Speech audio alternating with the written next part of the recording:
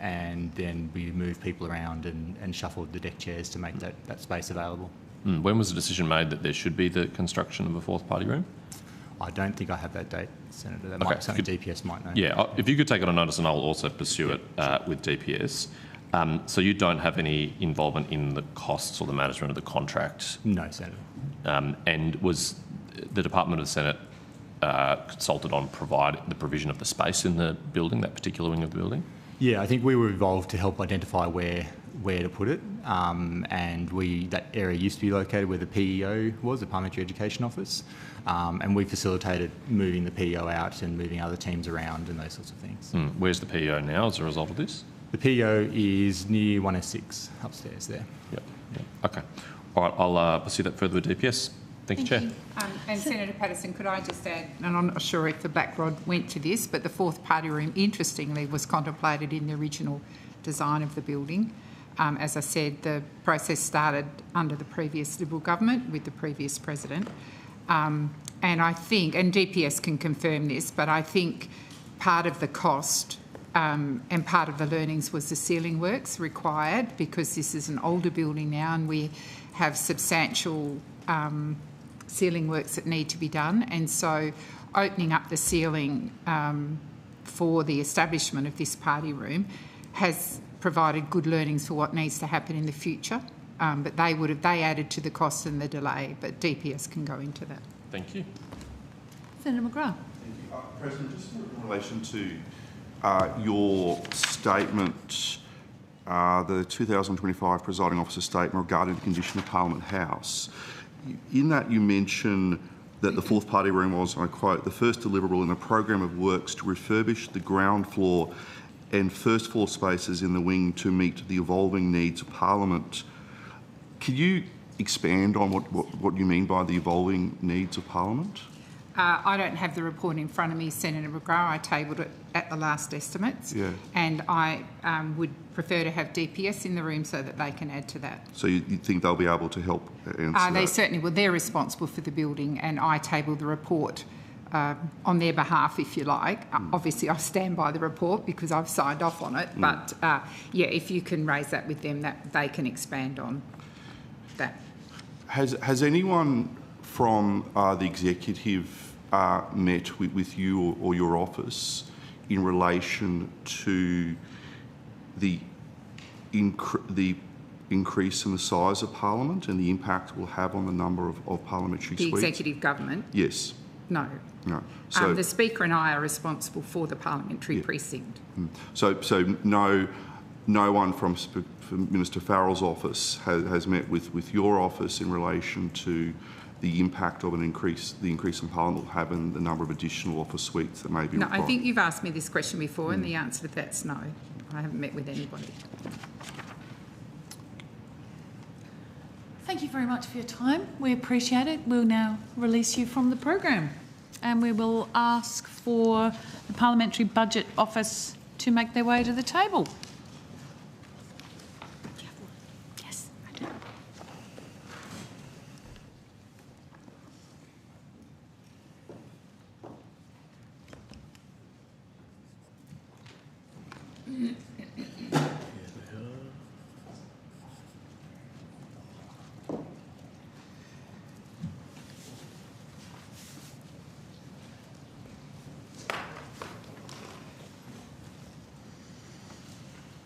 I would like to welcome Ms Sam Reinhart, Parliamentary Budget Officer, and other officers of the Parliamentary Budget Office. Ms Reinhart, would you like to make an opening statement? A very short one. That'd be lovely. Thank you. Please go ahead. Good morning, Chair, Deputy Chair and members of the committee, and thank you for the opportunity to make a very short opening statement. Firstly, I wanted to note that our National Fiscal Outlook publication, which brings together state and territory budgets with the Commonwealth budget to look at the health of the National Fiscal Outlook, will be released next week. This publication will show that the National Fiscal Outlook has worsened since the last edition of the NFO in October 2024. This result has occurred despite an improved fiscal revenue forecast nationally, which is more than offset by an increased in expenses nationally, particularly in housing and health. I'd also like to update the committee on our relocation to West Block.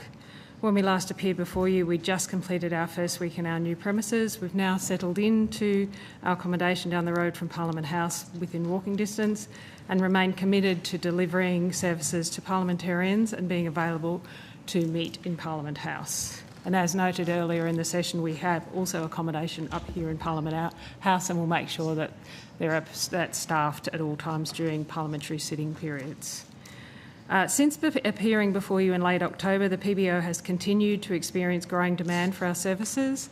In the last 6 months of the 48th Parliament, we received around 40% more requests than in a similar period in the previous parliaments. This is for costings and analytical services, and that's obviously a fairly significant increase in demand for our services. At this stage in the parliamentary cycle, when demand is normally relatively low, we take the opportunity to refresh and update our costing models to ensure we're well placed to respond to requests with contemporary models and data. This investment early in the parliamentary cycle is important to ensure the robustness and integrity of our models and therefore our costings and our analytical work and the speed of that work as well. In order to ensure this critical model work is undertaken, the PBO will make this our focus for January, and during this period the costings will be largely put on hold.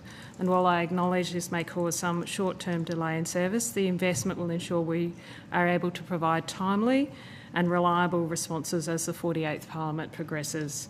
I will write to parliamentarians later this week to work to explain that. That's it from me. Thank you. We'll go to Senator Patterson. Thanks, Chair. Just two quick matters from me, Ms Reinhardt. You just referred to the demand on the PBO's resources or demand from parliamentarians for costings. Do you have that data over kind of a longer time series? Can you compare requests for costings by parliament or by year, just to put a bit more flesh on that bone? We do. So we publish an activity report, which I'll also send on through the Secretariat to the committee after this, and it kind of shows over the cycle of each parliamentary period. You have a growing demand, and in each of those parts of the parliamentary cycle, it's substantially increased over the last, well, since we've been established, which is excellent for the PBO, and we are looking for ways of delivering more efficiently and effectively. But it's, it means we have to kind of manage our resources. Thank you. That was my impression. How many FTE employees do you have at the moment? And particularly, can you break that down into the costings function? So during the election period, we're allocated an additional 4 resources. That takes us to 48 ASL. We did actually run a deficit. It's not quite a deficit in a department, ran a loss last period, and we drew on some of our cash reserves to fund that. And we did that because it was an election period. My predecessor and I ran a slightly higher ASL during the election period, given the demands during that period and given there were cash reserves available. So we got up to 57 ASL during the election period. We're now coming down off that. I think we've probably reached around 56 at this point. We'll keep moving towards 54 to move within budget. Those additional... Moving towards 44. 44, right. Okay. Those additional personnel, are they secondees or consultants or contractors, or how does that arrangement work? No consultants and contractors. We may have one... we may have brought one contractor in as a kind of EA position, but the others, we have some secondees from Finance and Treasury brought in during the election period. We generally operate with people from within government. Occasionally we have secondees. We generally pay for those secondees, but they come from government. Where we can, we do that when we're scaling up for an election. Okay. And given that increased demand, how does your ASL compare to the last couple of parliaments? Do you have that data? We would have that data. I don't have it on me, but basically the number of our staff hasn't really changed substantially over the last... I think there was a slight increase in 2019 when there was additional funding provided. I think it was 1.9 million, if I have that right, over the FEs. But I can make sure that you have the correct information. How are you managing a significant increase in demand from parliamentarians with no additional staff? So we are getting more efficient at managing our work. So we've kind of shifted towards models where we can actually work through simple costing requests in a relatively automated way. We have build your own budget, which is actually available for public use, which is a really good model that brings together, I think it's 5, Mr Clark, Dr Clark is here around here somewhere, can clarify. We used to have maybe 5 or more models that you had to run one after the other to do a costing. So say you did a fuel tax credit costing, that would flow through to inflation, that would flow through then to how much you had to spend on income support payments. Yeah. That's been integrated into one model, so that makes for efficiency. So we look for ways like that to reduce the demand on our services over time. But it is a juggle, and so we do try to work with individual parliamentarians and parties to make sure we understand what their priorities are, and we work on the highest priority costings and budget analysis first. And I should put on the record, as I did with the drafters, my appreciation, particularly for non-government parliamentarians, with the way in which the PBO helps, again, turn some of our half-formed ideas into, proper, fully costed policies, sometimes very quickly, but sometimes with more complex matters more slowly. What opportunity does the PBO have to make bids for additional resources through the budget process if you think it's necessary? So we have made bids in the past. I think we're all aware it's a resource-constrained environment, and in 2019 there was an increase. There hasn't been an increase since then. We will continue to work with the allocation that we have, but we will also indicate where we think additional resources would be helpful.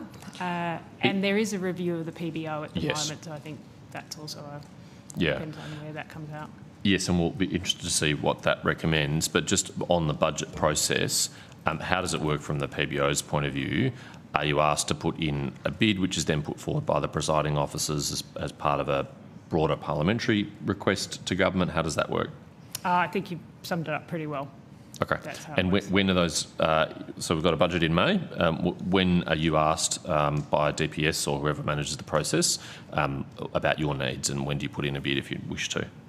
That will be in the next few months, I would say. Obviously, it's up to the government when they close the books on new kind of bids for budget. Yep. And will you be asking for increased resources in this round?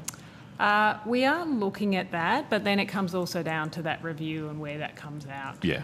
And that's do we have a for us time for the... Yeah, the review is due to the JCPAA on the 3rd of February. Okay. Dr Parkinson is undertaking that separate to the PBO. Yeah. President, do you have a view about the PBO's resources and the demand on their services? I'll be led by what the PBO puts forward. Okay. And what the committee says, the JCPAA. Yeah. Okay. Thank you, President. Thank you, Chair. Senator McGrath. Questions on notice numbers 218 to 2225 that were due by Friday. I don't think they've been received. I think we have provided them to They the haven't been Secretary. uploaded. All of the questions we're responsible for have been They just haven't responded to in the time, I been understand. Okay, so they haven't been uploaded yet. So we received hundreds on Friday, and the vast majority have been uploaded. We received another 700 on Saturday night. They have not. But those ones are not from these guys. These guys put them all in on Friday. Any questions I'm responsible for were done on Friday. Thank you. That's all. Is it okay? That's all. Yeah, Any other questions? Yeah, I just had Senator Sharma. a couple of questions if I could quickly. Good morning. Thanks for joining us. Just the National Fiscal Outlook publication that you're touching on next week. Are you going to cover your projections for public service numbers and headcount in that? You'll recall that you did something before the last election which has been the subject of some interest since. Yeah, so no, the National Fiscal Outlook won't include those projections, but the medium-term budget outlook, which was released in September, does have those figures in there. I don't think, I'll have to check with I don't think they have changed at all since the ECR, because there hasn't been a fiscal publication since then. Yeah. So does that mean the figure in the ECR, which So if you could just remind me what the figure was that you'd expect the APS headcount to change by? 22,500. Yeah, that's what I thought. Sorry, so it was the expectation in the ECR was for the loss of 22,500 public sector jobs over the forward estimates. Is that correct? That's over the forward estimate. So just to be clear, there isn't a number included in the budget. So we take the wage bill and apply the expected increase in wage costs. Which is 3.5% annually, right? Yeah. I'm not sure if it's quite that. It might be wage cost index number 3. I've got it by year, but I don't have the total over the period. Sorry. 10% over the period. 10% over the period, yeah. The wage increase, the nominal wage increase, 10% over the period. Yeah. And the figure in the budget for the public sector salary bill is basically unchanged over the estimates period, right? It's about 29.5 billion or 30 billion? 3450 down to 3402 in 28-29. Okay. So it's your assessment remains that that entails at least the loss of 22,500 public service jobs over the next 4 years. You stand by the figure in the ECR? Yeah, we stand by our calculation. It's a pretty basic calculation of what the wages and salary expenses are and adjusted by the wage cost index. Now, I have also said at previous estimates that is not uncommon for a decline in departmental expenses over the forward estimates. Because governments announce programs for a period and those programs finish, it doesn't anticipate new programs when and if they're announced. So every budget since, or the numbers I have are since 2008-9, has the same pattern. Okay, but it seems, because initially I think when this figure was revealed, the government contested it, but it now seems they accept it because of this communication made by the Finance Minister or her department to public service departments and agencies seeking savings over the period. So you will not cover that. You will not touch on this figure for the public service in your next National Fiscal Outlook publication. No. Will you look at it again after the government does the next fiscal update? So we had been looking at doing an explainer on ASL and departmental expenses generally. It goes to our juggling resources, and but we do think that more information in the public domain around this would be helpful. Okay. Thanks, Ms. Reinhardt. Just so I'm not confused here, on the website it says that the questions haven't been answered, so they haven't been uploaded yet. My office just checked. So, for example, if we could probably just maybe check that and come back, because my questions say it says overdue, and the question says it says still unanswered. So if that could be. So my understanding is they have been received and they're being uploaded. I thought the impression was that the PBO ones had been uploaded, so they haven't been uploaded. No, sorry, Senator McGrath. What I said to the committee was all of the questions I'm responsible for, including the PBOs, were with the department on Friday. My understanding is not all have been uploaded, but I couldn't tell you which ones have been uploaded and which ones haven't. But they're all with the Senate committee on Friday. Thank you. Any further questions? Great. Thank you so much for coming and spending some time with us again. We will now release you from the program, and I will ask the Department of Parliamentary Services and the Parliamentary Service Commissioner to come to the table. Thank you. Merry Christmas. Merry Christmas. Merry Christmas. Great. Thank you.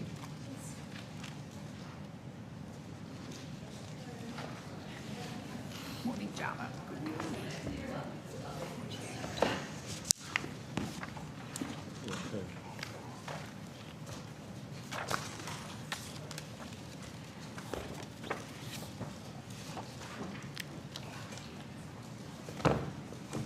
Morning, Nicola. Good morning, President. I'm very well, thanks. Morning, Gordon.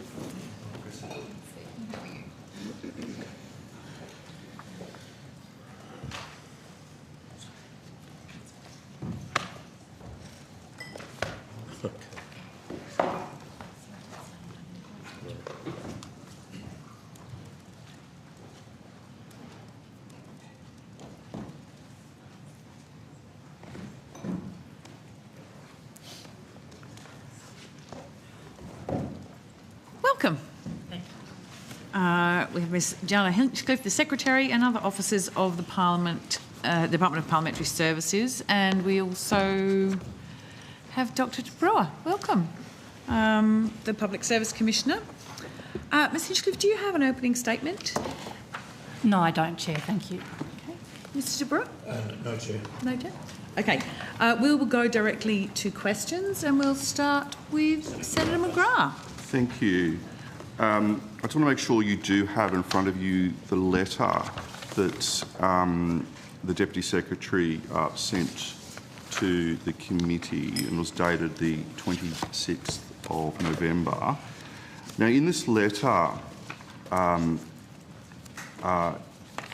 you admit that you incorrectly informed this committee during the last estimates hearing that the TransPerfect data forensic expert who conducted the extraction of sensitive data from the APH system held a negative vetting clearance. You go on to state, and I quote, "The department was formally advised by TPL on 26 November 2025 that the TPL employee only holds an organisational suitability assessment for another Commonwealth agency."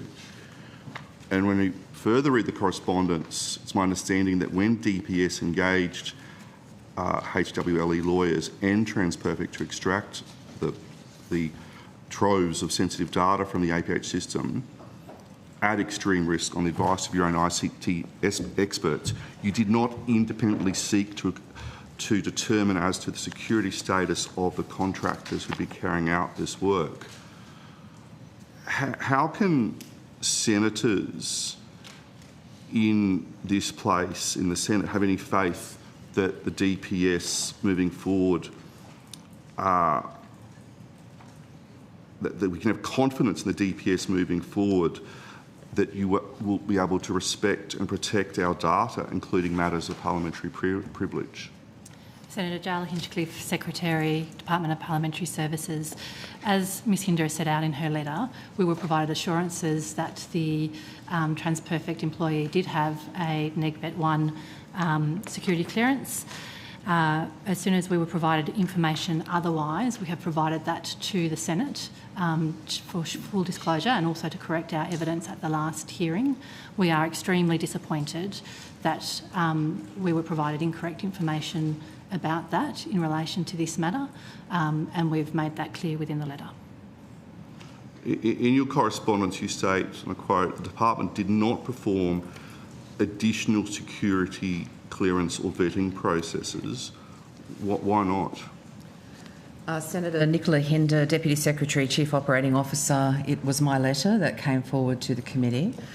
In my letter, I indicated that because of the way that HWLE lawyers were engaged under the whole of government panel, we did not perform additional security clearance or vetting on the legal firm. That is entirely in accordance with normal practice. I did also confirm at the last estimates hearing that all of the officers from HWLE did have AGSFA clearance, and that has been reconfirmed. In relation to the TPL employee, I assured myself upon commencement with DPS that we had received assurances that they did have an AGSFA NegVet 1. That subsequently turned out to be incorrect, and we have raised that in the strongest terms with both HWLE, who have done the same with TPL.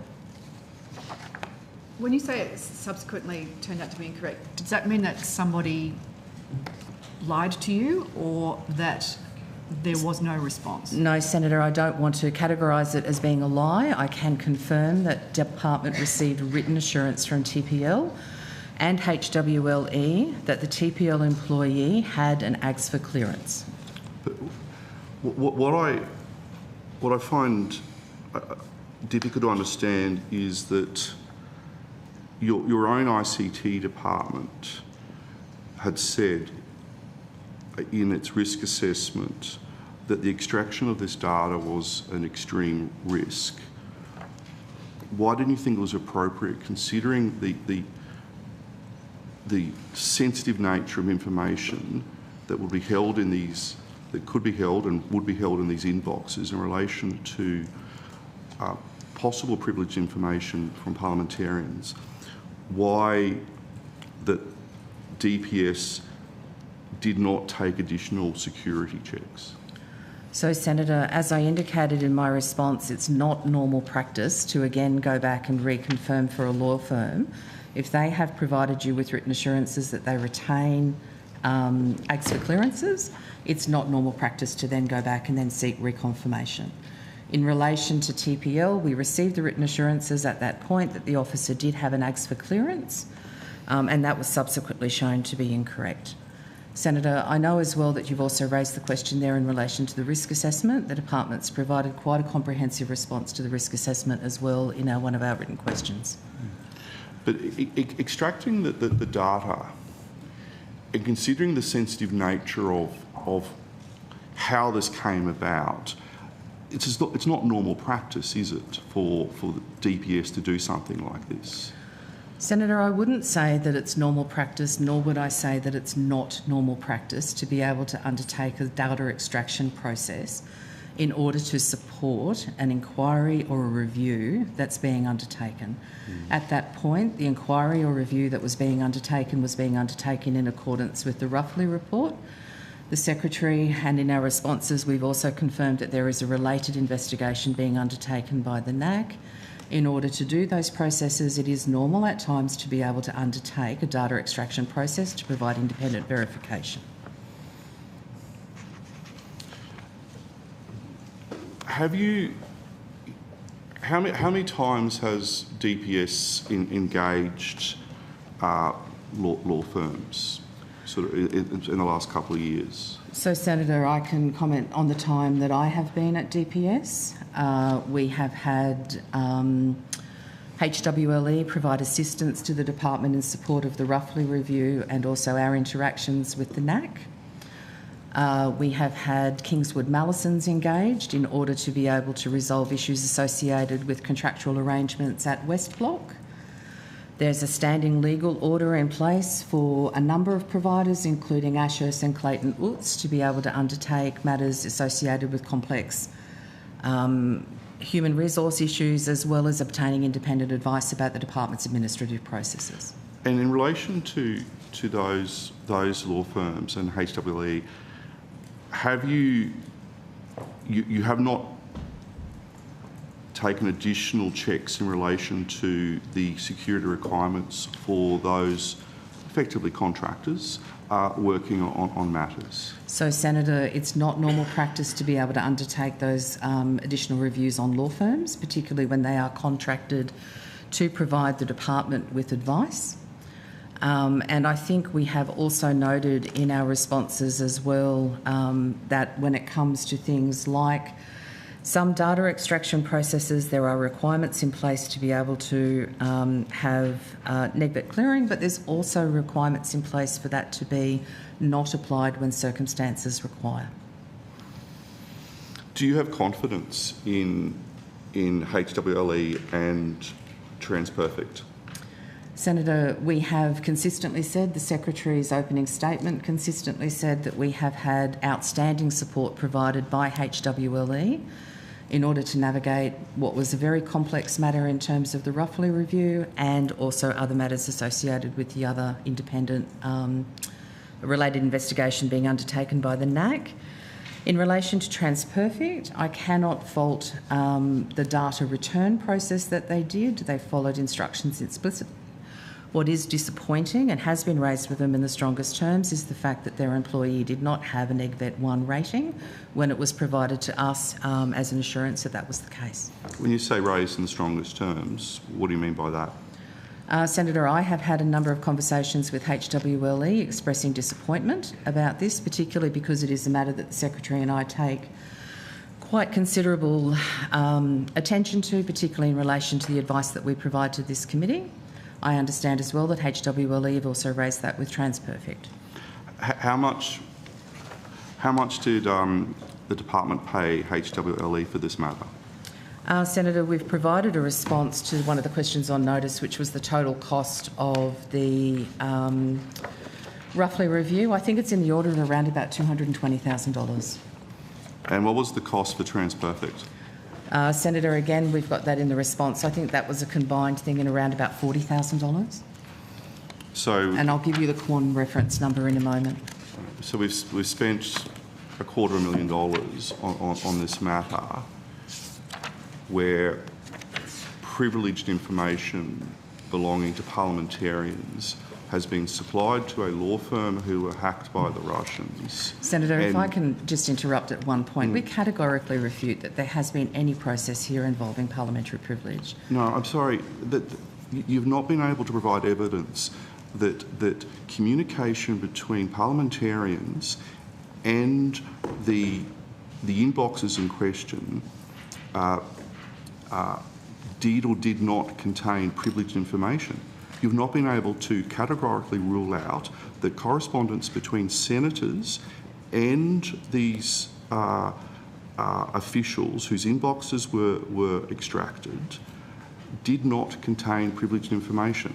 Unless you can say, and you are under oath, unless you can say that no information from parliamentarians in terms of the email communication was taken outside of this building, and you've not been able to do that. And we're dealing with the issue of parliamentary privilege, which you've admitted previously, that the process was not, in terms of how matters pertaining to parliamentary privilege were dealt with, was not an ideal process. Senator, we have been really clear that no parliamentarian data went to the investigation. No, I'm sorry. Sorry, Senator, can I just finish my answer to your question?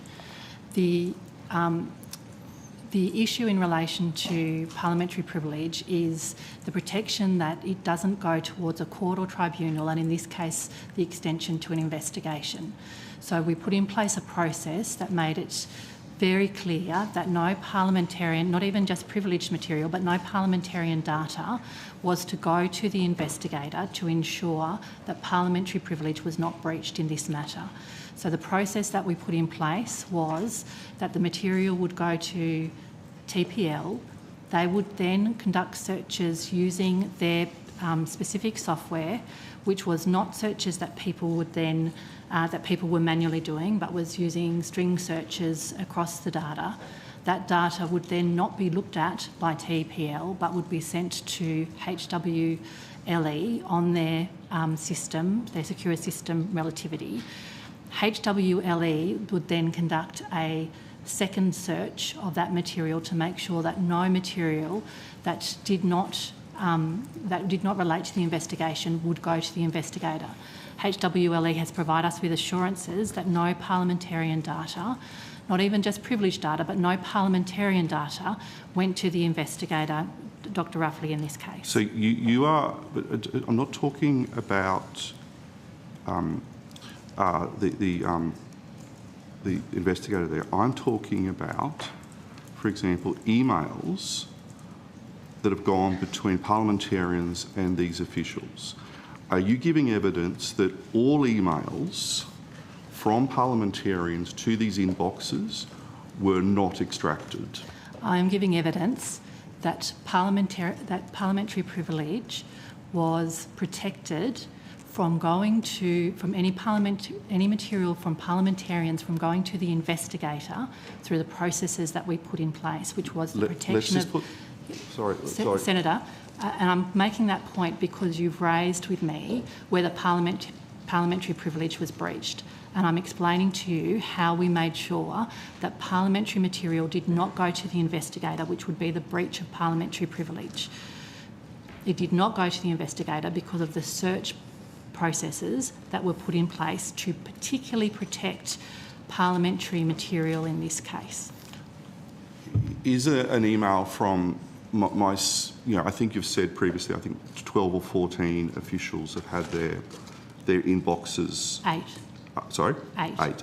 8 have had their inboxes, their full inboxes taken. For a period of time, for the period of between February to November 2013. So for that period of time, their full inboxes were extracted.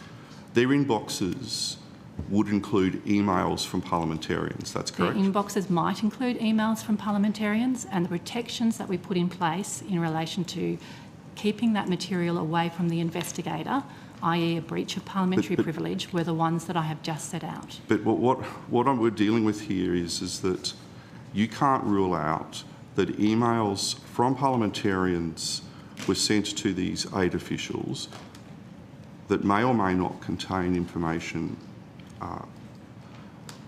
containing parliamentary privilege, that went to a law firm who previously been hacked by Russians, and now we find out that the person who did the extraction didn't have the appropriate security clearance. I can completely rule out that any parliamentary privilege material went to the investigator. But you keep saying that, sorry. Because that is the point, that would be the point about the breach of parliamentary privilege. Would it be going to... What about the lawyers? What about TransPerfect?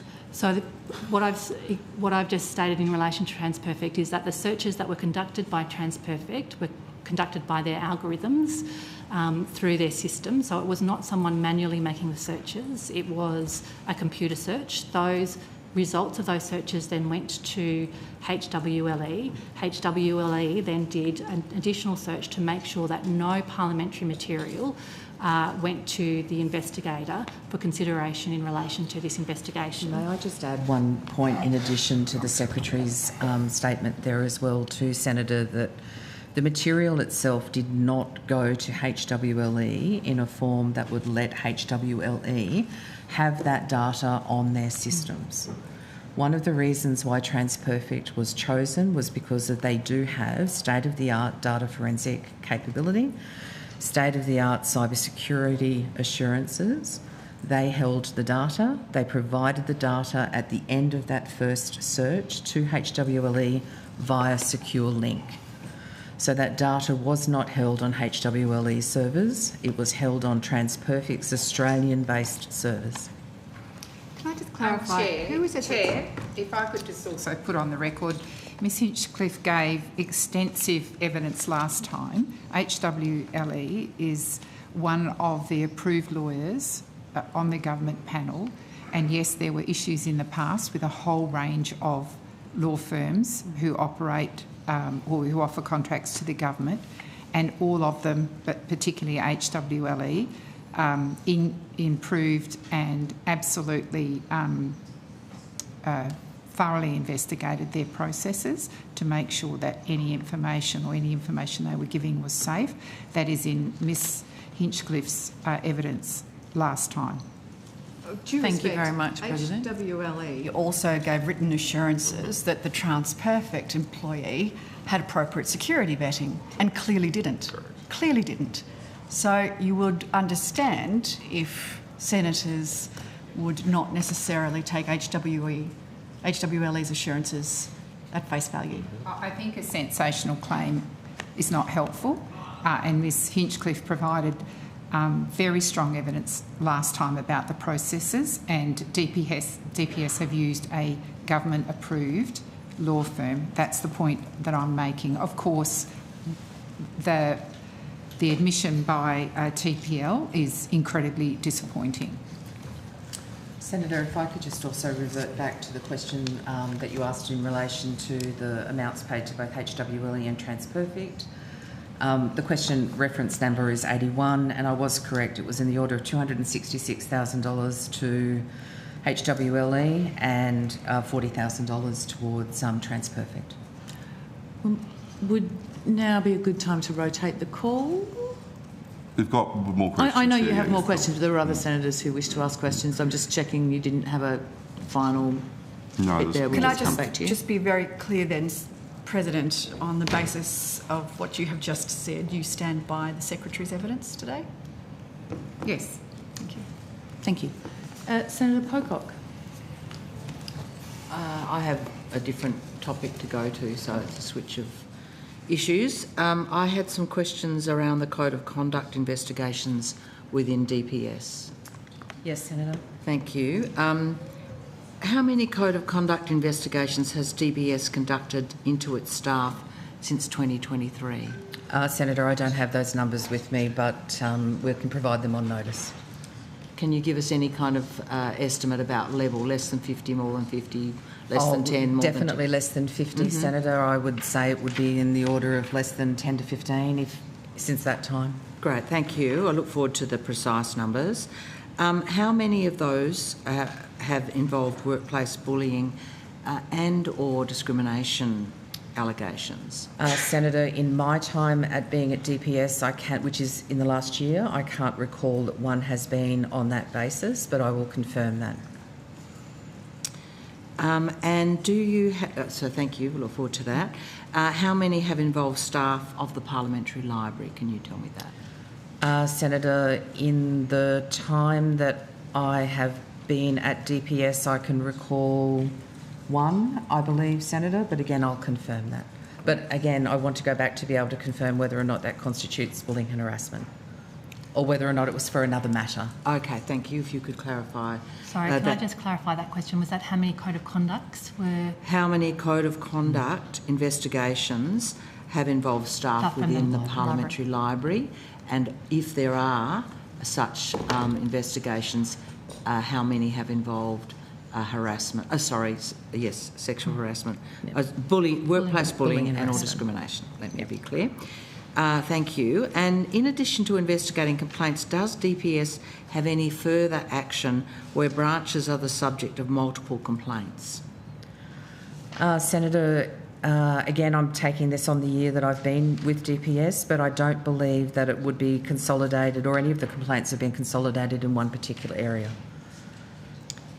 So you don't have any concern about an aggregation or a cluster of issues in any particular part of DPS, is that what you're saying? None that I have concern about, Senator, no. And how are your support, training or other kind of actions that are there when such events occur kicking into gear? How are they functioning? What would be your assessment of their fit-for-purpose nature? Senator, I think it would be remiss of any government agency to be able to say that all of their processes are 100% perfect at any given time. However, the team that we have engaged in our human resource area for both workplace conduct and also our culture and change teams, I'd like to express my personal appreciation to them. I don't think I have seen better in nearly 30 years of public service. They really do swing in. They provide an exemplary amount of support to officers that are both undergoing a process and also just more broadly across the department about making sure that staff feel supported and know that they can bring forward concerns, etc., etc. Can you update me on on the numbers on redundancies? Have there been redundancies out of DPS in the past 12 months? In the past 12 months, Senator, with the exception of the incentive to retire payment, I believe that was actually outside of that 12 months. I don't believe that we have paid any redundancies or incentives to retire since February of 2024. No. Okay. And how do your staff turnover statistics compare to the service-wide statistics? Senator, we provided a really comprehensive response, I believe, to one of Senator McGrath's questions that goes towards staff turnover and change. I believe we are slightly over what the APS average is, but not by much. And do you run and participate in the general service-wide culture and climate surveys? I'm assuming you do. We are an absolute participant in the APS staff census, which provides probably one of the most in-depth reviews into the way that department staff feel about working in the department. And we also contribute to a wide variety of other whole-of-government censuses as well. And what has your analysis, your strategic response to how you compare to service-wide on those surveys, what plan of action have you put in place? What have been the areas that you have seen need improvement? So we have just launched through the course of last week our response to the 2025 staff census. It contains 3 areas of focus that are the Secretary's key areas of focus for 2025. One of those areas does relate to having in place more information for staff to be able to raise concerns or resolve concerns in relation to bullying and harassment and an inclusive workplace and workforce culture. Our staff are also looking for more structured pathways to be able to proceed through levels and support their career advancement. And our last one is our staff are looking for lots more communication across the department to both highlight the things that we are doing in a positive sense and also to continue our transparency about what we're working hard to improve. So how are you changing your communication systems in response to that third issue? Clearly, that you're doing this for a reason. Staff are saying they're not hearing what they need to hear. What are you going to do that's different? So, sorry, you go. I was going to say, one of the first things that we did was conduct an audit of the communications that are going across from SES down to branch levels to make sure that information is flowing downwards, so that people can have a clear understanding of how they're going to be communicated to, and we'll continue to review that to make sure that we're communicating at all levels. We've put in place again a process to have all staff meetings. So, as I understand it, all staff meetings were not regularly engaged in. So we've had a range of all staff meetings on particular processes, like our survey results, but we will also now have in place a process for having all staff meetings on at least a 6-monthly basis. Our first one is in 2 weeks' time. We've just celebrated our first Integrity Week, which included strong messaging out to staff and a range of activities in relation to acting with integrity. We've rolled out our work in relation to living the values and behaviours.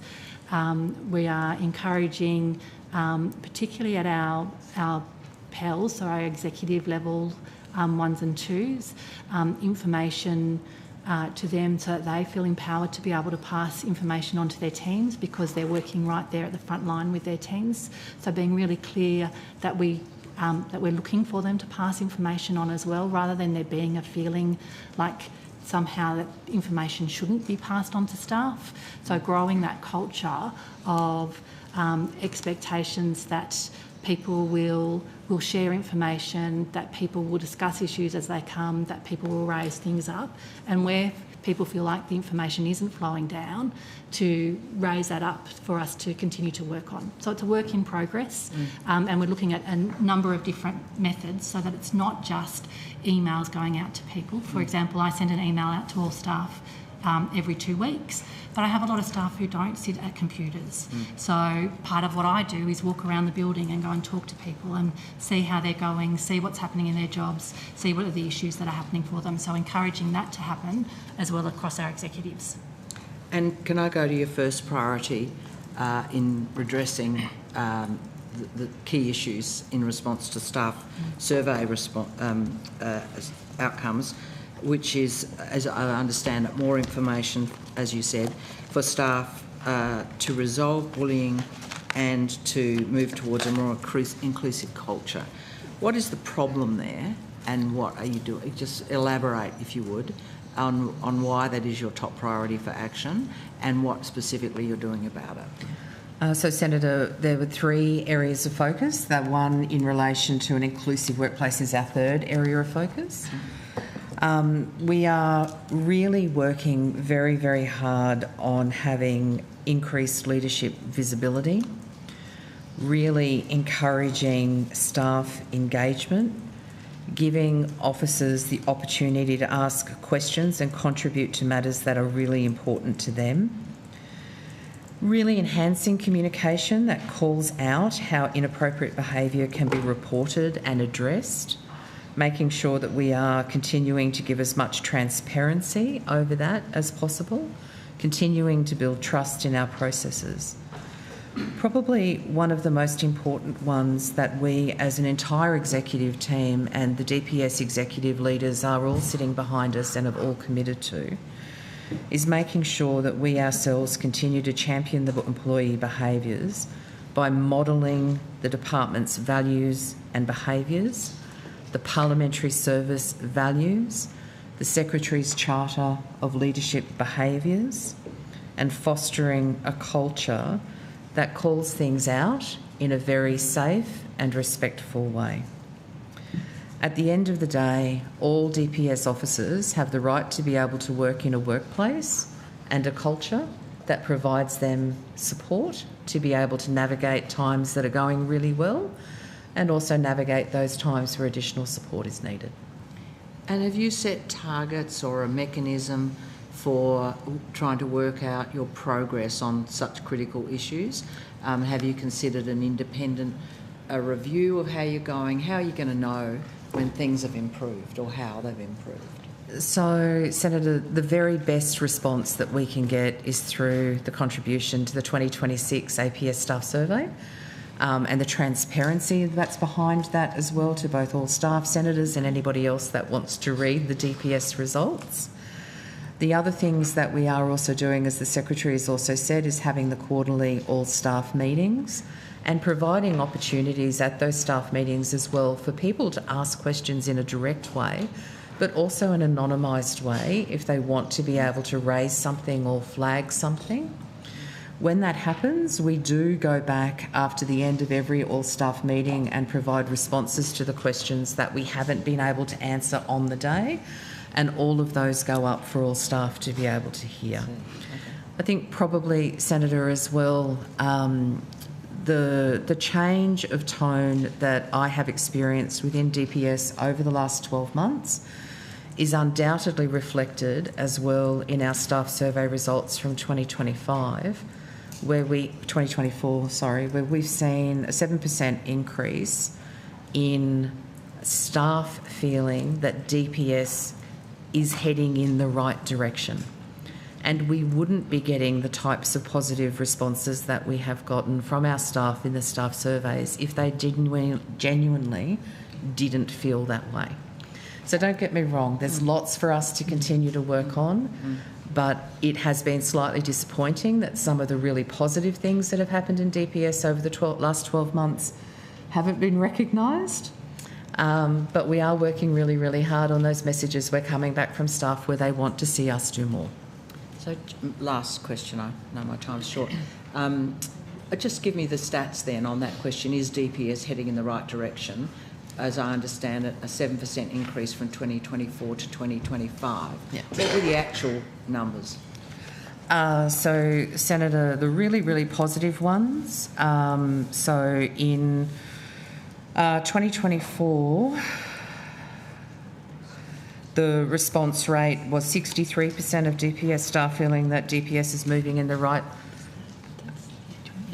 heading in the right direction. Oh, sorry, my fault. In 2024, the result was 56% of staff feeling that DPS was heading in the right direction. 2025, that's headed up to 63%, so that's an increase of 7%.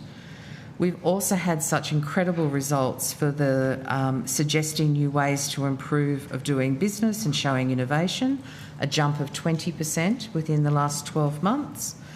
And then looking across the board, in 2024, the result was recommending DPS as a great place to work with 62%. It's gone up to 68%. 80% of our staff feel committed to the agency goals, an increase of 6% around remuneration. So while there are lots of things in our results that we need to be able to continue to work from, when we're looking at it at a comparison year-on-year base, DPS is doing some good things.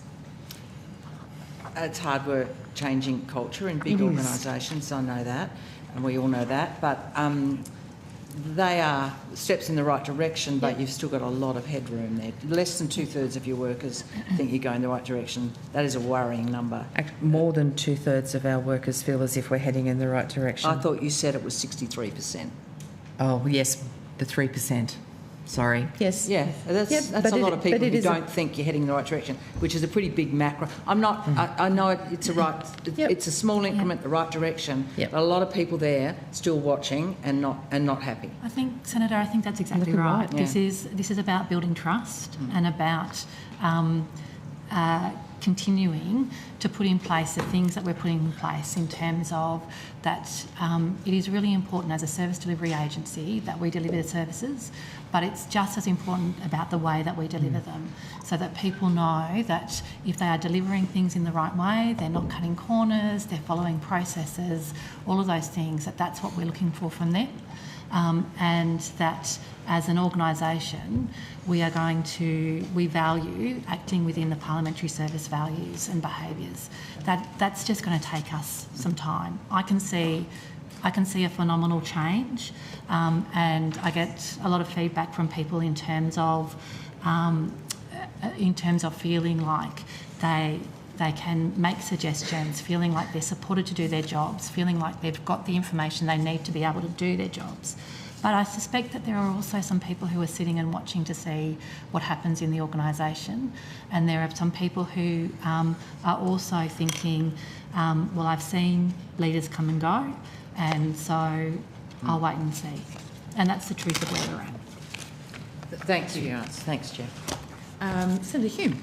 Thank you, Chair. I just want to go back to the letter that Ms Hinder, you sent correcting the record. Yep. You sent that on the 26th of November. The record was the 31st of October, that evidence that you gave to this committee on the 31st of October. And you said in that letter that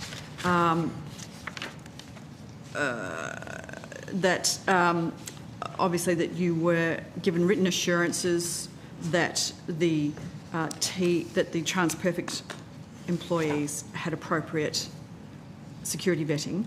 Those written assurances, can you table those for us? I'll take those on notice, Senator, but yes. Thank you. Can I also ask, just specifically on that issue, obviously the TPL employees were given, I think, what's called domain administrator or privileged access. Is that correct? They were assigned privileged access. Thank you. Yep. That's great. Okay. I want to understand specifically, your letter says that no clearance was required, no additional clearance was required because the General Information Security Manual states that clearances for temporary access is not required. That's correct? Senator, my letter advised that in the absence of an NV1, yep, it wouldn't have precluded the TransPerfect employee from being provided supervised access to our network. That's right. And that is because you said, following the receipt of this information, the Department conducted a retrospective review of the Australian Signals Director's Information Security Manual. Yes, that's correct, Senator. Okay, and you've read that Information Security Manual? Senator, I have read enough to be able to provide myself assurance that what I was providing to the committee was correct. So that Information Security Manual states that it is a cyber security framework that an organisation can apply using their risk management framework. So I'm assuming that DPS has its own risk management framework policy that would have applied in this circumstance. Is that right? Senator, DPS does have a risk management framework. Mm-hmm. However, in relation to that response, what I was providing was that it would have been possible for the TPL employee to have had access to the systems. I will say that I did not review the risk management framework to be able to determine if that would have occurred at that point. Right, so you did review the Information Security Manual that is part of the Australian Signals Directorate's information, but you didn't review your own department's risk management framework. Well, I didn't do that, Senator, because at that I was undertaking a retrospective review as to whether or not access would have been permitted, and it was. What I did not review as part of that retrospective process was whether or not it would have fitted under the department's risk management. Right.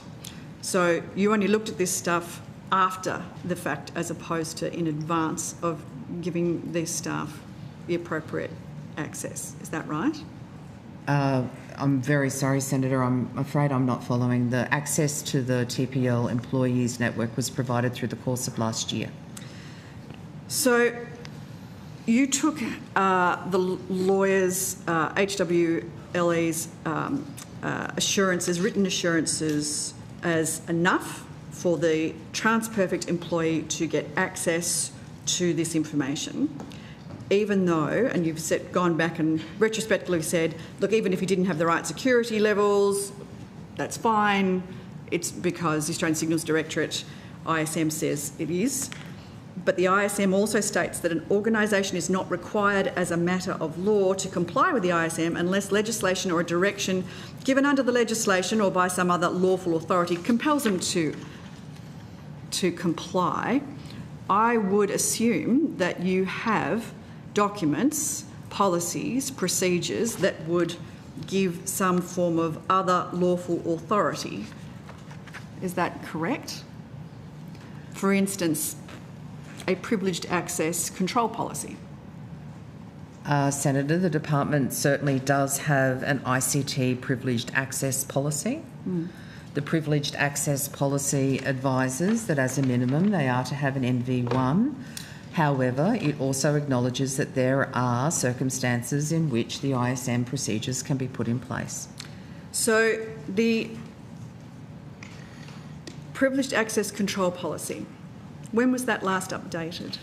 The last update of that, I think, occurred in January 2024. The previous update was in 2011. 2011.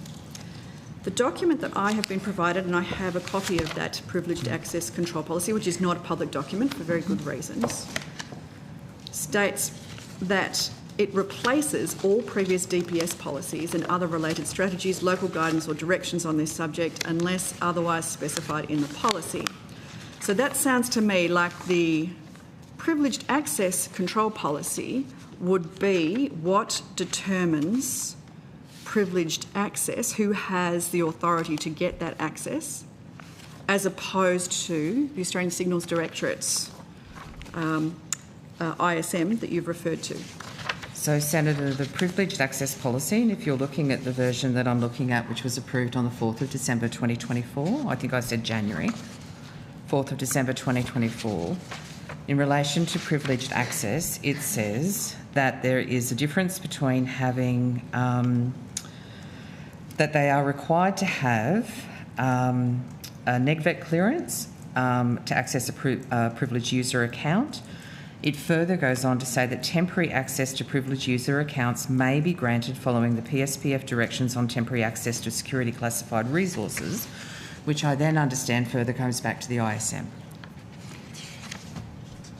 So our own policy as well also does indicate that temporary access can be granted provided there are appropriate assurances in place. But those appropriate assurances are not necessarily just written assurances from a lawyer. They are Senator, supposed to be additional assurances that are sought by the department, your department, and those additional assurances weren't sought, were they?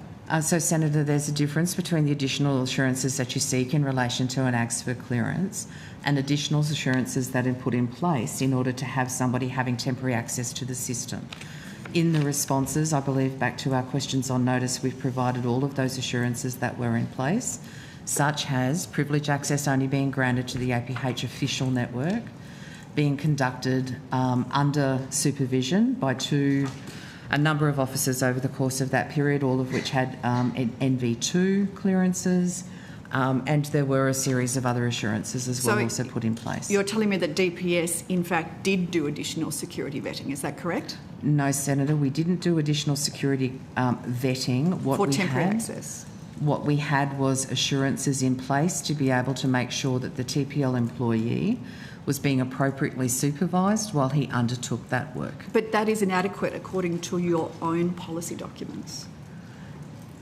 Our own policy documents, Senator, reference the fact that they are to have an NV1, and if they don't have an NV1, then to follow all of the requirements in relation to granting temporary access. But you did not double check, didn't you? I mean, you essentially said you take the lawyers on face value rather than doing your own vetting, rather than doing your own security clearance, which your own documents have said, Senator, must be done for temporary access. The process in here, though, does not refer to additional vetting. The processes in the policies refer to the processes by which access can be provided. But I'm sorry, your documents don't allow you to waive responsibility for doing that additional security checking. Senator, I'm very sorry. I'm not trying to be difficult. I'm actually trying to understand the basis for your question. Temporary access still requires vetting, doesn't it? No, Senator, it does not. It doesn't? No, Senator. So it doesn't waive that requirement? No, Senator. Are you absolutely certain that that is the case? And that is your evidence here today? To the absolute best of my understanding and reading the policy, then yes, Senator, but I will also confirm with our ICT. I have our head of ICT, our Chief Information Officer here.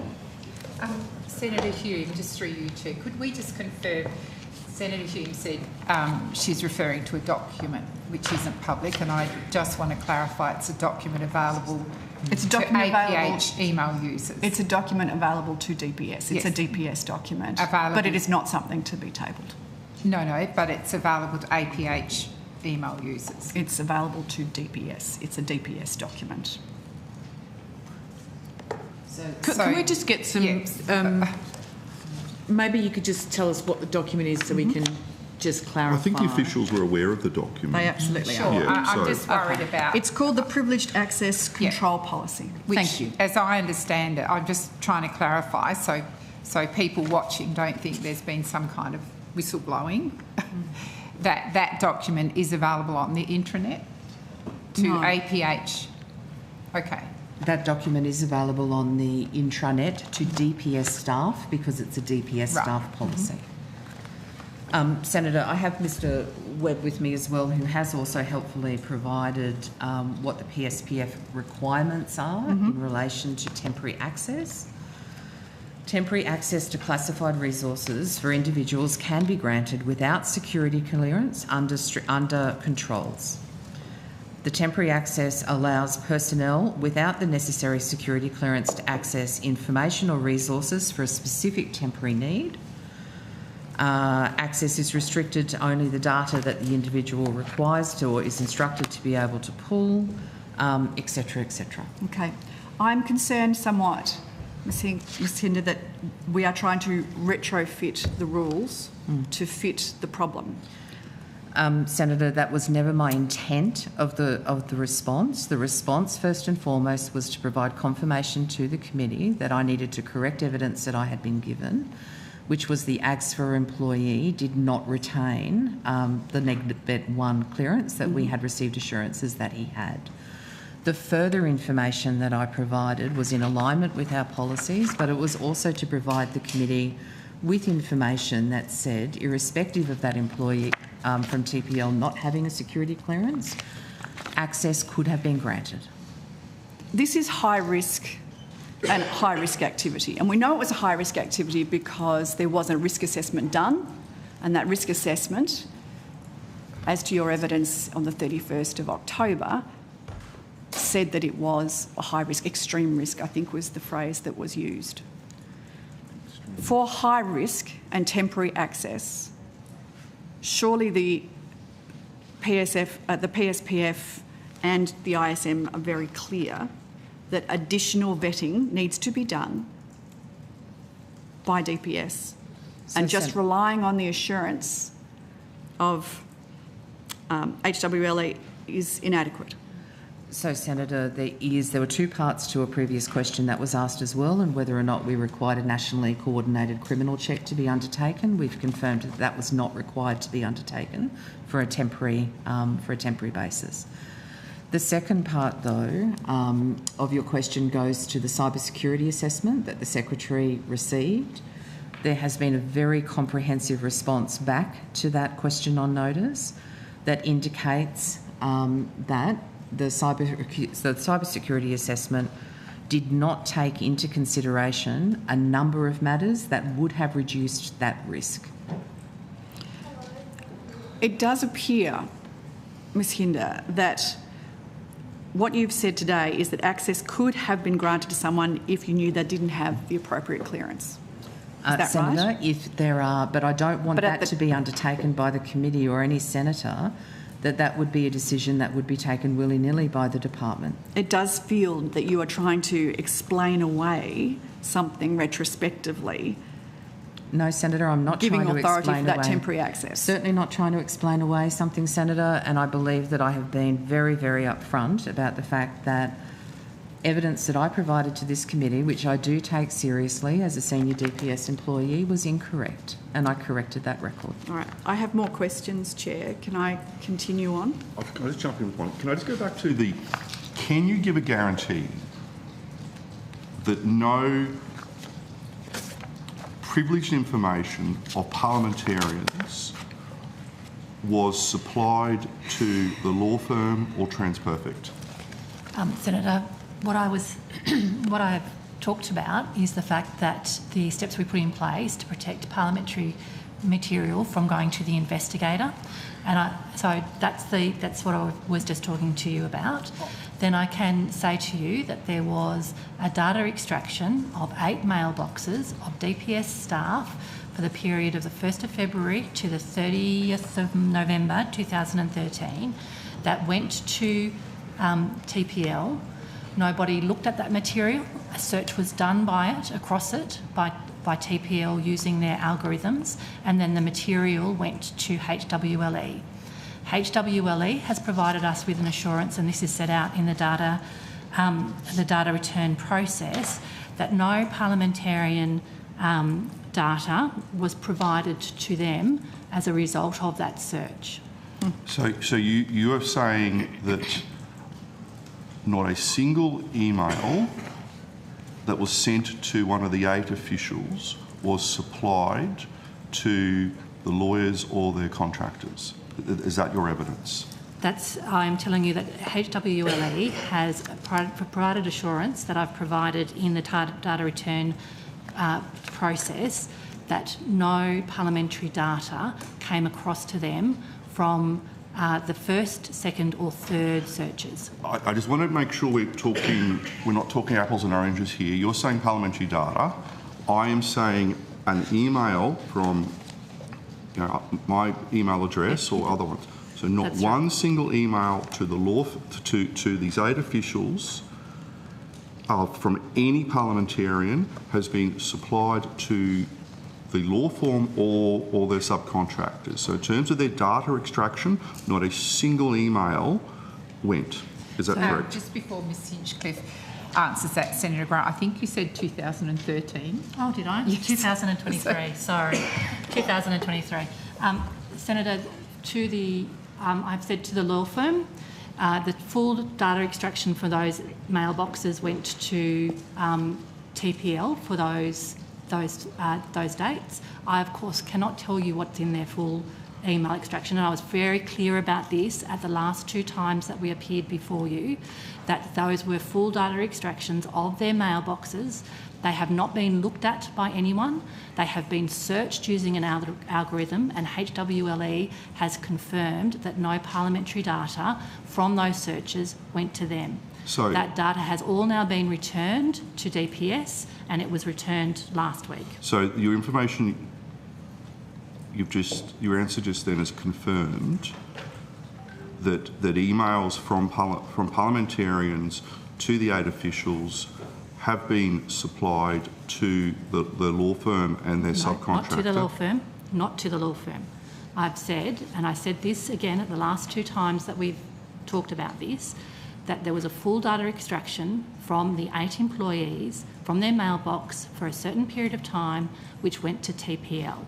And TPL, I can't tell you what's on those. I can't tell you what's in those mailboxes. But this is the exact issue, that in fact you can't tell this committee or give a guarantee that information containing parliamentary privilege has left the building. I can absolutely tell you that no information containing parliamentary privilege has gone to the investigator. That's not the point. HWLE has provided the assurance that no parliamentary material went to them. What went to TPL is what I've been very clear about, was a full data extraction. Which could contain any range of things. Including parliamentary privilege. It could contain emails from parliamentarians to those staff members. And those emails have not been looked at because the searches that were conducted by TPL using their algorithms, and HWLE has confirmed that those search results did not provide parliamentary data to HWLE. Can you, but you're saying that the information, there were specific search terms based on assurances given, but you were given an assurance in relation to the security clearance of one of the employees. So how can we? I was given an assurance in relation to the security clearance by HWLE of TransPerfect. Absolutely. and I have been given assurances from HWLE in terms of the material that came to them. I have no reason to doubt them on that matter, but that's the evidence that I'm providing. Have they offered to, because of this breach, have they offered to refund some of their professional fees, the $210,000? What's the breach, Senator McGrath? Well, the fact that they've given an assurance in relation to the security clearance of a contractor they're using, they've effectively lied to DPS. So have they? Senator, we haven't had those conversations with HWLE, nor would I believe that it would be appropriate for us to do so. At the end of the day, they received an assurance from TPL. HWLE provided that assurance to the department. The work that HWLE has done in support of the preparation of the work for the Rockley Review and the support that it has provided to the department to navigate the related investigation that's being undertaken by the NAC has been outstanding. Senator, if I can just go back as well. I'm sorry, I probably would disagree. Well, the work that they've done might be outstanding, use your words, but in terms of how this committee, in particular, the crossbench and opposition senators here, we are very concerned about the breaches of parliamentary privilege, and I don't think we're getting. And I hope you understand that our concerns are sincere and well-founded here, but I am a little bit frustrated at some of the language that's being used in relation to, you'll keep saying the information hasn't gone to the investigator. We're not asking about the investigator deliberately. It is about emails that could contain privileged information that has left this building, and it appears that processes have not been followed appropriately to protect parliamentary privilege of parliamentarians, and that is our concern, because we're here representing Australians, and people need to have confidence in the security of our systems. And at the moment, I don't have great confidence in the process that was undertaken in relation to this.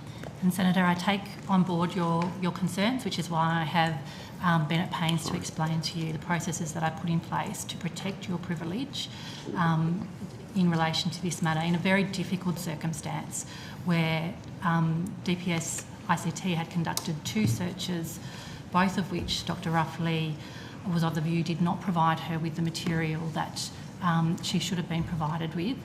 And so, as I've explained, I came to the conclusion that I needed to have somebody else come in to conduct the searches, to provide the information that Dr. Ruffley needed to be able to complete her investigation.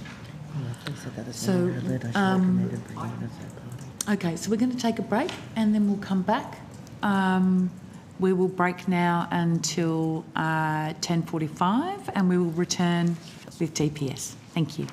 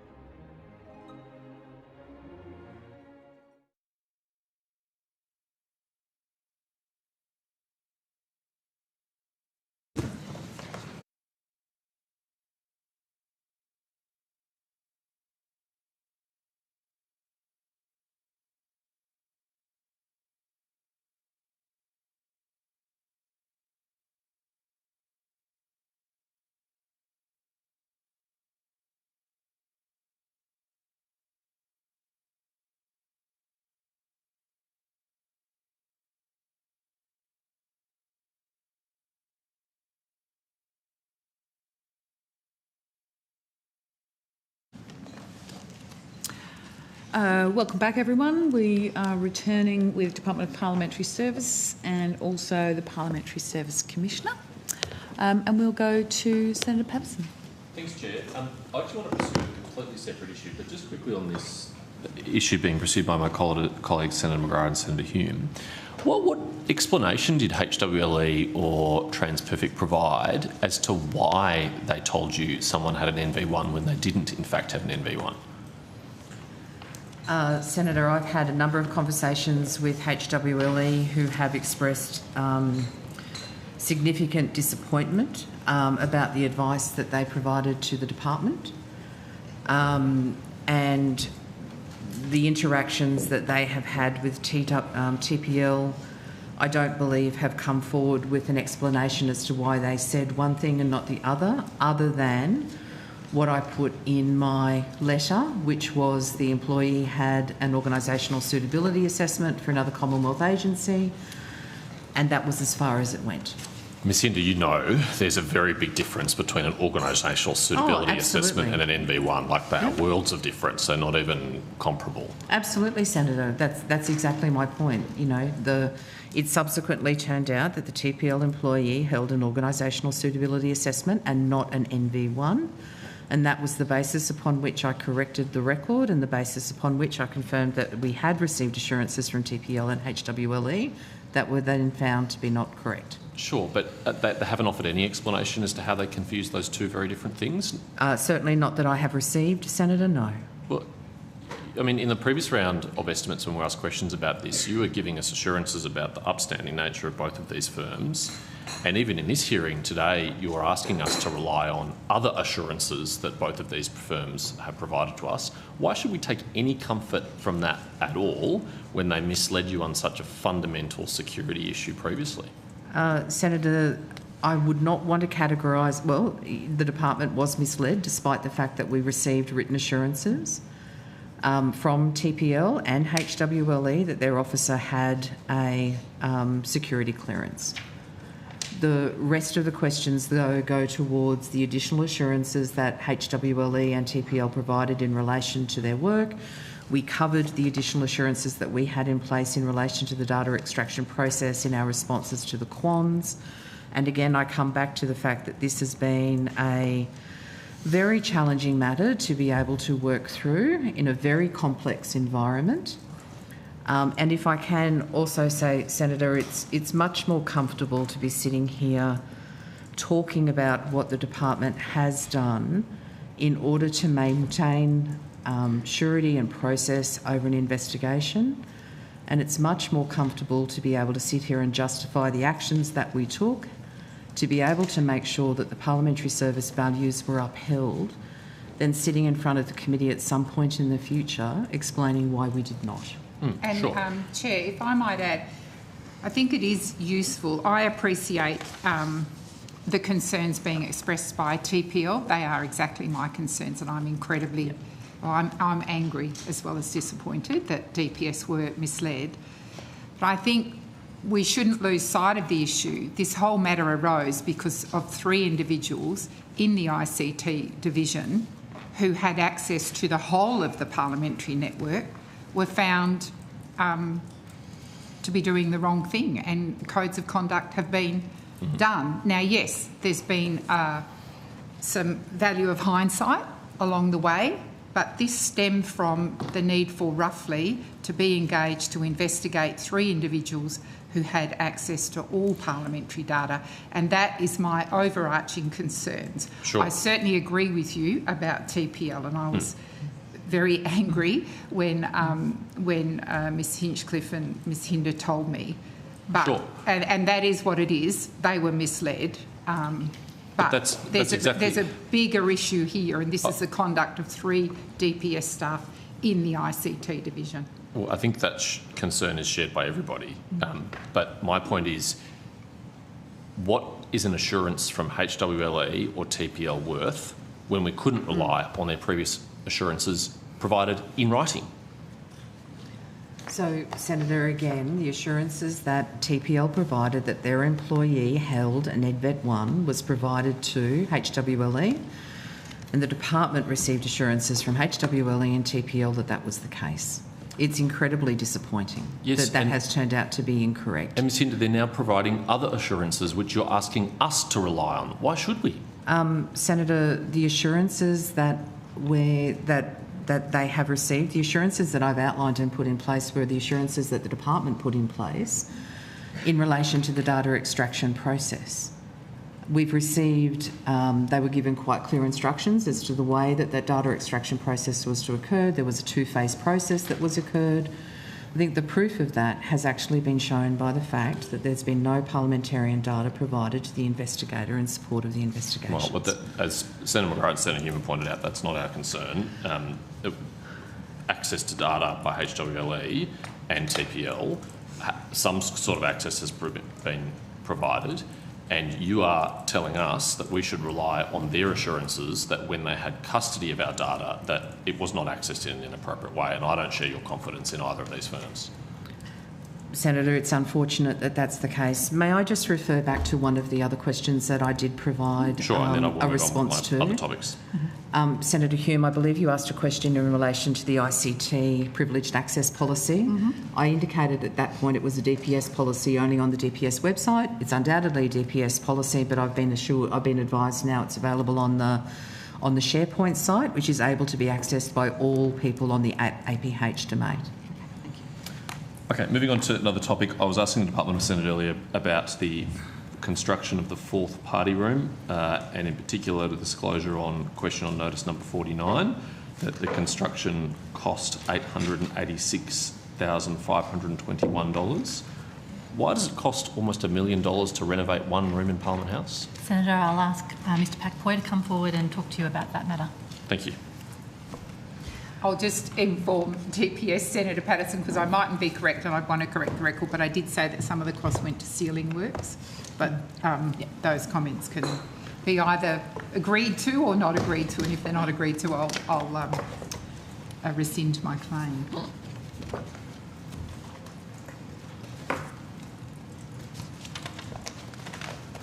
Good morning, Senator. Paul Packboy, Assistant Secretary, Property Services Branch. So could you just repeat your question? yes. Senate question notice 49, attachment A, disclosed that the construction of the fourth party room cost $886,521. Why does it cost almost $1 million to renovate a single room in Parliament House? So the construction of the fourth party room was more than just a renovation of a room. If you've been down to that area... I'm not typically invited to attend Greens party meetings. I'm talking about just the general physical area. Sure. It's the south-western wing of the Senate on the ground and first floor. We've demolitioned the ground floor, and we're about to start on the first floor, and that whole area will become 11 suites as well as the fourth party room. So the construction costs associated with the fourth party room include that demolition as well as the design, planning, architectural services, engineering services. And as the President mentioned, we also are taking the opportunity to refurbish or replace services infrastructure. So when I talk about services infrastructure, that's the heating, ventilation, air conditioning infrastructure.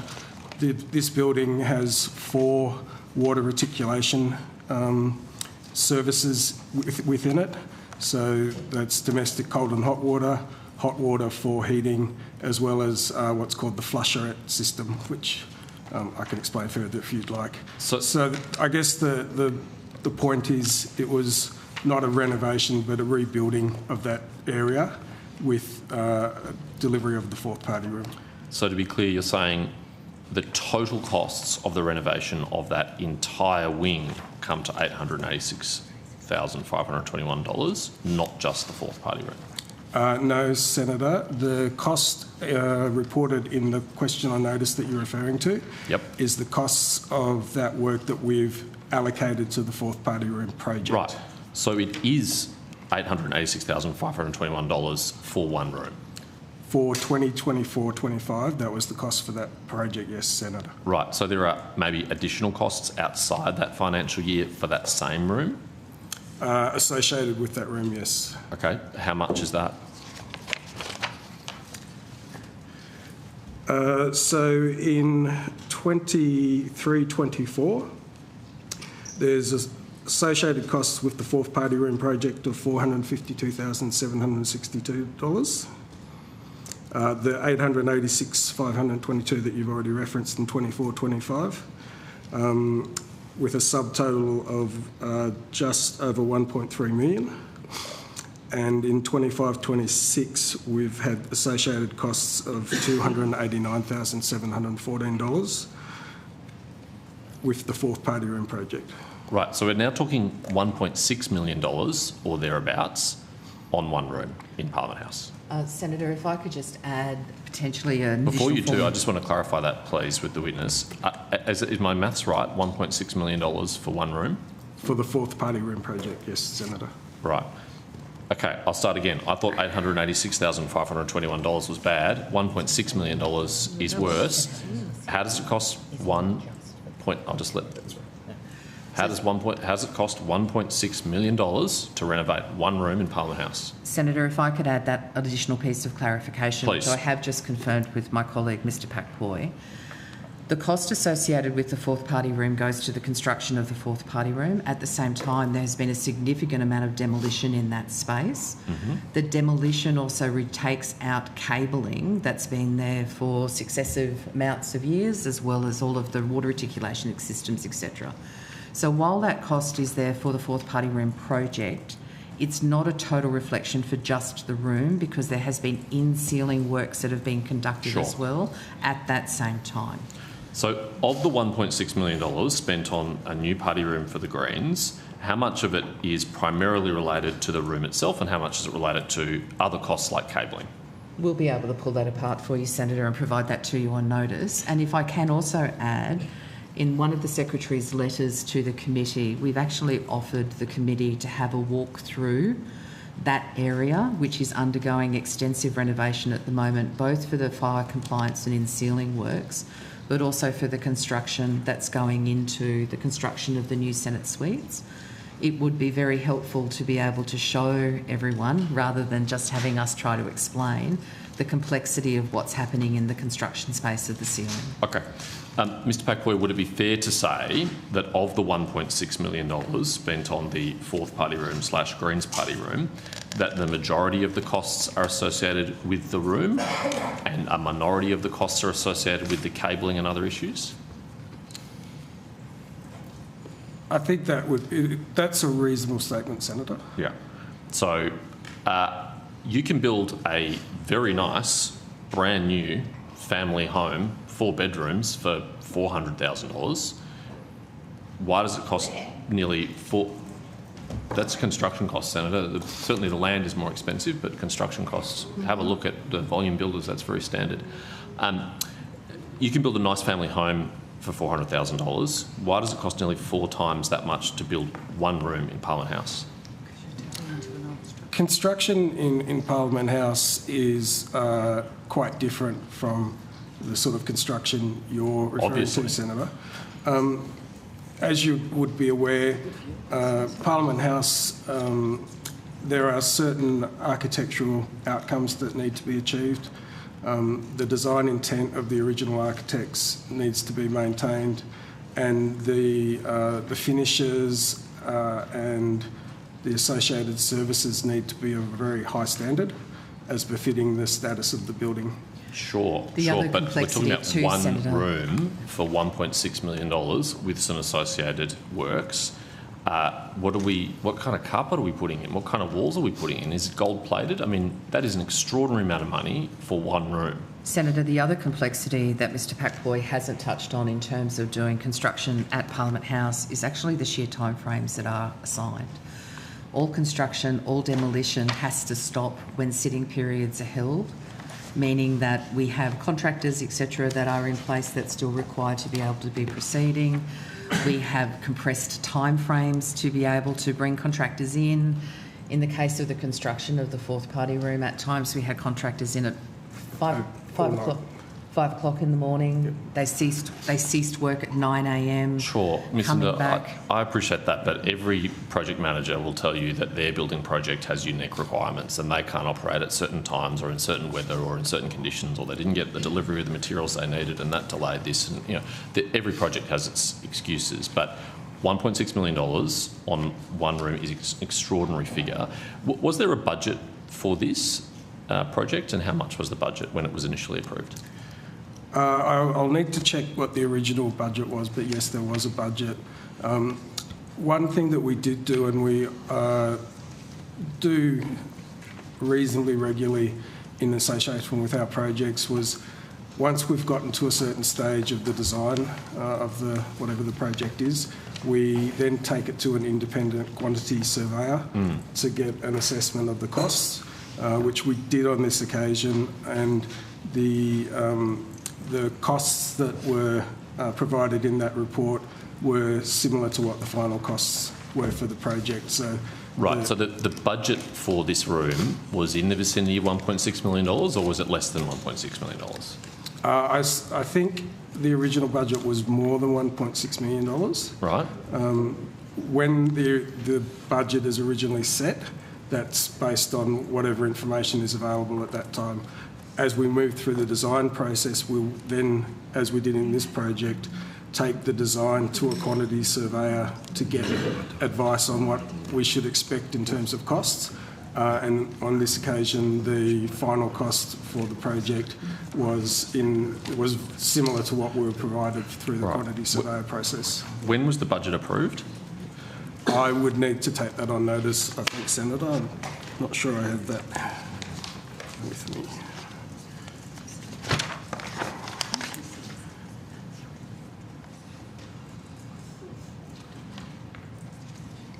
I don't have the actual date, Senator, but I believe it was in the 2023 year.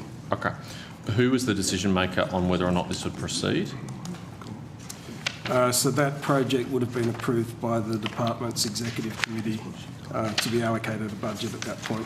Who's on the executive committee? I can tell you who, from a position point of view, the secretary and deputy secretary and each of the first assistant secretaries make up the current executive committee. I'm not sure if that's different from what it might have been in 2023. Sure. Ms Hinchcliffe, were you in the role then, or was this something approved by your predecessor? Senator, this was prior to me joining the department. Thank you. And Ms Hinder, were you in your role, and did you participate? Senator. So no one who is currently at the table or in the room was part of that executive decision-making committee? I suspect not, Senator. If anyone is in the room who was part of the executive committee, I ask you to come forward. If not, I'll proceed. Stephen Fox, Parliamentary Library. Subject to the date, I may have been in the room at that time, but I'd need to confirm that through date. Do you remember participating? I do not remember participating in this decision, though. So. All right, thank you. I'll let you take that on notice. Are decisions to expend that kind of money the sole preserve of the executive committee, or do they require any other approval? I won't go to the historical situation, but the current situation that we have in place is that the executive committee can approve a capital works project and the associated budget. In addition, if certain conditions are met, we can take a proposal to the secretary for her approval. That's our current procedure. Is there a threshold, though? The committee is authorised to approve projects up to $500,000, $1 million, $2 million? Technically, on a project-by-project basis, no, there isn't a threshold. The threshold that the committee would be working to would be the department's administered appropriation for capital works. Are the presiding officers ever asked to approve projects of this nature and size? From time to time, the presiding officers will be consulted about a project. Because it's a budget approval of the appropriation, technically the presiding officers aren't asked to approve the budget, if you like. But where there's a project that we think is or needs that consultation, we will take it to the presiding officers to get their views. President, were you ever asked to express your view on whether or not the Parliament should build a $1.6 million party room for the Greens? No, Senator Patterson, but I would have signed off on an approval document. I'm happy to take that on notice and provide you information. But I seriously think the committee, who has obviously proper and correct concerns about costs, should go and look at the works. They are extensive, and I think it's a mischaracterisation to keep referring to one room. Significant works have occurred and are continuing to occur down there, including extensive ceiling works which are going to have to occur across the building. And as I said earlier this morning, that was a significant learning for the department about how to do them more efficiently into the future. And I'm disappointed that you did dismiss the work time frame because, as Ms Hinder said, in the end, I instructed DPS just to finish the job, and I would deal with any disruptions that came to me from senators because it was costing us a lot of money to do the works outside of business hours. And so I made an instruction prior to us coming back for the start of the new parliament that the party room was to be finished regardless of whether we were sitting or not, because I was concerned about costs and I was concerned about it dragging out. So I would invite senators to have a look at the extensive works down there. And yes, I'll get on notice what I signed off on. But thank you, President. I'm very curious to see this lavish room that costs $1.6 million, as we've heard from Mr Packboy. Senator Patterson, if it's lavish, it's in line with every other committee room in this place. We have a Moral Rights Committee who upholds the standards in Parliament House so that committee rooms and senators' suites and other rooms all are within the design framework of this place. So if you want to term that room as lavish, then it applies right across the Parliament. President, do you think it's value for taxpayers' money to spend $1.6 million on one room?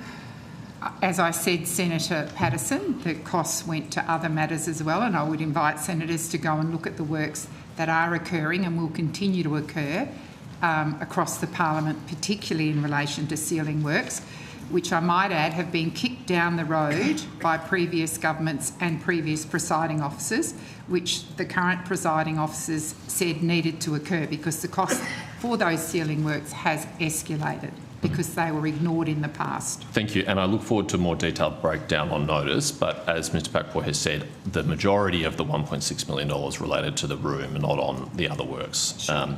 So I look forward to seeing that on notice. Can I also ask on notice for all correspondence and documents relating to this project?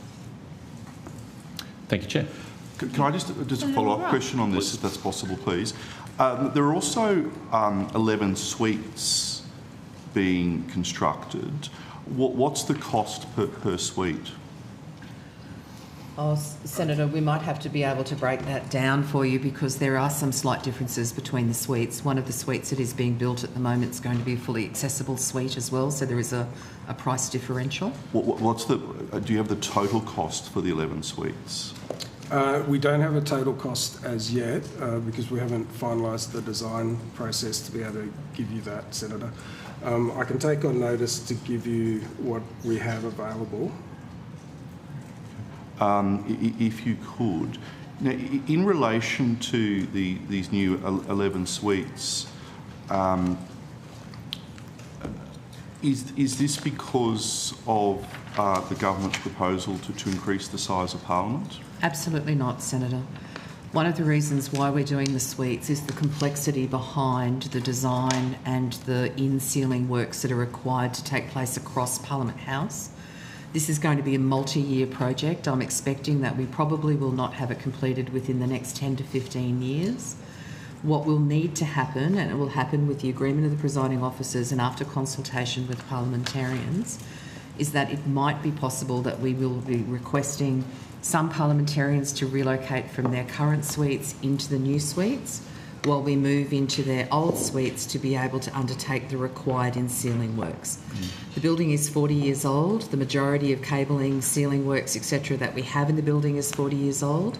The way that the previous building refurbishments have happened, because expediency is key, is that our staff have gone in and done new work for new data cabling, for instance, just putting new cabling over old cabling. It is a nightmare when you actually have a look in the ceilings to figure out what's actually there and is what being utilised. So one of the intentions behind the new suites is actually to be able to have it as decanting space for in Parliament House while we proceed through the next 10 to 15 years of work. What capacity is there for additional office suites should the Parliament increase in size? Senator, the footprint of Parliament House is as it currently stands. If at some point in the future decisions are taken to increase the number of parliamentarians, be they on the Senate side or the House of Reps side, a decision will need to be taken about the footprint for other people that are working in Parliament House. So, for instance, DPS is retaining one very small face at Parliament House. It could be that we relocate fully from Parliament House in order to be able to have new suites, or the government at the time could make a decision in relation to extensions. And just to give you an idea of, we are short of space here, so I became aware that PWSS were both here and off-site. I put a lot of pressure on DPS to make sure all of PWSS was in this building, and that required finding a space for them, and that came about because the Secretary and the Assistant Secretary and the rest of DPS was moving to West Block. So those things come up from time to time. We've retained that office here for PBO. I am very, if I'm still around, then I will make sure that PBO is returned to this building. So there's lots of, and PWSS was new, so accommodation had to be found for them. When I first became the presiding officers, you might recall, we had 3 senators over in the House side. That was absolutely unacceptable to me. And again, DPS fast-tracked the development of 3 new suites. And yes, there's going to be ongoing work to this building because it's now a building of considerable age and we have to keep it updated. And so the other issue that put pressure on accommodation in this place, although not now, but in the previous term, was the government had a number of assistant ministers and they required 2 suites to be joined together.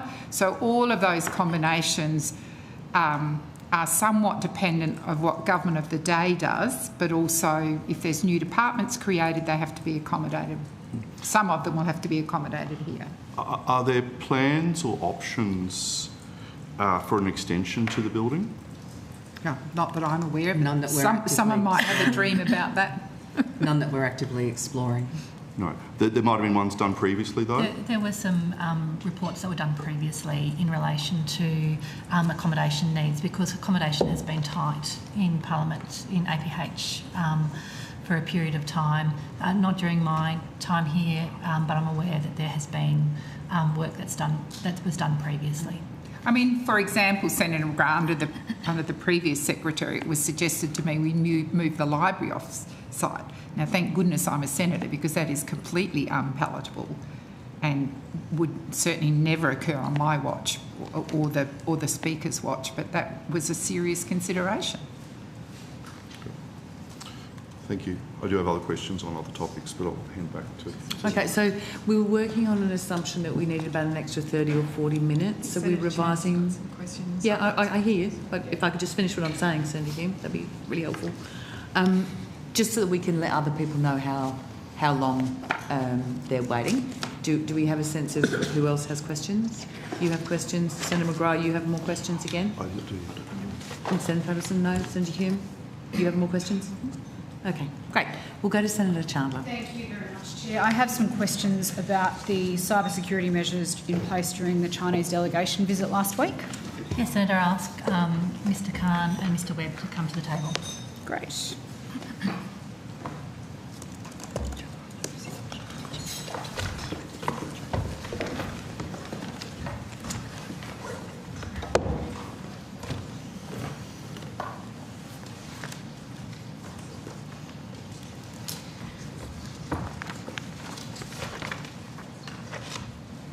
It was a bit of a shock for us all to get to work last Monday morning and receive the email in our inboxes about the measures that were being put in place in terms of powering down devices, putting devices into lockdown mode, even closing the doors and blinds of our suites during the delegation visit.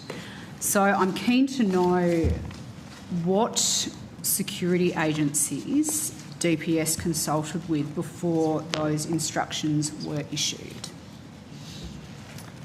Senator Vance Carlin, First Assistant Secretary, Security Division. We take advice for every visit, every event that comes to Parliament House from a number of agencies across the intelligence community and law enforcement and other government departments. I'm not going to go into specifics of which of the intelligence agencies, but we receive advice and we act accordingly on that advice so we can look to put the best measures possible to protect Parliament House. Okay. Can I ask why you don't want to go into specific details of which agencies you consulted with? It's just the intelligence community. We receive advice from across the agencies of the intelligence community, Senator. It would be fair to say, though, that the email that we received last Monday, I mean, I've been in this building for 6.5 years now. I can't ever recall receiving an email with these sort of quite strict requirements placed upon us. Has the DPS ever implemented similar measures for any other foreign delegations in the building? Every visit and every event that we conduct here at Parliament House, Senator, we look to see which measures, which layers that we need to incorporate. We send advice out accordingly across a number of sources, so we do advise out, and on this occasion it went very broad because it was a large delegation and we had a number of visits that day, so it was a busy period. But you've never sent an email to Parliament House-wide, including members and senators, before saying there is a delegation in the building. If you are in these areas of the building, turn off all of your devices and close the blinds. You've never sent an email like that before. I would have to take that on notice, Senator. In my time, not specifically to the full Parliament, no. Mr Webb, did Senator, you want to add something Michael, there? Chief Information Officer, what I would say is this is routine security protocols for visits, events, travel, and so what Mr Khan has said is routine from a security perspective. Without going into the specifics of who you requested advice from, when did you request advice? We've had planning for this visit and many other visits starts many months out, Senator. Many months out. So, and details for each visit, every guest of government, every guest of Parliament and other delegations that come through with each of our departments, we receive advice on that and we engage with each of the departments on the nature of that visit. So specific to Zhao Leji's visit, when did you seek advice on this visit? We received advice, started getting more advice probably early October, mid-October, Senator. Early October to mid-October. Why then did we not receive an email until the Monday of a sitting week? Senator, there are a number of events before that and we had a number of different activities and visits that came before that period, so we sent it out at the time that we think is the best, most appropriate, relevant time. So why did you think it was the most appropriate, best and relevant time to send out the advice when it wouldn't provide anybody with the ability to plan around the limitations that you were putting on our work in a parliamentary week? We were actually trying to put, the advice was centred on enabling you to continue doing your parliamentary business, Senator. The advice was we had to turn our devices off if we happened to be in an area of the building that was close to the delegation. I was walking through the corridors and came across the delegation and thought, oh gee whiz, I'd better switch my phone off. That's not practical in a sitting week. Senator, I'll take that remark and just have contemplate that. One of the things that we're really conscious of is that we do send out a lot of information to building occupants and the potential for that information to get lost, particularly for members and senators when they're not actually in the building. So part of our thinking through having it as close as possible and when members and senators and your staff are in the building was for it to be timely and for it not to be missed. But I appreciate that that commentary from you, and we'll consider that in future as well. And we might touch base with some senators and members just in terms of when is the best time to receive that kind of notification, so it will be most useful for you. I'm conscious that that visit was occurring in the afternoon of that day, and the advice was sent out in the morning, which in our consideration would give people time to be able to consider it, noting that it was going to be a busy sitting day, but it wouldn't get lost the week before. But I appreciate your comments on that. Because Ms Hinchcliffe, these are pretty extraordinary measures to have to put in place. Like, I think we can all agree that these are not the usual sort of cybersecurity measures, personal device measures that we would expect to have in place for any other parliamentary delegation in this building. Well, Senator, I think that they are in line with the advice that is being given to senators and members in some of the national security briefings that you're receiving from other agencies, and I know there's been a number of those for new senators and members. So I'll correct that if I'm wrong, but I think that this is the kind of advice that's being given. This was a reminder, given the large number of people that were coming into the building.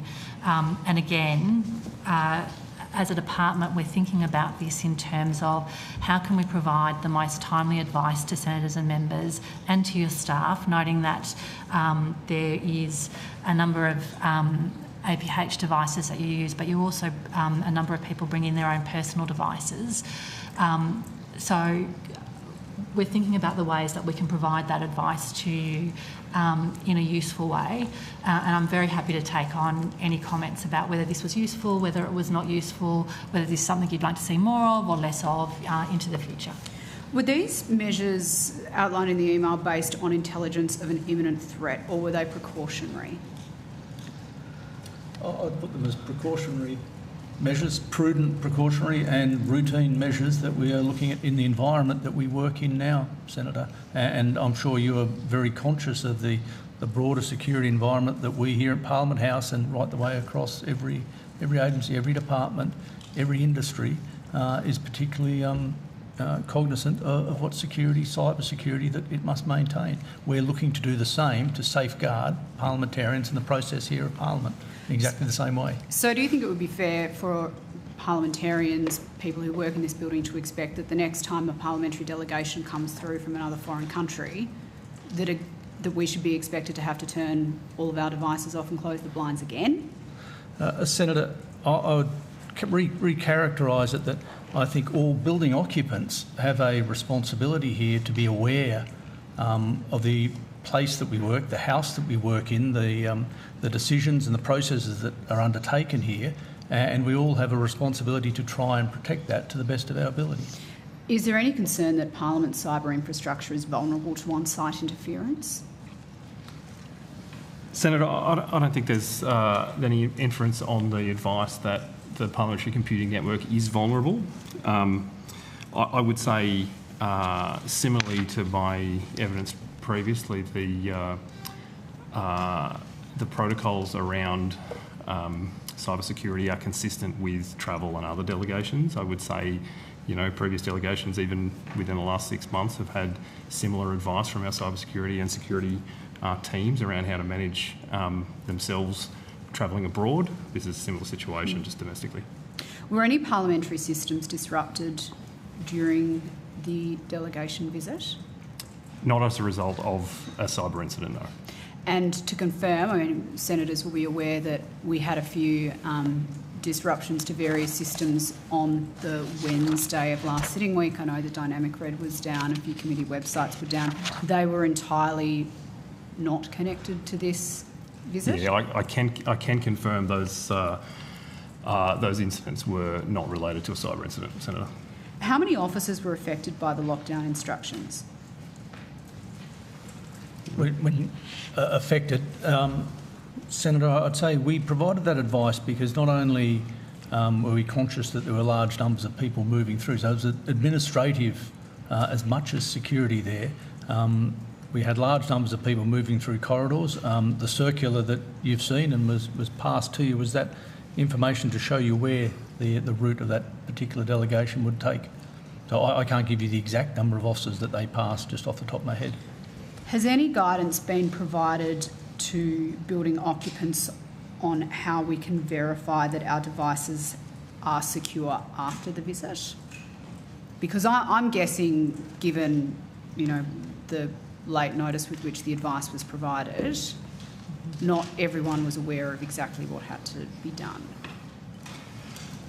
Senator, I'm not aware that we've actually circulated advice in relation to checking devices after that visit. However, there is information up on the service portal that offers everyone that works in the building on an APH-issued device the opportunity to come through and to have those devices checked and confirmed at any time.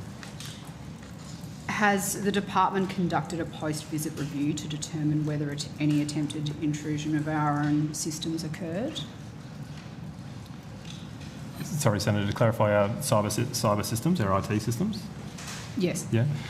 So our Cyber Security Operations Centre is a 24/7 operation and is consistently and constantly monitoring the cyber posture of our network. So a specific post-delegation review has not occurred, but in my judgment, because we're monitoring those systems and we've got a very mature cyber security operations centre, I'm comfortable that one isn't needed. I think, one more question, Chair. I think such a review would be wise because, I mean, it seems to be the department's evidence here today that this request for us to switch off our phones, put our devices into lockdown, close the doors, close the blinds is all sort of routine advice. But I'd put it to you that, I think I already have put it to you, we have never been asked to do this before.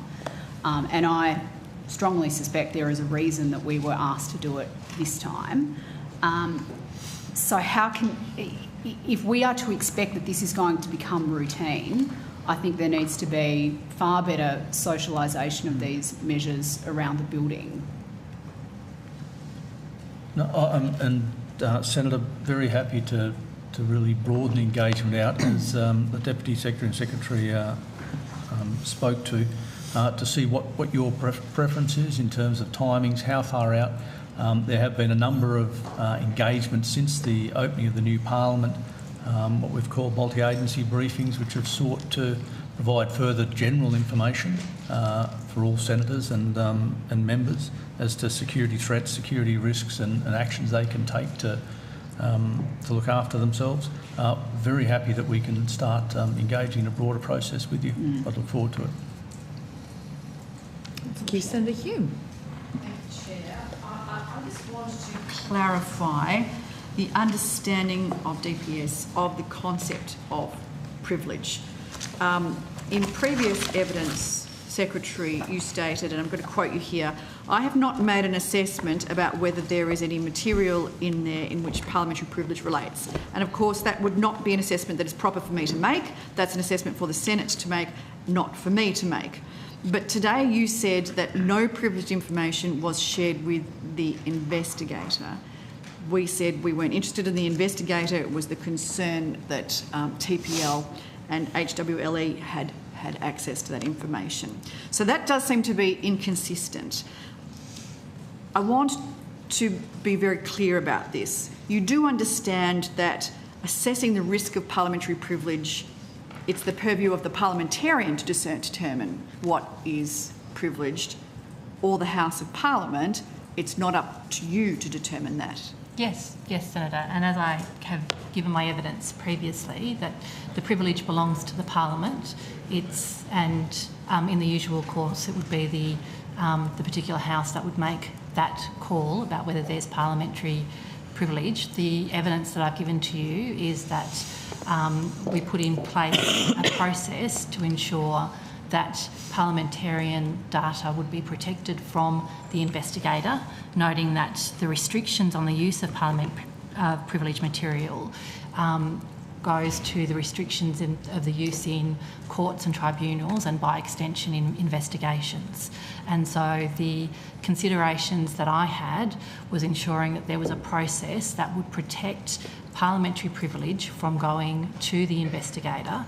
I've since been provided assurances by HWLE that from the searches that were done on the material that was held by TPL, that parliamentarian data did not go to HWLE after those searches were conducted. What is it that makes you think that parliamentary privilege is limited to information that would be used by courts? There's a number of restrictions on the use of parliamentary privilege, but in relation to this in particular, my concern was the restrictions on the use of privileged material, particularly in relation to the courts, tribunals and by extension investigations. Do you have advice to that effect?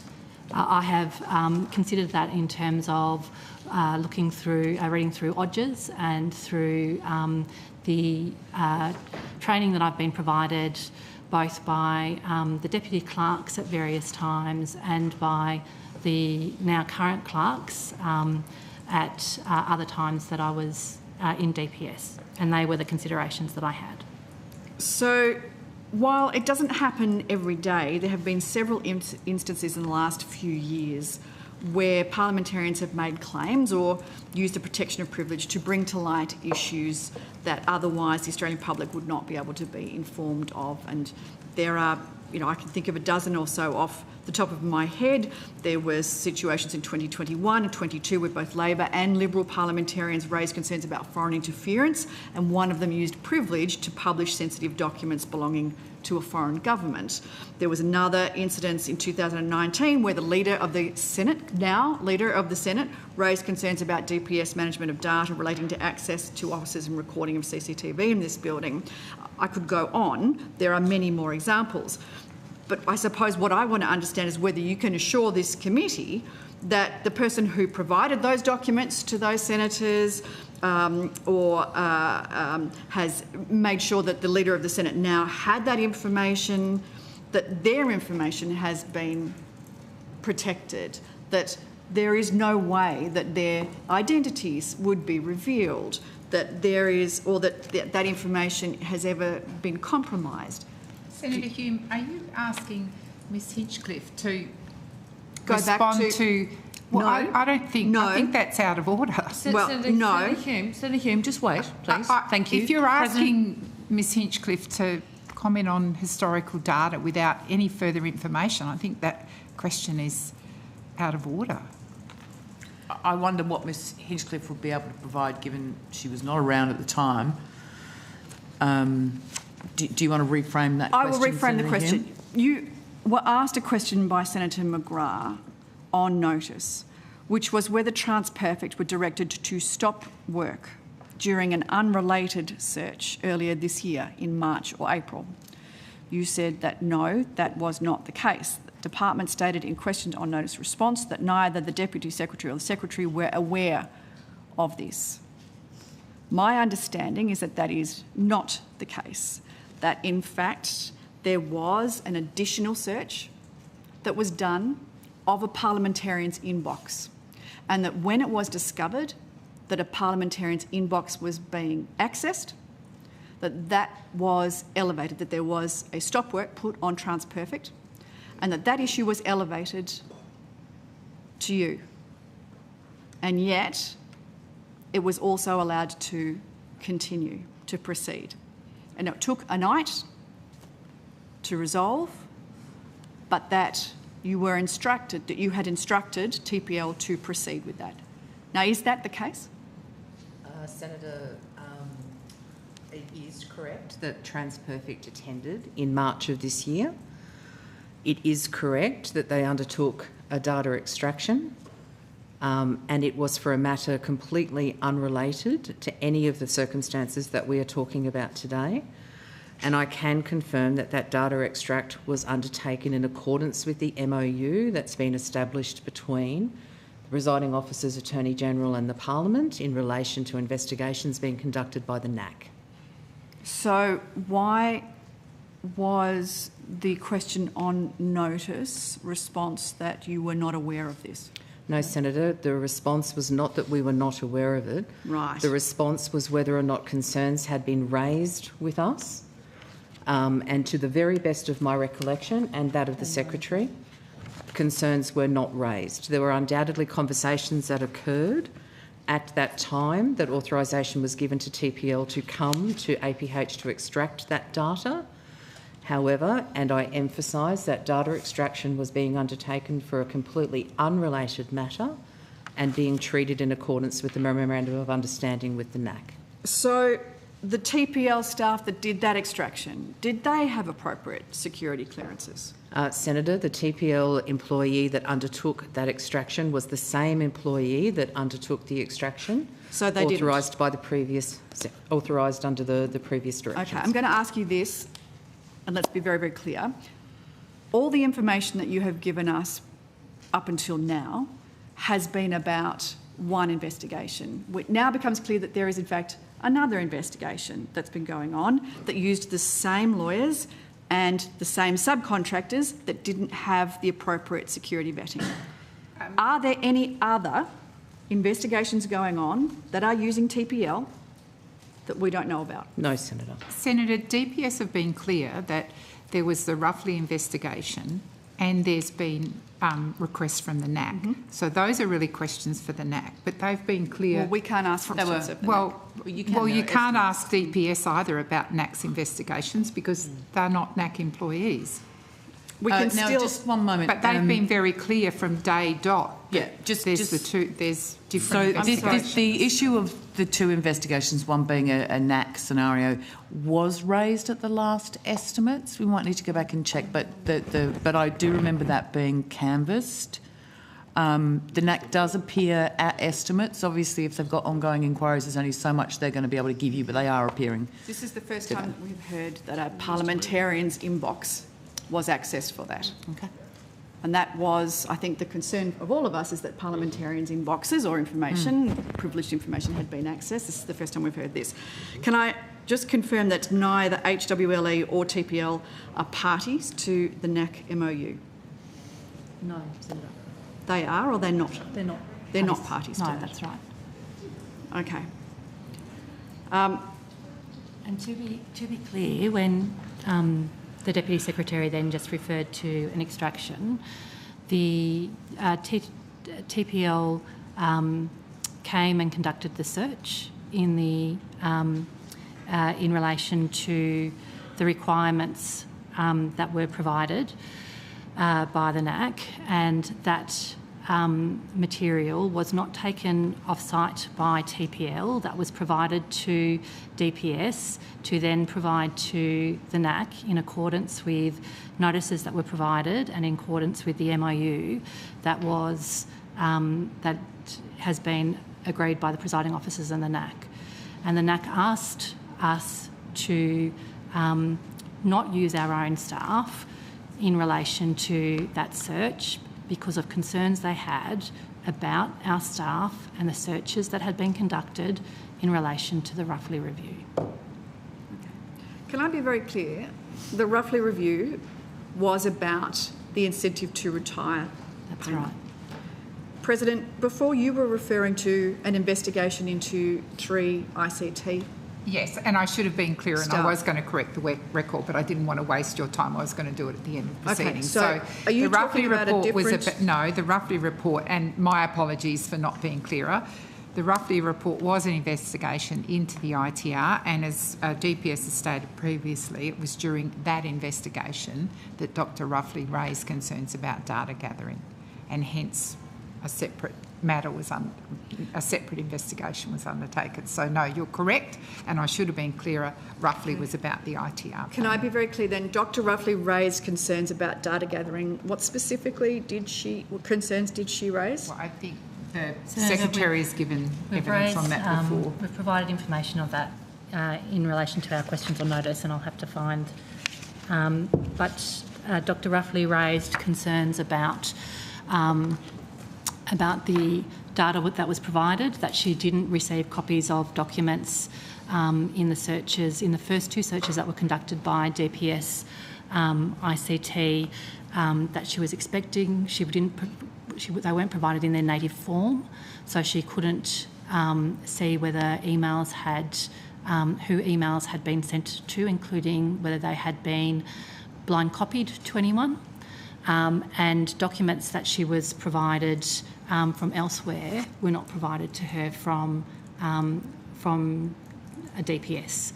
So she raised concerns about the searches that were conducted by DPS, and she specifically suggested to me that I consider bringing in a third party to conduct the searches so that she could have assurance that she was being provided with the information that she required to undertake the investigation. Okay. So, Secretary, through the course of the questions today and on the 31st of October, from myself and from other senators, you have consistently maintained that no parliamentarian's inbox was accessed, and yet we have just heard that parliamentarians' inboxes were accessed. In relation to the Ruffley investigation, that's absolutely correct. Okay. And in relation to the corresponding NAC investigation, which is looking at similar things that Dr Ruffley, the questions that you've just asked me about in relation to March relate to a separate matter, which I'm not at liberty to discuss because it's a NAC investigation, and that's a matter for you to raise with the NAC. Senator, just to add to that, the question on notice was question on notice 110, and that provides that detail. So, are we changing, or I was just going to follow up with Senator McGrath now? Yeah, I was just going to. We work as a team here. You can't comment about the NAC investigation, but you've mentioned that a parliamentarian's inbox has been accessed by the NAC. Is it just one parliamentarian or a number of parliamentarians? Chair, these are seriously questions for the NAC. They're not questions for DPS. Well, I'm sorry, it is a question for the DPS. The Secretary gave it... I think you'll find that if the investigation is ongoing, there are rules about how much people can talk about them. And my preamble acknowledged that, but the Secretary gave evidence that an inbox has been accessed by the NAC, so I'm following up on evidence that has already been provided by the Secretary. So my question to the Secretary... No, you're not, with respect, Senator Gray. You're going to other parliamentarians' inboxes now, and those are I'm just asking how many. I'm not asking for names. Those are questions for the NAC. This is a NAC investigation. President, the Secretary gave evidence that a parliamentarian's inbox has been accessed by the NAC. I am asking whether, and that's correct, I'm asking whether it is, because we've had some issues here with making sure that we are talking about the same issues. I'm trying to find out whether it's one parliamentarian or a number of parliamentarians. And if the Secretary confirms it's just one, that's fine. Senator, and it's following up. I will take that on notice for consideration of whether I need to make a public interest immunity claim. I will discuss that with the NAC, and I will respond to you on notice. But you did give it evidence. You did give evidence I gave before. evidence that on the search that occurred on the 30th of March was a search that related to a separate NAC investigation, which was not related to Dr Ruffley, or the NAC investigation that relates to the Dr Ruffley issues, and that it was undertaken because in that way because the NAC requested that we not use our staff. How much has Dr Ruffley paid? Senator, I think we've provided that on our quan. So, Senator, the councils for both Dr Ruffley and Mr Tran, the total cost was $137,586.85, and the question that relates to is question 81. Cool. So, just on this, so we've spent $137,000 for their professional fees, $40,000 for TransPerfect, and $210,000 for legal fees to investigate an incentive to retire payment of $300,000. So we've spent, my maths is terrible, we've spent almost $400,000 investigating a $300,000 payment. Senator, integrity investigations are such that it is incredibly important to be able to get right. And I refer again back to my comment where I indicated that it is a much more comfortable position for the department to be in, to be answering questions about what we have done to ensure that the parliamentary service values are being upheld and that the department is acting in a completely appropriate manner than it would be to sit in front of the committee and attempt to justify why we did not. But sadly, this investigation has seen parliamentarians' privileged information supplied to a third party. The law firm was copied into an email which had links to the data extraction, a law firm that was hacked by the Russians. And we find out that an employee of TPL, TransPerfect, didn't have the correct security clearance. It seems we've spent $400,000, and whether it's your fault or the contractors you've employed, there seems to be a failure of process here. Well, Senator McGrath, I take issue with the way you've described the question. The ITR payment has been well litigated by this committee, as it should, and the questions have been asked. The previous secretary was dismissed on a loss of trust and confidence by the presiding officers, which is a very serious undertaking. And as part of the Ruffley investigation, Dr. Ruffley pointed to data that she wasn't happy about, and 3 further code of conduct matters were investigated and resolved. I agree with Ms Hinder that these matters are costly, but in order for DPS to be the best department it can be, then matters need to be fully litigated and processes learnt from. And there has been a learning about this process because the presiding officers acted and brought the data back in-house. Now, there's no question that with the value of hindsight, things could have been done better. But the overarching concern here has been the behaviour of previous employees in the Department of DPS, 3 of whom had access to all parliamentary data. I would think that would be a major concern.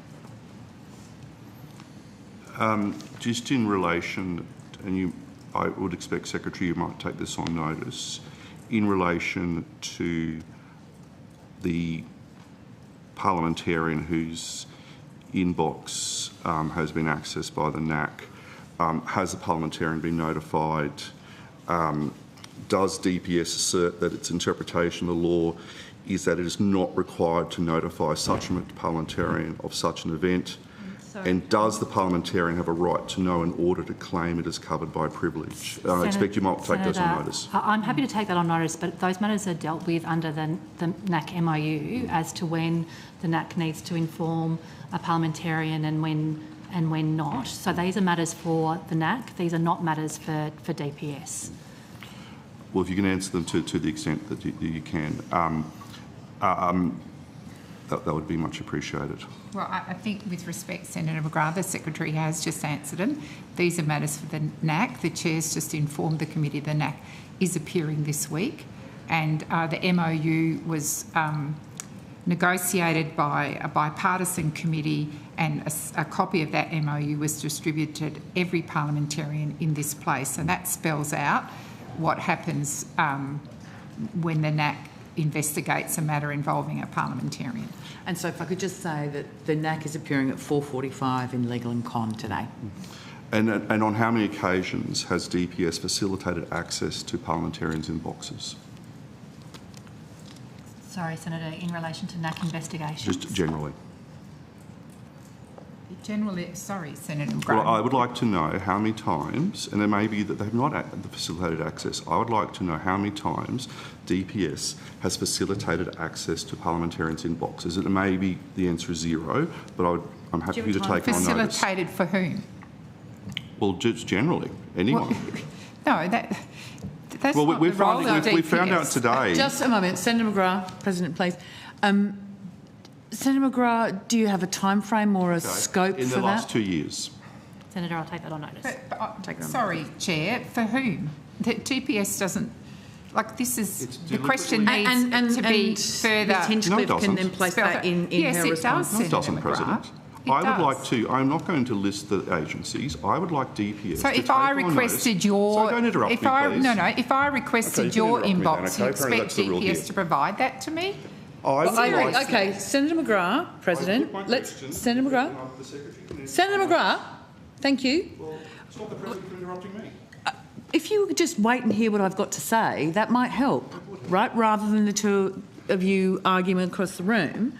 Senator McGrath has put his question. Ms Hinchcliffe is well capable of taking that on notice and providing the response. I would agree it does seem like a very wild question because I would imagine it would be a very unusual circumstance under very specific conditions in which any access would be provided. But I think the Secretary is well able to provide that back to you, Senator McGrath, on notice. Which is what I said. Thank you. The other thing I'll just touch upon is, because I know we're short for time, is that I would like to apologise to the many current and former members of DPS who have emailed me at tellusthetruthaboutdps@gmail.com in relation to their concerns about the culture. We've talked about the previous estimates. It's unfortunate we are caught for time today.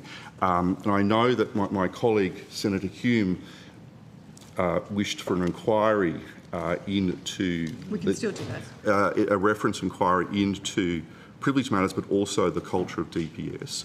We are served as parliamentarians by great and wonderful people in this building, but there's clearly issues within DPS with the many emails I've received from current and former employees. So I'd like to apologise to them that I'm not able to put those specific questions to them today because of timings, but it is something I intend to prosecute over the coming months. Thank you. And just on that, Chair, I too have received a number of documents that, with regards to DPS, and I want to be very clear that I consider those documents covered by parliamentary privilege, and for that reason, any attempt to pursue or punish those people that have provided me those documents will be considered a contempt. And I would just like to say that, and I said this at the last estimates hearing, if you are receiving information from staff members from DPS, please be very mindful of your duty of care, that wherever there are issues where those people need to be supported, that occurs. And I believe, Chair, that Ms Hinchcliffe tabled the letter that she wrote to Senator McGrath about the information. Thank you. Do you have any further questions? Not for me. Yep. Okay. Thank you very much. We will release you now. We appreciate your time. And I will now ask that our next witnesses from the 4 land councils... What? Oh, sorry, it's NIAA. My apologies. Maybe a short National Indigenous Australians Agency. So we'll just suspend for a couple of minutes while we change up the room. Thank you.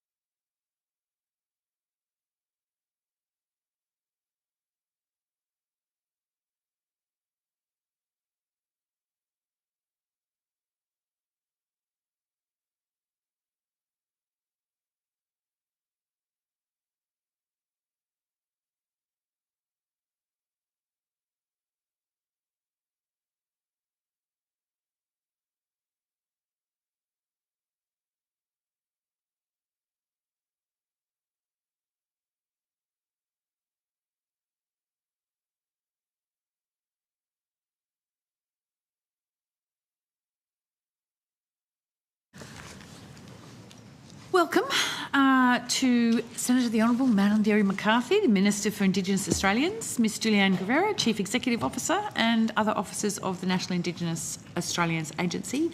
I would like to first just congratulate you on your position. It's very, very good to see you get appointed as the Chief Executive Officer of the agency, Ms Guerrero. Minister, would you care to make an opening statement? I'm fine, thank you, Chair. In the interest of time, thank you. A pleasure to be here. Just a brief one. Thank you, Chair. Please go ahead. So, good morning, Chair and Senators. I begin by acknowledging the Ngunnawal people, the traditional custodians of the lands on which we meet today, and pay respects also to Ngambri people and other families with connection to this region. I extend my respect to traditional owners and custodians of country throughout Australia, and to First Nations senators and witnesses appearing here today.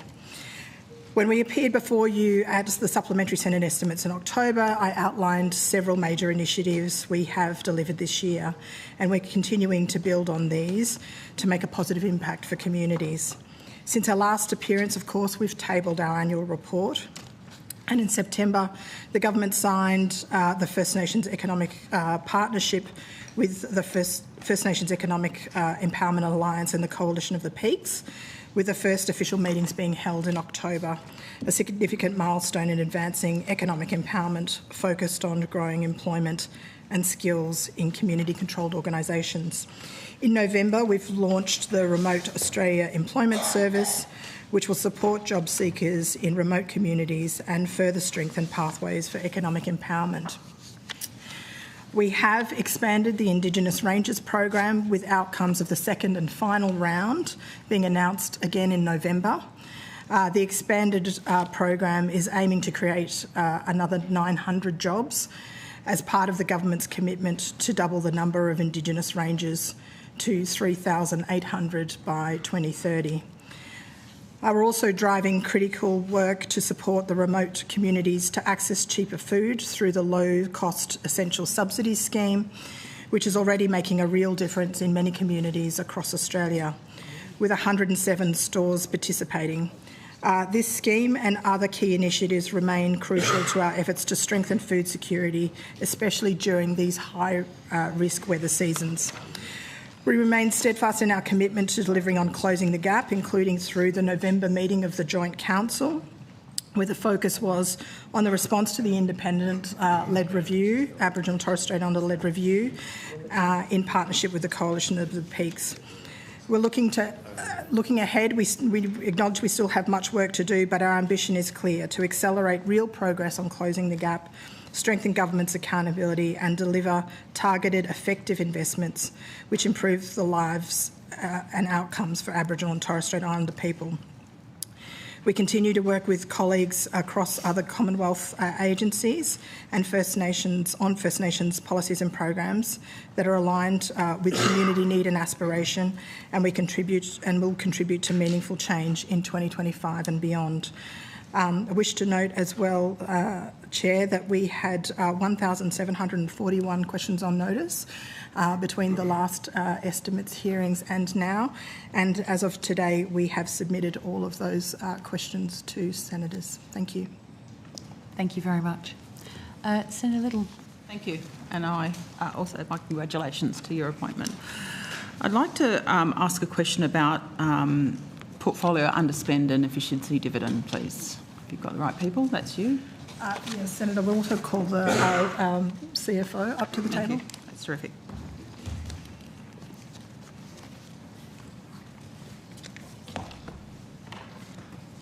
Thank you.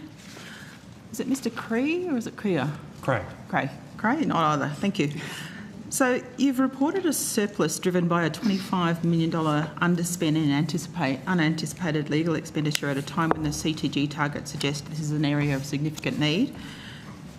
Can you tell us what those legal matters are and why the delay?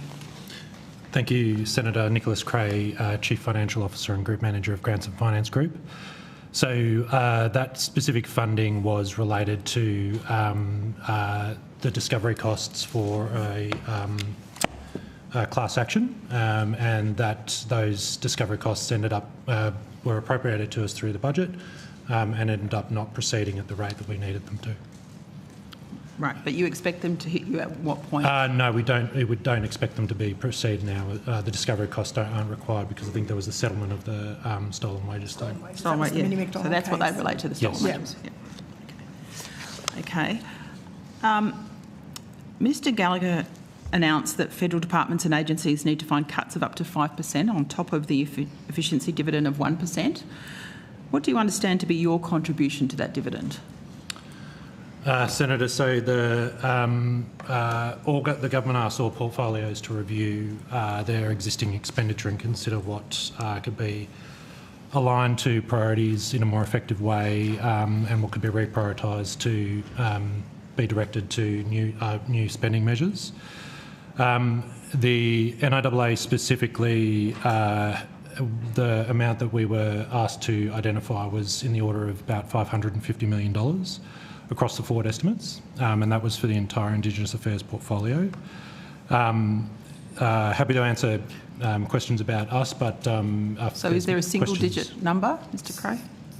So, Senator, I would just say it's normal practice, of course, for us to consider a reprioritisation of expenditure across the forward so that we can make space for new initiatives that the government may consider a priority. We do that periodically as a matter of course. You would be aware, of course, through the BPAWs that we are required to look for offsets, ons and offs, during the course of a budgetary period. Now, that it might be for, of course, the things that get put forward for MyEFO or including for future budgets. But Ms Guevara, this is very specific to an efficiency dividend, not about new initiatives. So I'm trying to look for, is it 1%? Is it 6%? What's the number? Senator, we haven't been provided with a percentage for an efficiency dividend. So this process was not an efficiency dividend process. Okay. So when you make a decision about how you will find that amount over the forward estimates, how will you prioritise that? So how will you prioritise where you will cut from? Could I just jump in though before you do answer? Can I just clarify, Senator? This is not about cutting. This is about the agency providing options to me, because the priorities I have will be around closing the gap and what I can take to Cabinet. So I just want to be clear on that. Okay, the options that will come to me, and I will make the decisions about what needs to go forward. Thank you, Minister. Yeah. You can use efficiency, dividend or whatever you like. I'm going to call them cuts. Thank you. Well, that's not correct. Thank you. So I just want to ask a question about your average staffing level. You are 149 positions under budget, and I'm interested in understanding how that's actually affecting you in terms of service delivery. Or do you have more staff than you need?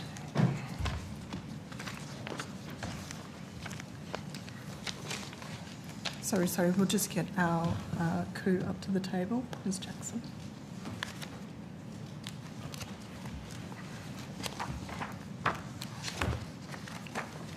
Senator Rachel Jackson, Chief Operating Officer.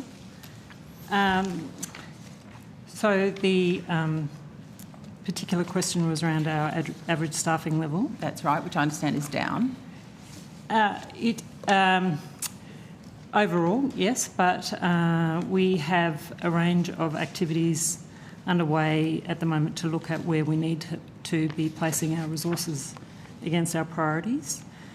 In some of our locations, they're quite difficult to recruit to.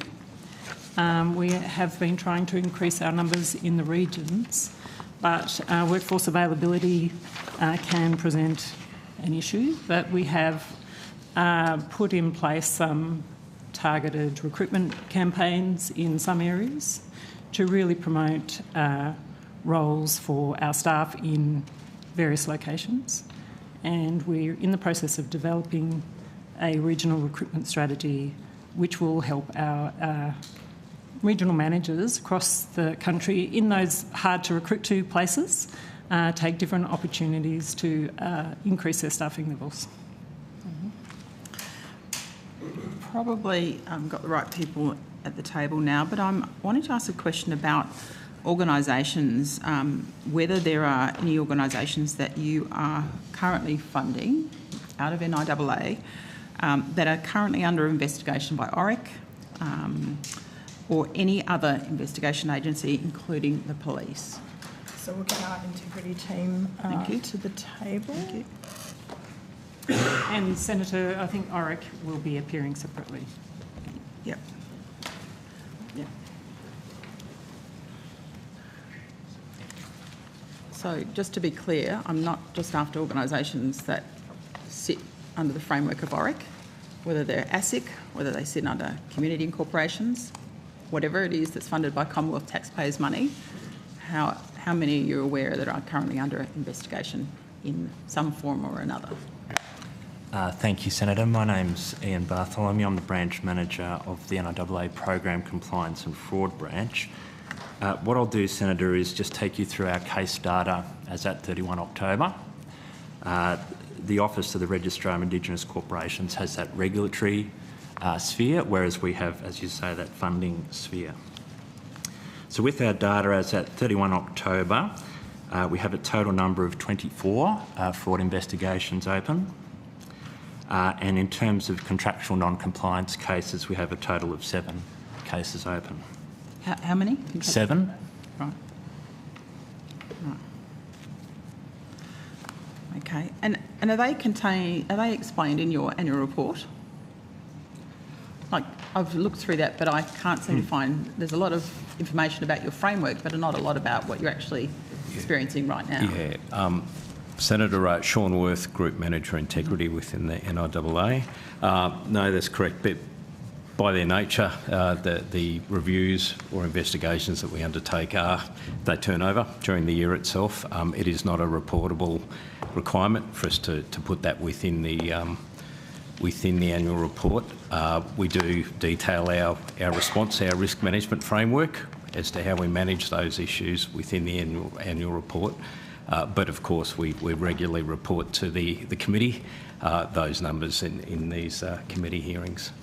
So what happens at the point that you become aware that there are more questions to be asked about the performance and integrity of an organisation that is funded by taxpayers? Yep. So we have, as mentioned by my colleague, we have got a non-compliance and fraud branch specifically established in order to perform reviews and assessments of organisations when we receive information in. Now, the source of those information can come from a number of different sources. We have a complaints line, a complaints email address that is on our website. We may be contacted through that. We may be through our regular dealings with ORIC or other regulatory bodies made aware of concerns. Likewise, through our own regional network, local network. If there's something that we hear about an organisation, we then take that information that gets sent through to the compliance and fraud team for review.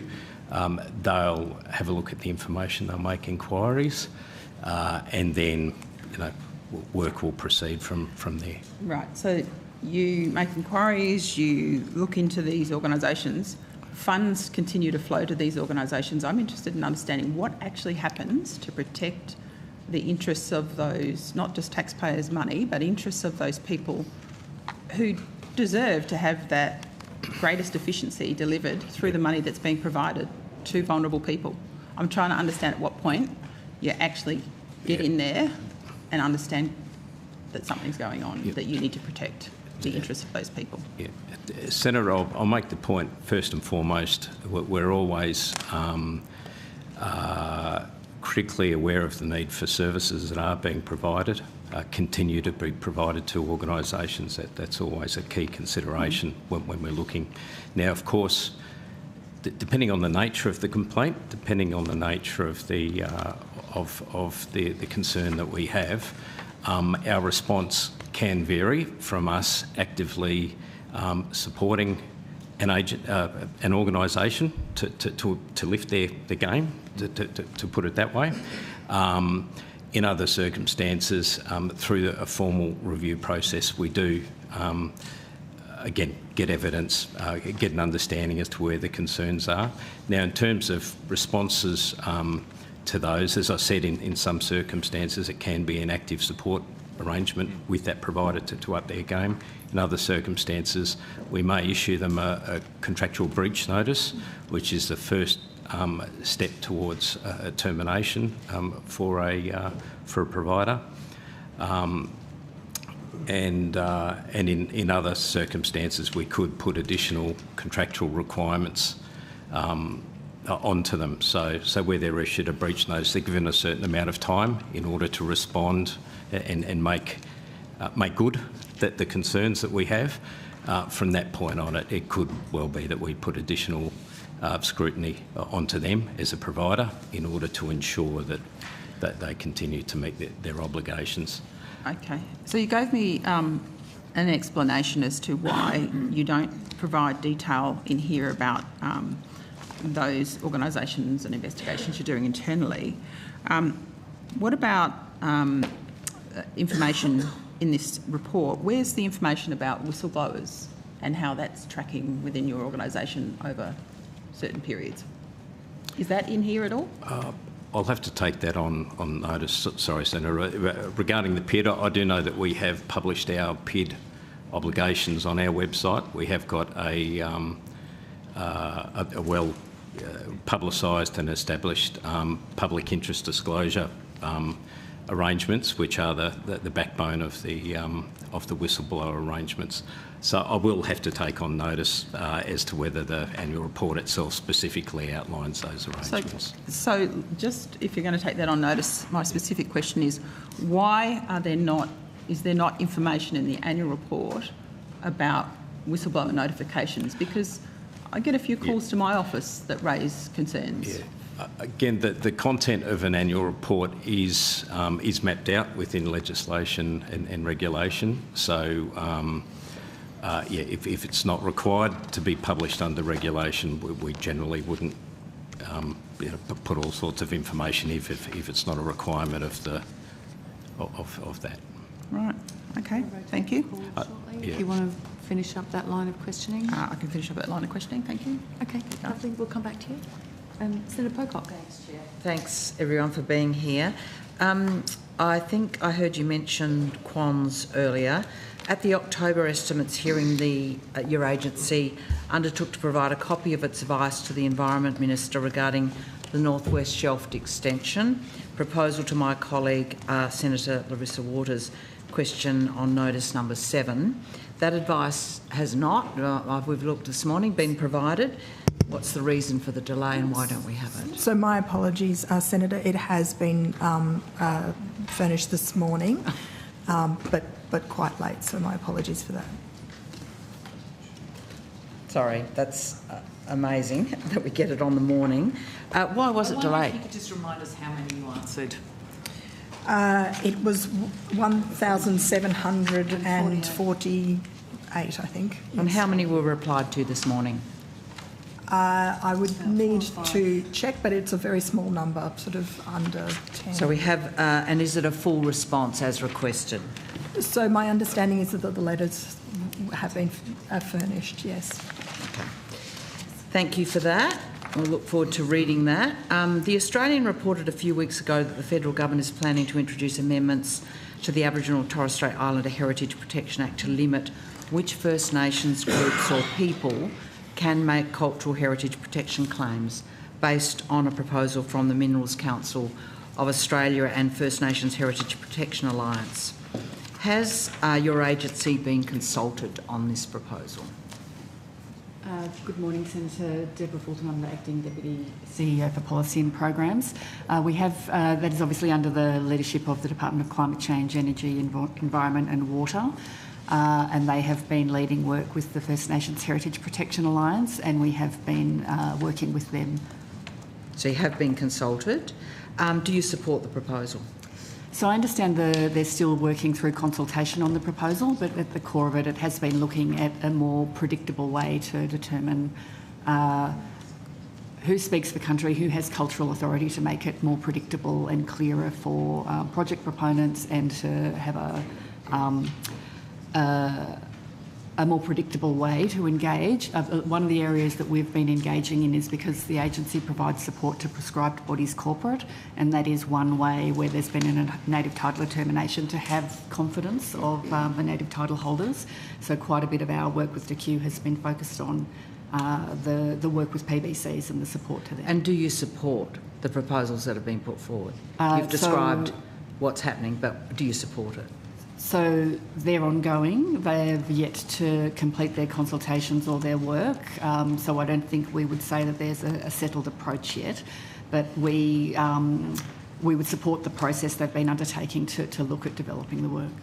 So you support the process, and have you been making particular interventions and suggesting particular directions for the inquiry? Senator, I'm not sure I'd phrase it quite that way. We have been continuing to work with them.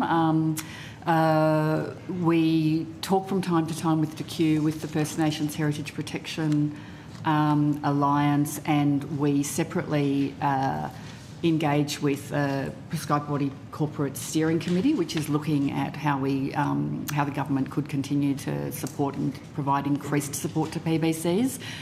So it's not really for us to speak on behalf of traditional owners, but we've been supporting the process, ensuring that PBCs are getting a say, and that they are working through the complexity of the land rights system. So is it fair to say that you do have a direct role in informing the design of a framework for identifying groups with cultural authority for the purposes of making protection claims? Is that a fair statement?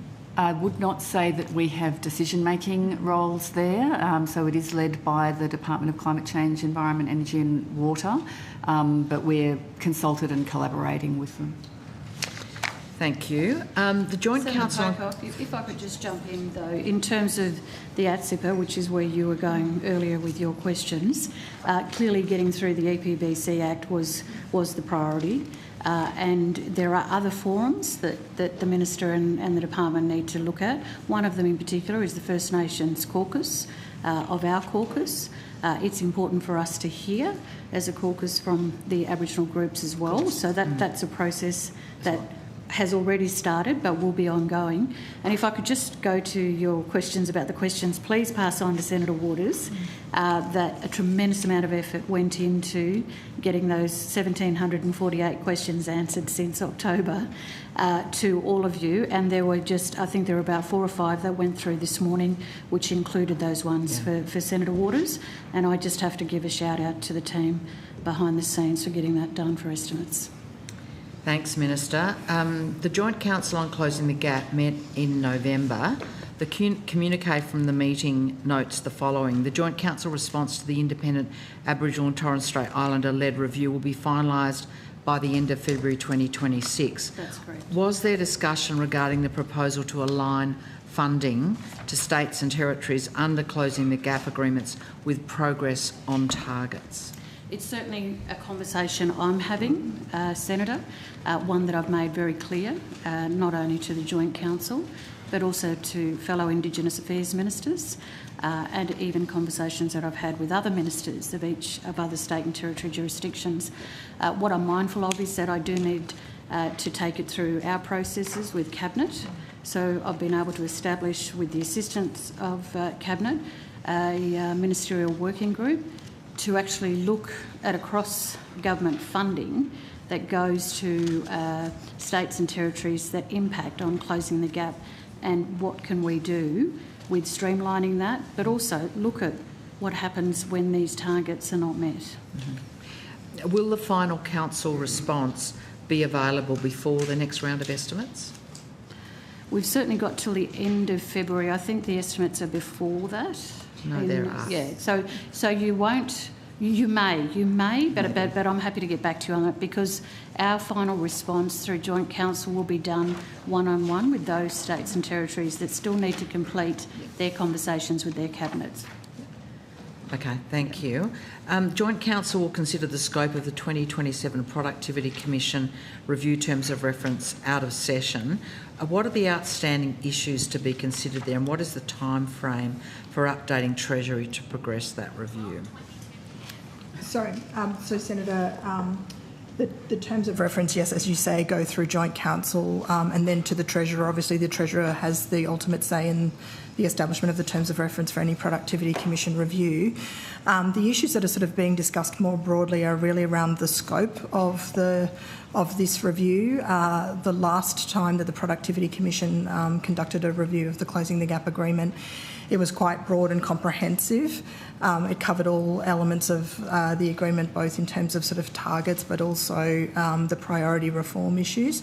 There has been an ongoing conversation around whether it should cover just priority reforms or a limited number of those priority reforms, or should it also cover what's happened in relation to the targets. So those conversations are ongoing. Some of it's informed in part by the amount of information that's available for the Productivity Commission in terms of data and other issues. So we would expect that those terms of reference, the draft terms of reference, would be settled by Joint Council ahead of that February date. And we are very conscious, obviously, that the time frame for the next Productivity Commission review is early 2027. So we really do need to obviously allow the time next year for the work to be conducted by the Productivity Commission. So I think everyone is working towards that. As I said, it's really just trying to settle some issues around scope. So the Joint Council agreed to amended terms of reference and the 2026 forward work plan. Can you give us a sense of the key elements of that plan Council believes improve governance and partnership-based decision-making specifically? I'll turn to our Group Manager responsible for Closing the Gap. Thank you, Senator, for the question. Simon Gordon, Group Manager of Strategy Group. That's correct. The Joint Council did have a look at its forward work program for 2026 and its terms of reference. The forward work program consists of a number of different elements. It'll be looking at obviously the response to the independent review and what comes out of that, the Productivity Commission's terms of reference, trying to get a more strategic focus on the 4 priority reforms so that we have that discussion at various meetings. I think the plan would be to have Priority Reform 1 and Priority Reform 2 discussed at the mid-year Joint Council, and Priority Reforms 3 and 4 at the end of year Joint Council, and also to continue to have those strategic discussions on targets, including those targets which are regressing as we have been having this year. Which of those numbers is governance and partnership-based decision-making? Is it one of those 4 numbers you've just used? Priority Reform 1 is shared decision-making. Okay. That's right. Yeah. Okay. Yep. Great. Thanks for that. A number of land councils in Western Australia have commenced federal court action against the fast-tracking of mining exploration licences in WA, claiming that it gets around cultural heritage protections and community consent requirements under the Native Title Act. Has your agency been briefed on that action? Senator, obviously it's primarily a matter for the state government. My colleague may be able to provide additional information, or we may need to take on notice. I think we'll need to take that one on notice. You'll need to take it on notice. Okay, and so you may need to take this on notice also, but are you providing support to any of the councils or to the National Native Title Tribunal to engage with the legal action? So the agency provides support to the Native Title representative service providers and representative bodies, and to the Native Title Council, and for their general range of functions, which includes supporting traditional owner groups, local land councils with that work, so they would have access to support. So that's a yes. Have you spoken with your WA government counterparts about community concerns about that fast tracking? I would have to check whether our regionally based colleagues have had that engagement. Typically, I think as you're aware, Senator, we have quite a large footprint of offices around the country, and the primary interface for organisations would be first and foremost with the regional office, so we probably need to take that on notice to come back to you. Great, thanks. Look forward to those answers, hopefully not on the morning of the next estimates. Minister, you will have seen media regarding the Aboriginal teenager here in Canberra who was taken from a bus at gunpoint by police after being misidentified as a suspect. That was a report on the ABC News. Have you or the agency followed up with ACT Police or the boy's family regarding that incident? We certainly had the ACT Minister for Indigenous Affairs at the Joint Council in Hobart recently, and each minister gives an update. Can I just say on this occasion though, Senator Pocock, certainly to that family, an absolute disgrace what occurred there, and the absolute trauma that that young person and their family have gone through. This is not what we want to see anywhere across the country, and certainly with our young people. And are you aware of any action that's been taken to ensure the family can access counselling and support in response to that? I understand that the ACT government and the minister is working in that regard, but I'm more than happy to get some clearer responses from them on your behalf. Thanks so much, Minister. So my last question. A recent Australia Institute report found that there were 50% more pokies in LGAs with an Indigenous population of at least 10%. Given the disproportionate gambling losses experienced by First Nations people, has the NIA spoken with Minister Wells about this issue and this disproportionate use of pokies where First Nations people are concentrated? We haven't spoken directly with the Minister, Senator. There are a range of things that the NIAA does in relation to supports for First Nations people on financial literacy, as does the Department of Social Services. But on this specific issue around gambling, no, we haven't spoken to the Minister. And no engagement with consultations in relation to the You Win Some, You Lose More report, the Peter Murphy report? I would need to check that one for you, Senator. Yeah, we'll take that on notice. Before our time with it, so we can... I know you have a lot on your plate, but how do you see gambling in terms of a priority for action for First Nations people? Well, certainly a concern. I mean, I just travel across remote regions, and gambling isn't just with pokies, Senator Pocock. It's with mobs sitting down with cards under trees with lots of cash. So it's not just poker machines, even though the poker machines are at the forefront of the concerns in the report.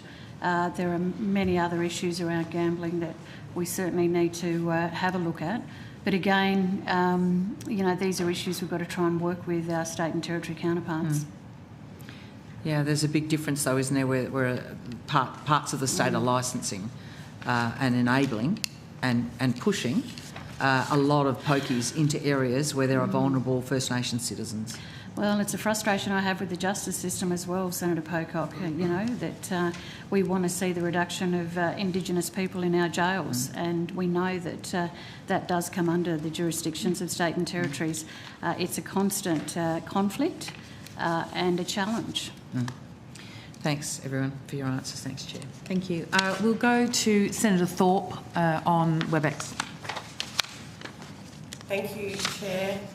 And congratulations, Ms Guevara, on your appointment as the CEO of NIA. I look forward to hopefully you coming to my office. I haven't seen a CEO of NIA since the Morrison government, sadly, where I would have regular meetings. So I hope that we can change that, because there are obviously things that can happen outside of estimates, and I offer you that invitation, because it was a white fella that used to come and knock on my door last time, and it's been a few years since then. So well done. Now, I have some questions in relation to the same thing I continue to ask about, which my communities that I work with are absolutely outraged over. And that is, you know, it's just staggering that millions and millions and millions of dollars of the Indigenous Advancement Strategy funding are going to corporate organisations like the AFL, like the NRL, like police services and private schools.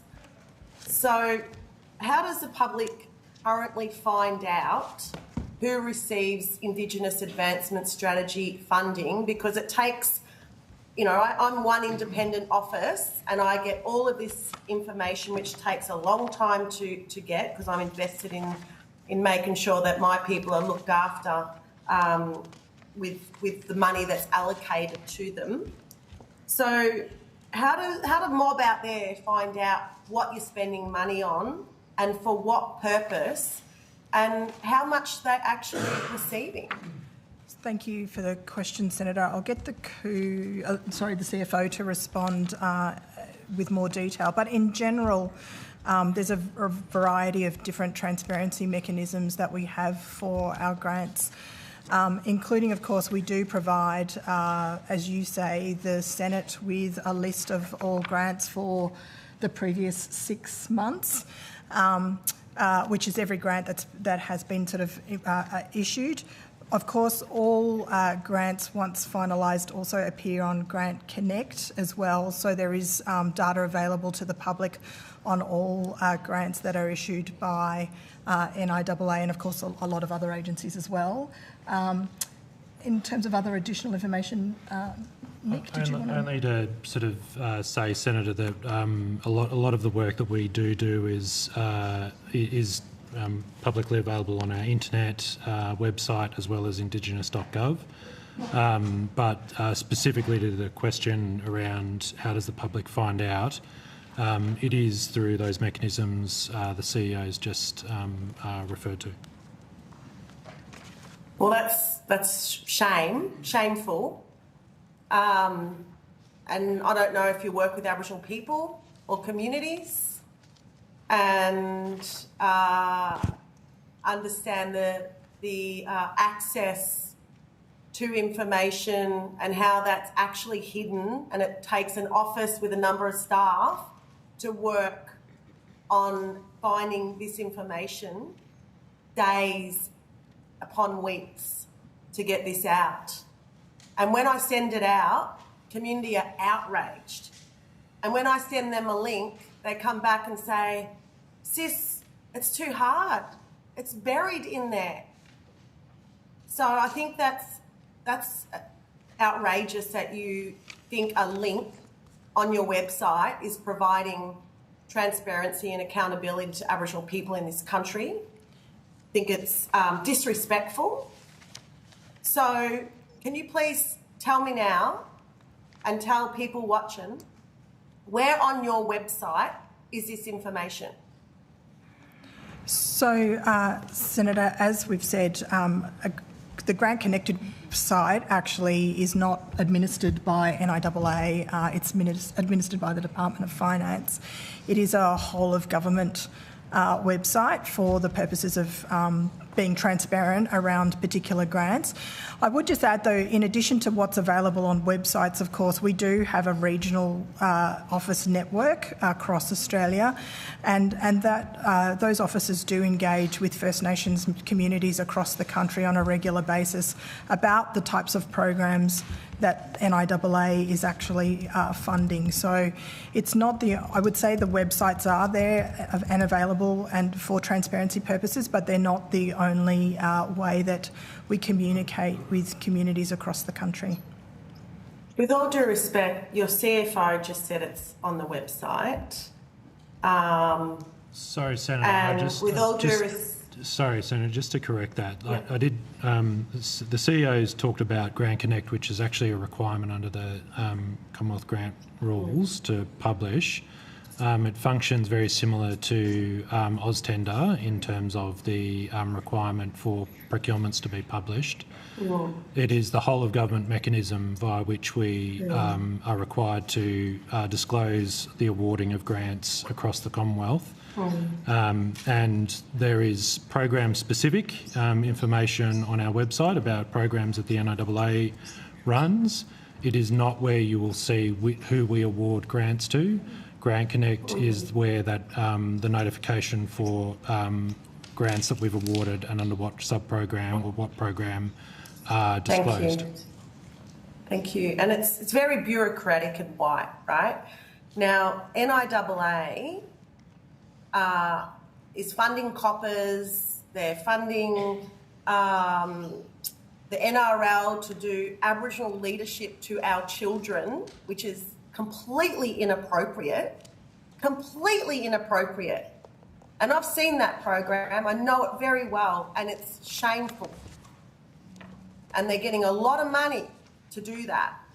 So what I'm hearing from community members out there, thousands of them, is how come we don't get this information? And it seems that it's buried in a bureaucratic process to make it really difficult for our people to access, right? So can I ask then, is it on the IAS, on your website, or can you provide a breakdown of the Indigenous Advancement Strategy money on your website to ensure that it is accessible to the people it's meant to serve? Is that a possibility? Senator, we do provide information on what the IAS is expended on through our annual reporting as well. The financial figures for each of our programs 1.1 through to 1.6 are available for the public to engage with in our annual reports. We also, as the CFO has stated, we will from time to time put out particular information on programs either on indigenous.gov.au and or the NIAA website. That notion of a list of activities more broadly, you would appreciate that the IAS has several programs which actually go through assessment processes each year where some of those providers will actually turn over and new grants are given. So that information actually changes on quite a frequent basis. But we do, to the extent possible, as I said, try and be as transparent as we possibly can, including through that provision of information to the Senate on that 6-monthly basis. Thank you. And look, I understand that you're trying and that there's a process through Senate estimates, but I'm talking about blackfellas on country, in community, that are saying, hey sis, we don't have any money for youth worker programs. And we saw a video of you asking about money going to the Northern Territory cops and the NRL and the AFL. What is that about, sis? So when you have a number of communities across this whole country asking about this, doesn't that kind of cancel what you just said? Like, are you able to, in your new role, provide more accountability and transparency to the people you're meant to be serving? I know you serve the Australian colonial government first and foremost, but for the Aboriginal people and Torres Strait Islander people out there, would you mind maybe reviewing your transparency and accountability and actually give breakdowns to the communities on what you're spending the money on?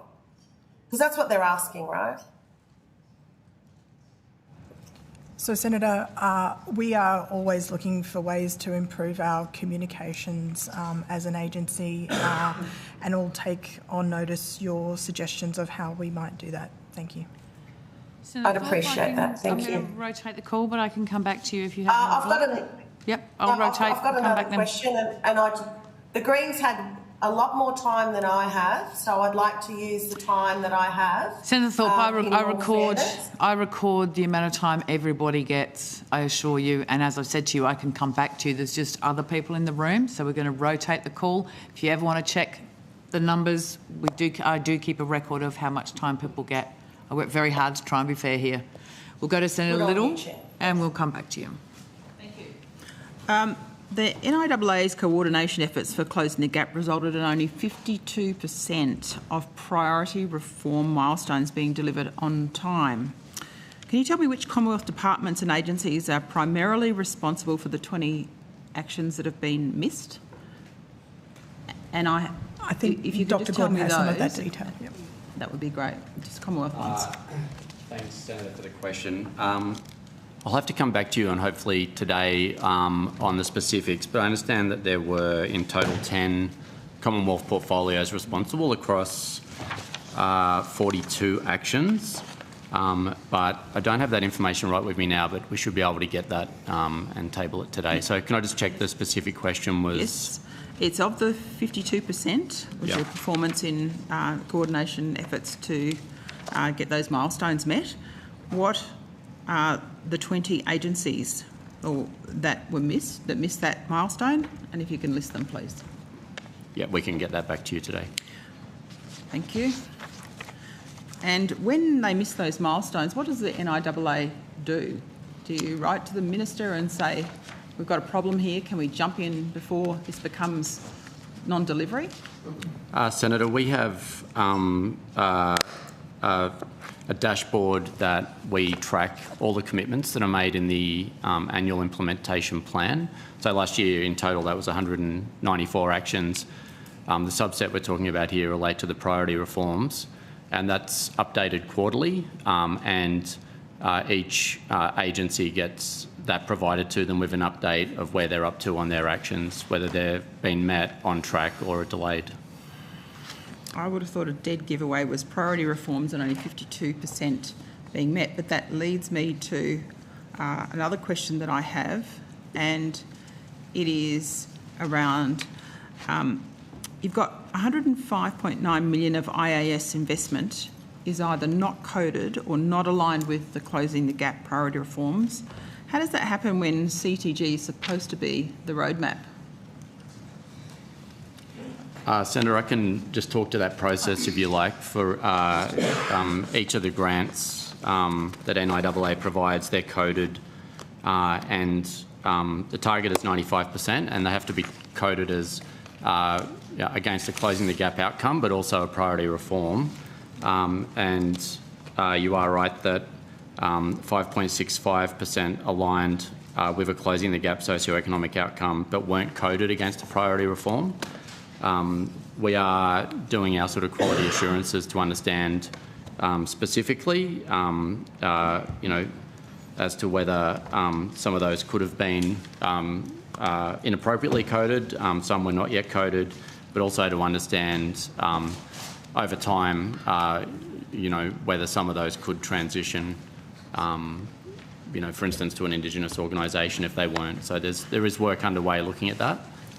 Well, given that the Productivity Commission and Australians are looking for accurate data on progress, and we've got a few issues in that area, what does it say about the reliability of information on which we're actually funding our priority reforms if you haven't got them properly coded against it? So, Senator, this is just, as Dr. Gordon said, it's in relation to the way that we have gone about assessing and measuring within the NIAA programs. I would say, and I think we reflected it too, both in our annual reporting and our new corporate plan, we are on a sort of maturity journey in terms of some of our performance measures. That the work that we've done over the last couple of years in trying to ensure that we capture whether our investments are aligned to closing the gap has been a relatively recent and only under the agreement effort. We will do further work, and that was indicated, I think, in our new corporate plan on refining those performance measures so that we are getting it right. Internally within the agencies, there's a considerable amount of work underway on improving our performance measures and performance reporting. So I think we understand that actually the public expects, and Aboriginal and Torres Strait Islander people expect, to know how all of our investments, particularly in the NIAA, are contributing to closing the gap, and that work is underway, as I said, in terms of improvements in our performance measures. On the previous question that you just had in relation to sort of broader governance, as Dr. Gordon said, we do the quarterly dashboard. That dashboard actually goes to our Secretaries Board, so the Commonwealth secretaries all meet on a monthly basis, and there is an opportunity on a quarterly basis to discuss closing the gap. We do also have formal arrangements under the agreement to track what's happening with Commonwealth implementation through the joint working group, which is indicated in our Closing the Gap annual reporting as well.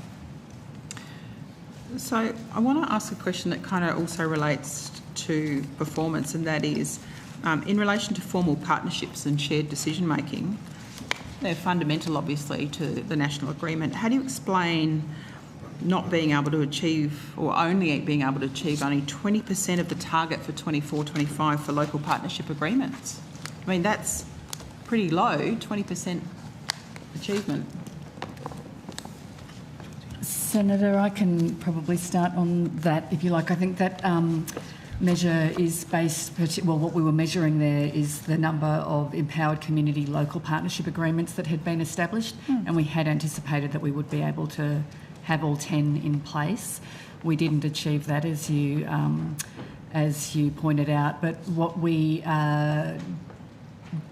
that has been a very rich process of working at that local level to determine what should be in those local partnership agreements, and it's taken more time than we anticipated, but has been quite a useful piece of work around shared decision making and understanding our sort of joint priorities. We've now we have 6 of those now signed. 3 are well progressed. There's still a little bit more work to do.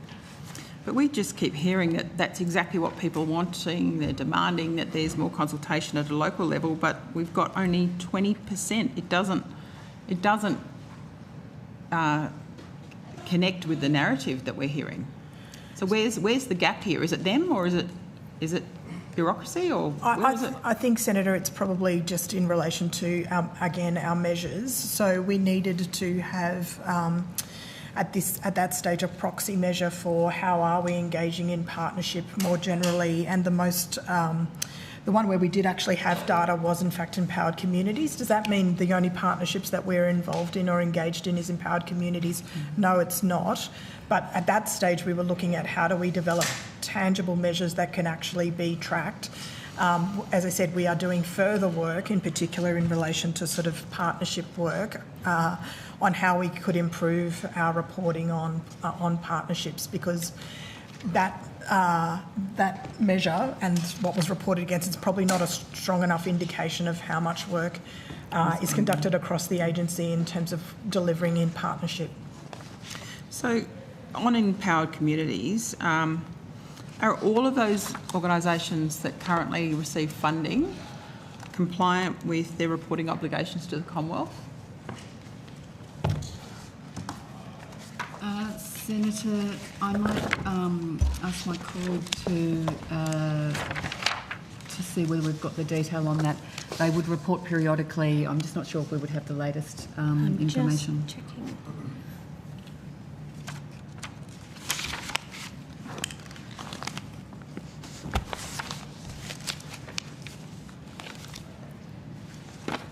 Selena Patrick, Group Manager, Country Culture and Connection Group. Sorry, Senator, I'm just double-checking that information for you. I'm not sure that we will have it on hand at the moment, but I can take to get that back to you as soon as possible. We would be able to get that for you quickly. Yeah. Thank you.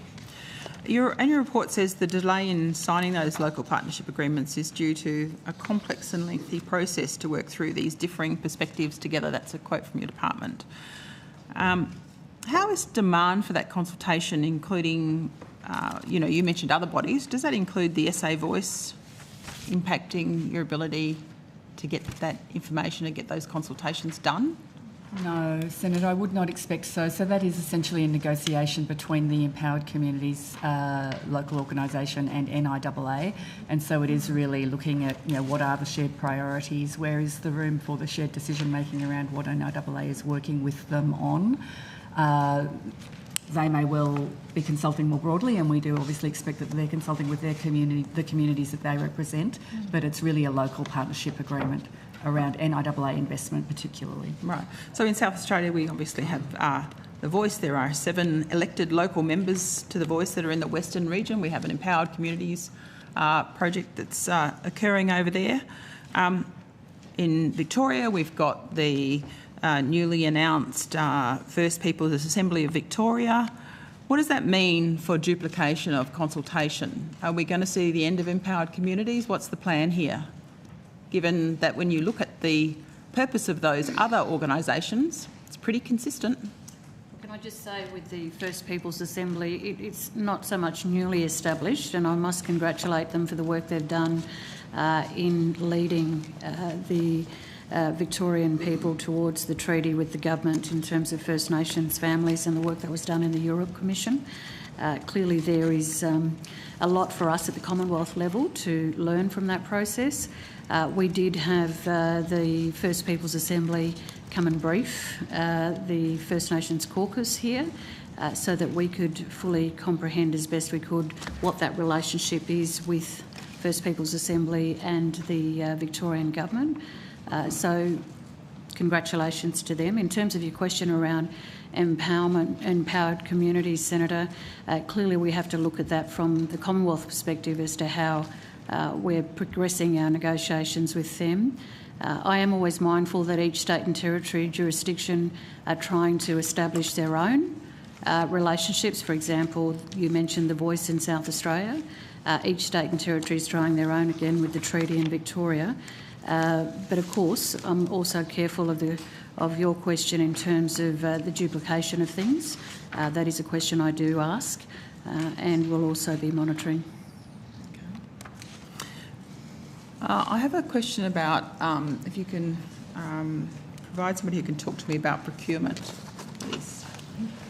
Senator, I wonder if we would rotate if you're going on to another topic, if that's okay. Can I answer the questions about procurement, considering they're already on their way to the... So I'm just saying, if you're changing the topic... Yep. You've had nearly 15. I just want to rotate the calls. Senator Thorpe's got more questions. They're coming to the table now. That's what I'm saying to you. It's fine. They can come on up to the table. I'm just going to rotate the call and I'll come back to you. Senator Thorpe, over to you.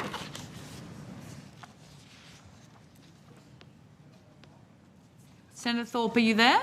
Oh, yeah. Lovely. I am here. My apologies.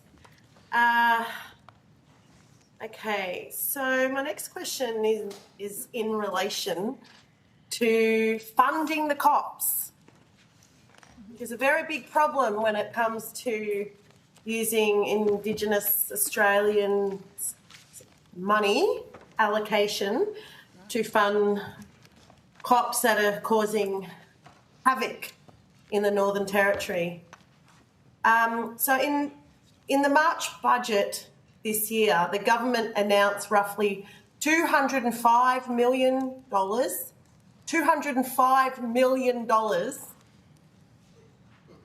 for the Northern Territory Police under the Northern Territory Remote Aboriginal Investment. Like it's honestly like black comedy. So how much of that allocation has been transferred to the NT Police directly or via the NT government? Thank you, Senator Thorpe. Bridget Ballinger, Group Manager Central. So look, community safety does remain a very core commitment for NIAA. I think the funding that you've outlined is over a number of years. Certainly it's not that per year. Last year, for instance, the funding was $30.5 million a year. I would say that funding gives us a seat at the table to actually work with police to improve services. A number of communities have written to us. Gee, that's an expensive seat. The police budget is around $608 million a year. It does allow us to have a partnership with police around doing things better, and I think that's a really important point I'd like to make today. Communities have been working with the NIAA and the NT government about having police in community. We do have a number of communities that don't have any police. And if you think that Aboriginal women in the NT experience the highest rates of domestic violence, we've had a number of communities talk to us about having more police in a community, or at least police there. It does give us a seat at the table to also improve services that they're doing. We don't have a current agreement with the Northern Territory Government on NT-RAY. Can you answer the question, please, Ms Ballinger? Would you mind answering the question that I asked? So for this year, there's no funding has been committed. We are in negotiation with the NT government at this point. So no allocation of money has been transferred either via the federal government or the NT government? For this financial year, that's correct. Of the $205 million? That's correct, Senator Thorpe. So what's the plan to hand over that money? Are you going to use justice reinvestment, which means taking money out of cops and prisons and putting it in community? Are you going to relocate that money to self-determine decision-making through community solutions? So, Senator Thorpe, what I would say is that we're in negotiation with the Northern Territory Government at this stage, and hopefully I can come back to the next estimates with a much clearer picture of how that funding will be allocated. So can you provide a detailed breakdown of what components of the funding are for policing operations, infrastructure or capital works, community safety programs, youth justice or diversion, and any other line items? Because we know that this money has been used for police dogs in the past. We know it's been used to build police stations. So are you able to provide that? Senator Thorpe, I can. Are you asking for this financial year? I'm just trying to be clear that I respond to that appropriately. So you're talking about the NT-RAY funding and over the next 6 years, how that will be allocated? Yes, and what's been allocated? Okay. That broader question I'll have to take on notice and respond to, but yeah, absolutely we can provide that. What I would say is that over time the investment has changed. Yeah. Thank you. Could you also provide a detailed breakdown of what components of this funding are for policing operations, so locking our people up, profiling our people, torturing our children, infrastructure or capital works, community safety programs, youth justice, Sorry, I've just repeated that question. What acquittal requirements were placed on the NT government regarding this funding for cops? So currently what our investment requires is that they have a number of police outside of Darwin, so in regional and remote centres, so 550 sworn police officers outside Greater Darwin. They also have to build their Aboriginal workforce, so 51 Aboriginal police liaison officers, so they report against that investment, and maintaining the 50 police facilities in remote. So that's their current milestones for the previous investment. As I said, we are in negotiation moving forward what that might look like in the future, and I'll be able to hopefully be back at the next estimates to actually talk about that. So the funding of police with black money has raised concerns on whether this funding will promote closing the gap or actually widen the gap by further criminalising our people.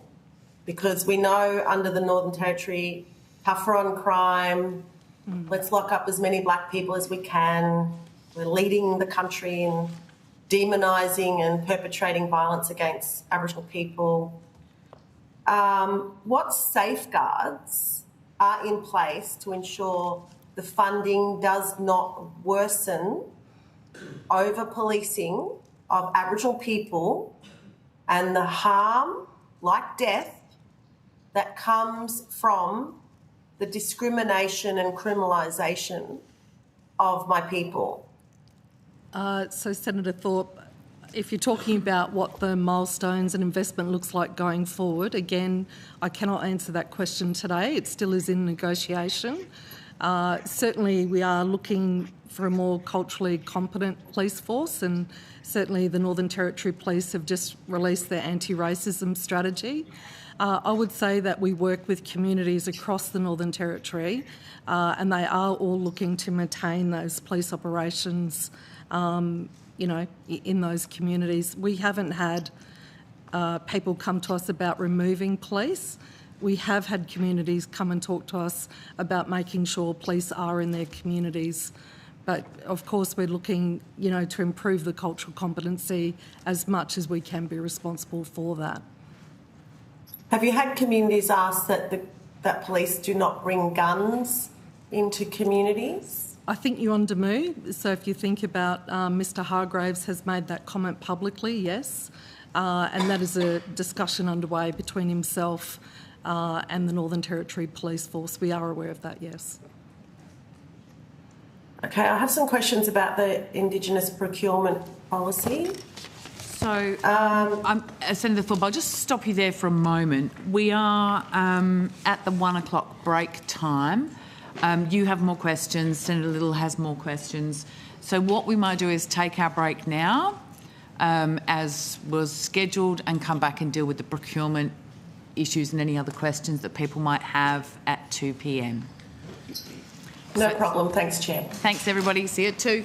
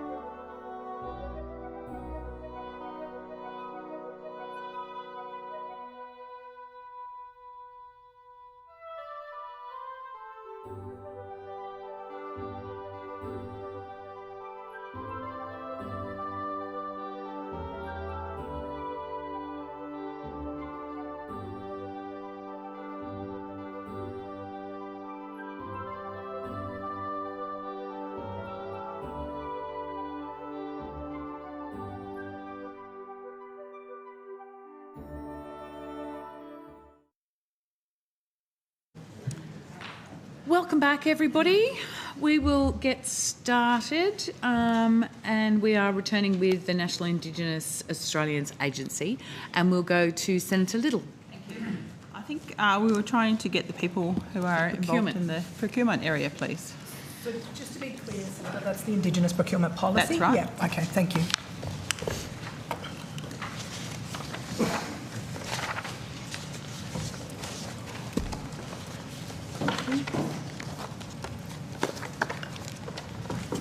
Thank you. Wait, sorry, can't quite see your sign. Thank you. Ms. Guthrie's, thank you. Thank you. I'd just like to understand a little bit about how the contracts are faring at the moment. Are you able to tell me, since the Albanese government was elected in 2022, what percentage of contracts under the IPP have been awarded to businesses in Canberra? Thank you for the question. In the ACT, rather? Thank you for the question, Senator. Shane Dexter, I'm the Branch Manager for Business and Economic Policy at the NIAA. I don't have the specific data around since the Albanese government was elected in 2022, but I could certainly take that on notice and provide it to you. I'd like to also understand, because it's such a small number of contracts that get a large proportion of the funding under the IPP, I'm interested in knowing the value of those contracts as well, please. That's something I could certainly take on notice. One thing I could say, Senator, is that with Australian government agencies primarily located, not exclusively, but primarily located in Canberra, then having that when they're purchasing goods and services, having a large proportion of those contracts based in Canberra would not be particularly unusual, but we can certainly take those stats on notice. Excuse me, Chair. I've just been informed that maybe the Senate mics are not working. Muted. Are they working now? I'm just getting that. Oh, great. Thank you. Yep, sorry. I thought you were going to tell some really bad news. Okay, thank you. And what percentage since 1 July 2022 of contracts have been given to businesses of between 50 and 51% Indigenous ownership? And what percentage of those were unidentified Indigenous ownership status? Yeah. Thank you for the question, Can you Senator. explain what identified Indigenous ownership status actually is? I can, yeah. Thank you, Senator. Again, in terms of the specific data since 2022, we can take that on notice. What I can say is there was some recent research published around the percentage of Indigenous ownership of businesses that are winning contracts under the IPP and how many are 50 or between 50 and 51 and how many are beyond. And it did note that there were some that the Indigenous percentage was not recorded.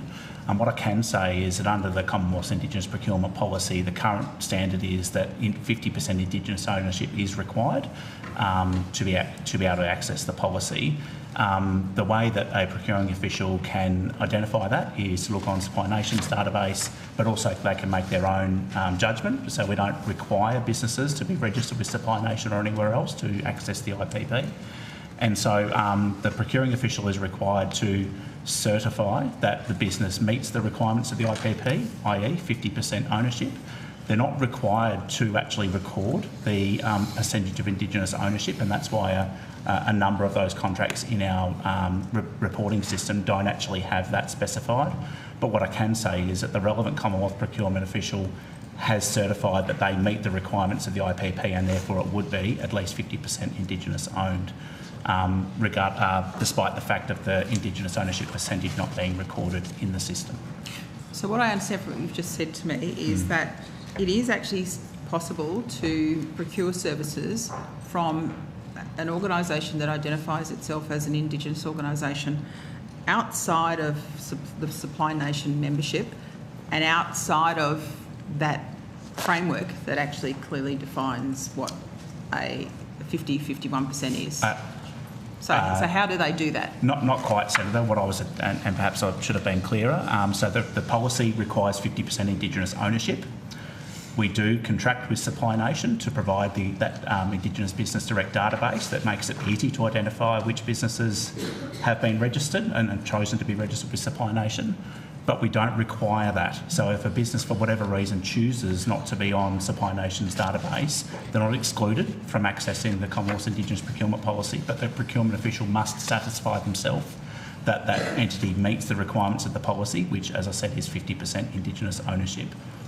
So I've raised this issue before about the difference between stat DEX and the tripartite step. So they can choose either one of those.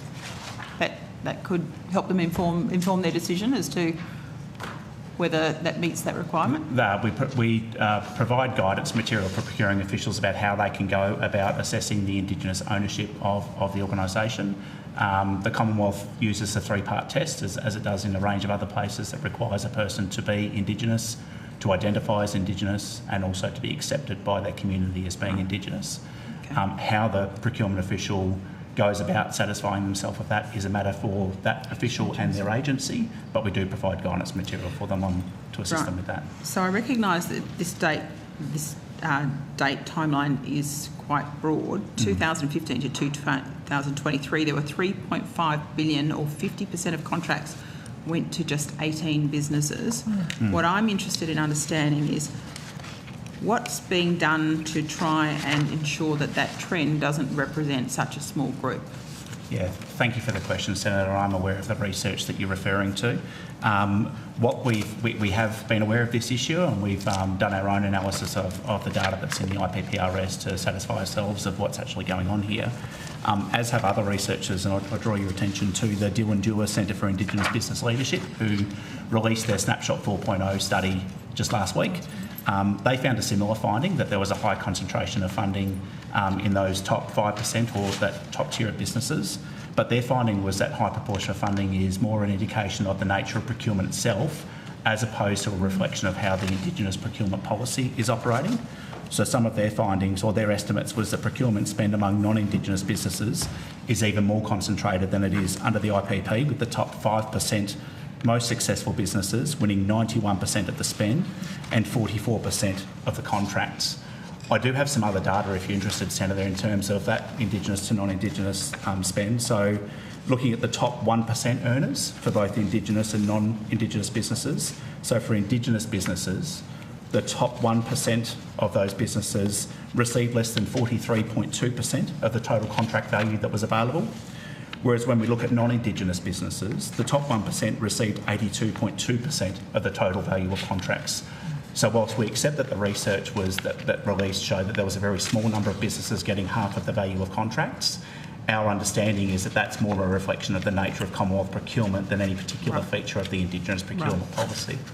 I'm interested in understanding how many contracts are awarded to Indigenous corporations that are in effect, in many cases, social enterprises, as opposed to people who are sole traders or private companies.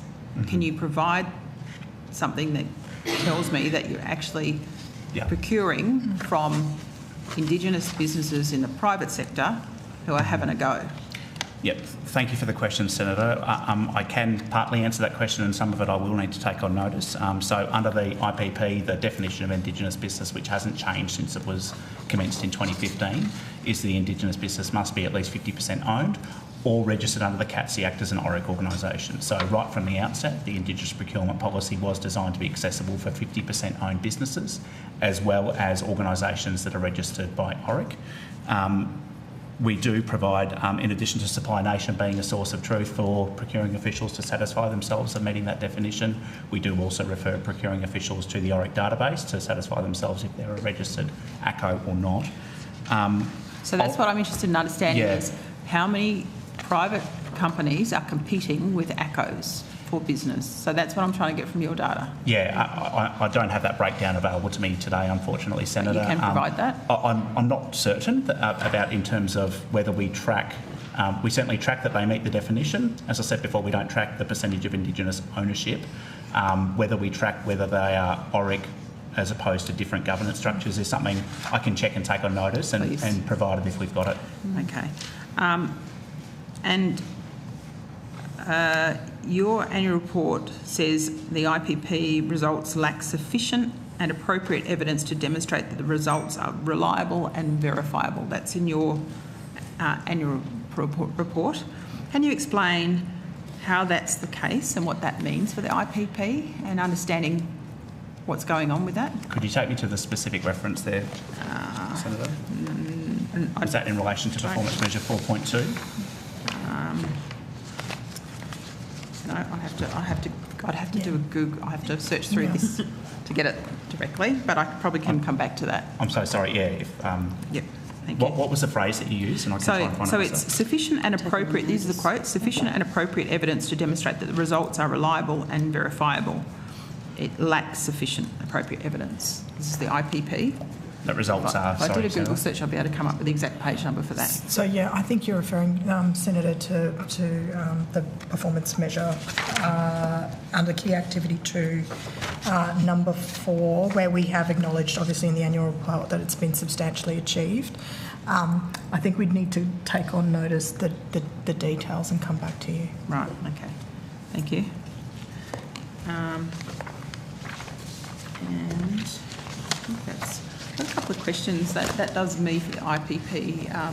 I've got. So if that's all right, Senator Little, because I do know that Senator Thorpe has procurement questions, that if we rotate and come back to you, is that okay? Yeah, that'd be great. Thank you. Great. Senator Thorpe. Thanks, Chair. I want to ask about the IPP, obviously, as well. Contracts are heavily skewed to business located in major cities, primarily Canberra, and to businesses in select industries.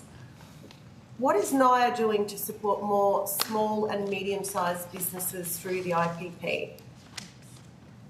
Yes, thank you for the question, Senator. It's Shane Dexter, Branch Manager, Business and Economic Policy. I've responded to a similar question from Senator Little just before in terms of that there was some recent research that showed a large percentage of the contracts under the IPP are going to Canberra-based businesses. We do know that as APS agencies are generally based in Canberra, that when they're procuring their goods and services, it's not surprising that a lot of those businesses would be based in Canberra. In terms of the types of industries that and which industries those contracts are going to, again, the IPP doesn't direct what type of purchasing of goods and services that Commonwealth agencies do, but it does ask them to, when they are doing that procuring, that they direct a certain percentage of those to Indigenous businesses. I know that's not very helpful for your question, but it is the context of how the IPP operates. What that tells me is it's not what you know, it's who you know in the Canberra bubble. But anyway, given this 3-part test is a massive problem in terms of Aboriginal being a blackfella in this country, you can be a stat debt blackfella. You can, your little toe. You might have found out your little toe might be a little bit black, and you're claiming businesses. You're claiming scholarships. It's a massive industry that non-Aboriginal people are rorting. Which ultimately takes away from our communities that should have the utmost, fullest extent of this money. Has NIA considered a review of this test, given the native title process is completely different to justify our blackness under native title? We have to prove our direct line to our apical ancestors.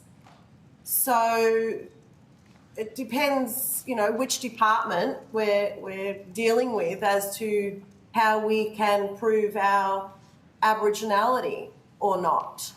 So I question the 3-part test, and I know that I think Karma come up with that, Tom Karma.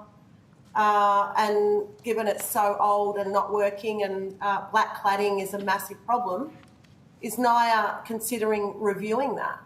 So, Senator, the NIAA has done a review of the Indigenous procurement policy to look at sort of all facets, but in particular to look at the issue of black cladding. the report, obviously, of that review has now been released. I think at previous estimates we kind of traversed the issue around, should you be able to identify through a stat deck or other ways. I mean, one of the reasons, as we indicated previously, that an individual may want to utilise a statutory declaration as opposed to something else was, in fact, for example, for the first limb of the test being of Aboriginal and Torres Strait Islander descent. Of course, for stolen generations, we have heard the unavailability or lack of availability of birth certificates at times would make it challenging for people to obviously prove their Aboriginality. But that doesn't mean that they obviously, don't have connections to their heritage. So I think the issue of black cladding in particular, we are looking to address that through our response to the review. There is a working group that I'm happy for Mr Dexter to go into in more detail, but that working group involves a range of other agencies as well that is looking specifically at the issue of black cladding. So as you say, we avoid a circumstance where perhaps businesses or organisations who are not of 50% owned are actually taking advantage of the scheme. I might just turn over to Mr Dexter just to go through the working group. Yeah, no, thank you. If it could be brief so that you're not eating up all my time. I know that's a tactic in estimates, so just want to flag that.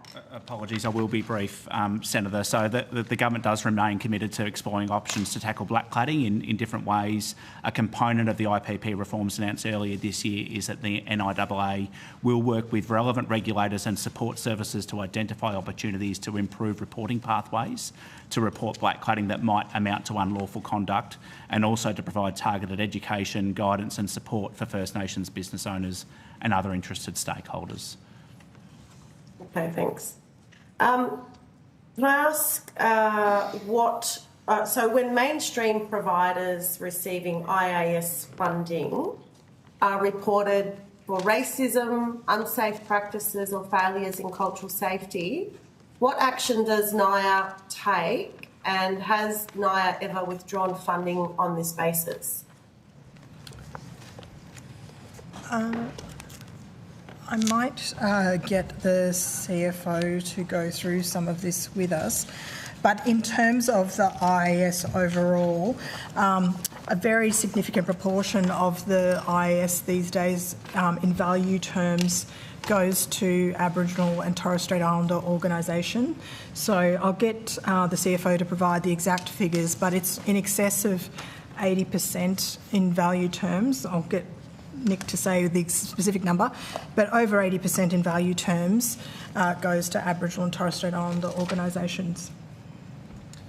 Thank you, Senator. So it's 80.5% of the value of the IAS excluding NAIDOC that goes to Indigenous organisations, or activities, sorry. I think that to go to your question, there's performance assessments done throughout the course of any agreement where there is a requirement under that contract for specific items that you've mentioned. That forms part of the performance management of that contract, and once we and then an assessment of the performance of that activity is undertaken. And it varies from contract to contract, but is usually an annual basis at least. And that assessment of that performance should be used to identify areas where there are areas that need to improve. So when you exclude NAIDOC, why is NAIDOC excluded? Only because it skews our stats, because it's a very high number of activities but low value. So the total value is about $3 million, but it's about 500 activities or 500 individual grants. as opposed to about 2,500 grants that aren't in, that is everything but NAIDOC. Okay, thanks. I just have a question on the TKKZ.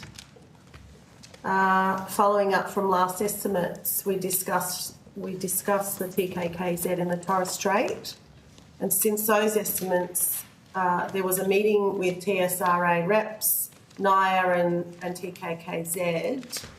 Now, TKKZ have provided NIA with their regional plan, evidence of community mandate and the TSRA support. What commitments, if any, did NIA make at this meeting about progressing the proposal? What further information does NIA require in order to make a decision on a formal partnership, and when will that decision be communicated to the TKKZ? Thank you, Senator, for the question. And I would note that we have received additional correspondence from Bishop Nona and TKKZ today, and I believe you were copied in on that correspondence as well. What that correspondence didn't say, however, was that, there, as you say, the NIAA has met with TKKZ, with the TSRA on the 24th of October. Mr Jamble, who is at the table, can provide details of that meeting and what next steps were agreed. Thank you for the question, Senator. Amit Jamble, Acting Group Manager for Eastern. So yes, we did meet between TKKZ, TSRA and NIA in Cairns on the 24th of October. The Registrar of ORIC also attended that meeting, which was great. We did talk about governance training, some capability and capability building grants, economic development opportunities, and also the Bardu consultation. So the key activity and key takeaway from that was that TSRA was working with TKKZ on a date for that Bardu consultation, which we're all very excited about attending. We also talked about governance. That was a key one there, and our request to TKKZ was to understand their governance arrangement and the proposition to understand what funding is being sought from the Commonwealth prior to a formal partnership being considered. But we are focusing on the consultation on Bardu. TSRA is running point on this one, and we're supporting TSRA in this activity as well. So what does NIA need before making a decision about the formal partnership?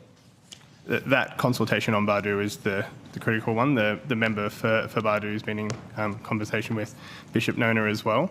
But when we have that, we can add together the three pieces of information we've got, as you mentioned before, and start working together on that next step. So, given previous commitments made by NIA to fund and support a meeting in Bardu, will NIA now provide written confirmation of its financial and logistical support for the two-day community meeting, including funding travel, accommodation, catering, and who from NIA will be in attendance? I'll have to take that bigger question on notice because I haven't made that decision and it hasn't been put to me yet. But we'll be hoping that the Group Manager for Eastern Group, which looks after Queensland, New South Wales and the ACT, will be there, as well as the Regional Manager for North Queensland. Okay. Just a couple more questions. I'm done on the TKKZ, so thank you for that. Does NIA require any independent cultural safety audits for large non-Indigenous organisations receiving multi-million-dollar IAS grants? And who conducts these audits or assessments?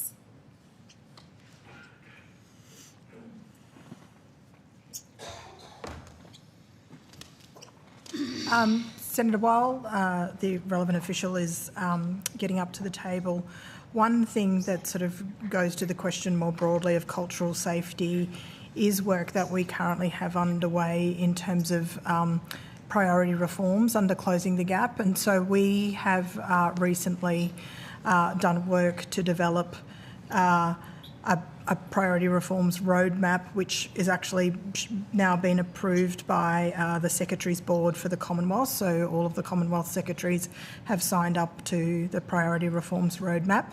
As you know, the priority reforms also include Priority Reform 3, which is about transforming government.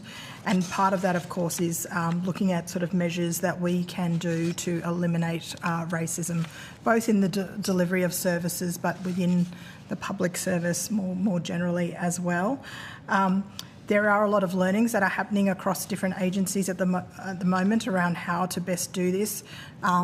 We have recently had the National Disability Agency share with us a cultural safety audit that they have conducted, and I think that's informing a lot of different agencies across the Commonwealth about how we might do better at that. But just in terms of specifically at the moment, we don't have specifically anything within our grants system that would do that. But as I said, I think we are looking for what other agencies are doing that we might learn from, that we could apply in our processes as well. Yeah, that would be great, because we don't want to give money to racist white organisations that are causing harm and getting benefits as a result. So my final question... Oh, yep, okay. No, I was just going to say we need to rotate, but if you've just got one, please go ahead. Thank you. My final question is IAS, when organisations receiving IAS funding are reported... Oh, sorry, I've asked that one. No, all good. My questions are done. Thank you. Thanks for your time. We'll go to Senator Roberts. Thank you, Chair, and thank you for appearing again. I've got two brief questions. It's my understanding that the Coonamble Aboriginal Health Service, a charity that's given $10 million by the Commonwealth, recently spent $400,000 on an overseas trip for the CEO and board members to India, New Zealand, Canada and Las Vegas in the US. Could this money have been better spent on direct health services? Through the Chair, Senator, that may be best for Wednesday when we have the Health Department here. I understand that would come under the Department of Health, is that correct? No, it's not health, it's just... For you said Coonamble Health? Yes, but I want to know what they spend it on, because it could have been better spent on health, I agree. But it sits within the Health Department, Senator Roberts, and therefore the health officials will be better able to answer the question.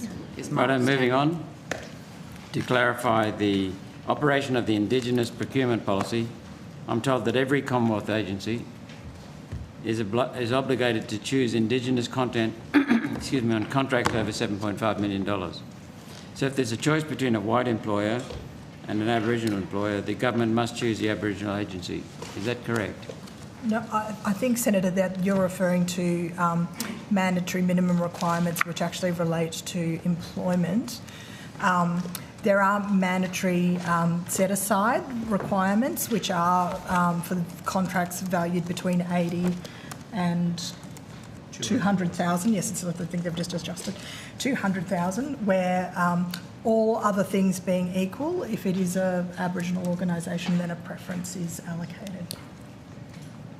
Are you talking about employment or expenditure? No, so I think the figure you were referring to, Senator, was the 7.5, which refers to the mandatory minimum mandatory requirements. So for contracts over $7.5 million, there's an employment target. That's right. Shane Dexter, Branch Manager, Business and Economic Policy, Senator. So the $7.5 million threshold is one part of the IPP. It's the mandatory minimum Indigenous participation requirements. It does not require Commonwealth agencies to grant those contracts to Indigenous businesses. That's not a feature of the IPP. So if the contract is granted, then they must hire... What it does require is for there to be mandatory minimum Indigenous participation targets as part of that contract. And that's for contracts delivered wholly in Australia, valued at $7.5 million or more in 19 industry categories. So that's been one of the three parts of the IPP since 2015. Thank you. So, Minister, what's the the basis for the government engaging in race-based preferencing? Well, I reject outright your assertion there, Senator. I have called on all senators, actually, and members of Parliament to join me in trying to close the gap in terms of the targets that we're trying to achieve, and those targets are specifically aimed at trying to improve Indigenous employment and Indigenous businesses, and we make no apologies for that. So, all things being equal, an Aboriginal will be preferred based on race to a non-Aboriginal? No, that's not correct, Senator. I'm exploring. I'm trying to understand. Yeah, I'm trying to be helpful in clarifying that that's not a requirement of the policy. In selecting those contracts, Commonwealth procurement officials are always required to demonstrate value for money for the contract, whether there's MMRs applied to the contract or not. But then there will be hiring criteria that are favourable to Aboriginals if the company gets the contract. Is that correct? How the supplier meets those targets is entirely a matter for the company. They can do it through subcontracting arrangements, or they can do it through employment arrangements, or they can do it through a combination of both. Okay. Thank you very much. Thank you, Senator. Okay. Senator Little. Thank you. I just want to ask your view on this. My office has been contacted by a number of Aboriginal community-controlled organisations who have actually said to me directly that they believe they are no longer favoured by NIAA or the Albanese government because they took a neutral position on voice. I'm interested in what you say to that, because in previous evidence we've heard that organisations such as the Coalition of Peaks are more actively involved in providing advice on who should be on committees and boards. You can tell me whether that reach extends to who should be awarded grants and contracts, and whether, in fact, there's any justification for people actually presenting that that's how they're feeling or that's what they believe. It's quite disturbing to hear that, and I'm just wondering what your response would be to that. Senator, I could just go back to what I had indicated before, just in relation to how many contracts under the IAS go to Aboriginal and Torres Strait Islander organisations. And as I said, it is in excess of 80, I think it was 80.5, as Nick said. 80.5% of our contracts go to Aboriginal and Torres Strait Islander organisations. I honestly can't speak to the question of, organisations' perceptions of, whether we make decisions on the basis of an affiliation on The Voice or not. We have grant opportunity guidelines that go out. If we have new grants, they would have grant opportunity guidelines, and the criteria for those would be very clear.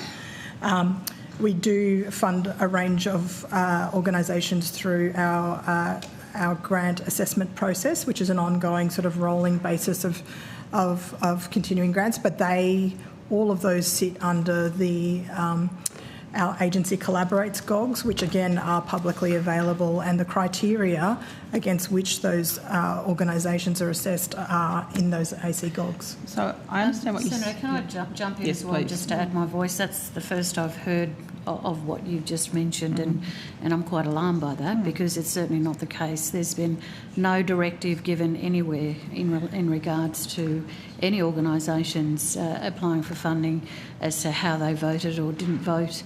I think that's certainly, I would reassure people who are listening and people that have spoken to you, that is definitely not the case. And, it's really important that the correct information is put out there. Well, thank you for clarifying that. I guess in terms of the reach of organisations into providing advice to government on its decision-making process, that's the bit that concerns me more, in terms of people forming a view that there are other groups that are actually providing advice to government that might, feel differently to a purely... So you mean in terms of the Coalition of the Peaks? Or, well, that's what I put in my question. Yeah, organisations like that. No, well, definitely, please, if I can reassure you and those that you speak to, that is definitely not the case in terms of any kind of preferential treatment allegations. That is not the case. Yeah. Okay, well, that's certainly the feedback that I've got. I'd like to ask a question now about housing, if you can assist me with that one.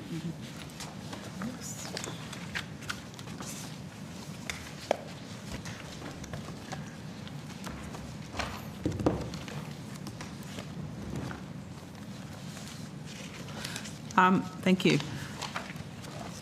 Ms Jenkins. I'm interested in the budget for the NT Remote Housing Program. Can you provide advice on that? I'm interested in for each of the 10 years of the $4 billion program. So overall, Senator, it was, yes, $4 billion over the 10 years. $2 billion from the Commonwealth and $2 billion from the Northern Territory Government. The commitment obviously is to build up to 2,700 homes over the course of that 10-year period. I can report on the first 12 months of that, we have had 222 homes created, but on the specific figures around the budget, for each of the years, I'll turn to my colleague, Ms Pearson. Is that 222, is that new homes or is that upgrades to homes? Senator Smon Person, Branch Manager of Housing and Infrastructure. So that's 222 new homes, Senator. Okay. Some of these questions you could just probably take on notice to move through. I'll move through them quickly, and if you can take them on notice, that's fine. But I'm interested in some communities I visited, it looks like we are replacing homes that are so derelict that they need to be bulldozed and replaced. What's the net gain in housing build construction in those, so that there are more bedrooms available and more places for people to sleep? So over the 10-year period, there will be a combination of homes that are deemed as beyond economic repair that will need to be replaced because it's more efficient than undertaking the repairs that are required. But the net gain that we're seeking to achieve over the 10-year period, Senator, is to halve overcrowding. Right, halve overcrowding. Okay. And that takes to account the increased fertility rate in Aboriginal families as well, which is much better than other Senator, Australians. At the start, or when we designed the policy, the NT government used a number of data sets to predict what would be required over the 10-year period, and that was one of the elements that were taken into consideration. Right, okay. But you'll certainly keep an eye on how that's tracking given the birth rate. Okay. So under the remote housing program, how many new remote houses have been completed since 2022? Is that 222 number that you gave me? Or is that since when? The figures I might have to come back to you, Senator, for the 2022. But in the 2023-24 period, under the one-year agreement, we delivered 206 homes, which was above target. And to date, in the first year of the 10-year agreement, we have delivered 222 homes, and that's data that's been provided to us by the NT government, so that is yet to be verified by the NRAA. Right, okay. So if you can provide me with those forward targets for those new builds for that period of the decade of funding. So, Senator, with the forward period, it's a joint approach with our partners. So those figures are decided on an annual basis through an annual work plan. Right. So we won't have a forward target for each single year, Senator. Can you give me a breakdown of the new builds versus upgrades when you've done refurbishment as well? I can take that on notice, yes. You'll provide that on notice? Yes. And if you can do that breakdown by community in the Northern Territory, that would be helpful as well. And include in that the nature of the upgrades, whether you put additional bedrooms attached to existing dwellings or you've simply upgraded or made bigger the internal of the home. So, Senator, I can confirm under these agreements we are not doing extensions. We are building new homes.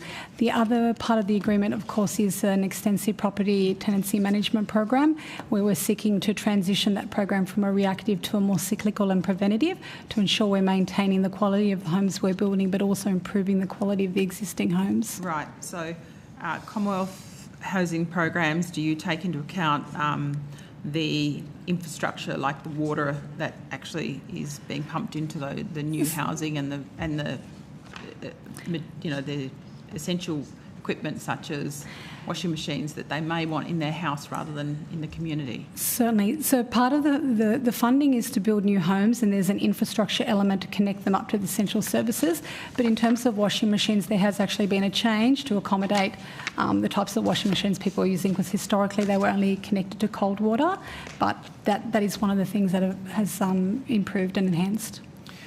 So if you look at a community like Mutijulu, right, there's more and more people coming in all the time. The infrastructure that actually supports the existing housing stock that's there is very old, and it's only for the number that was originally. We can build more homes, but what's being done to actually provide the infrastructure to make sure that people can effectively live in those homes? Thank you for your question, Senator. So that actually sits with Parks Australia.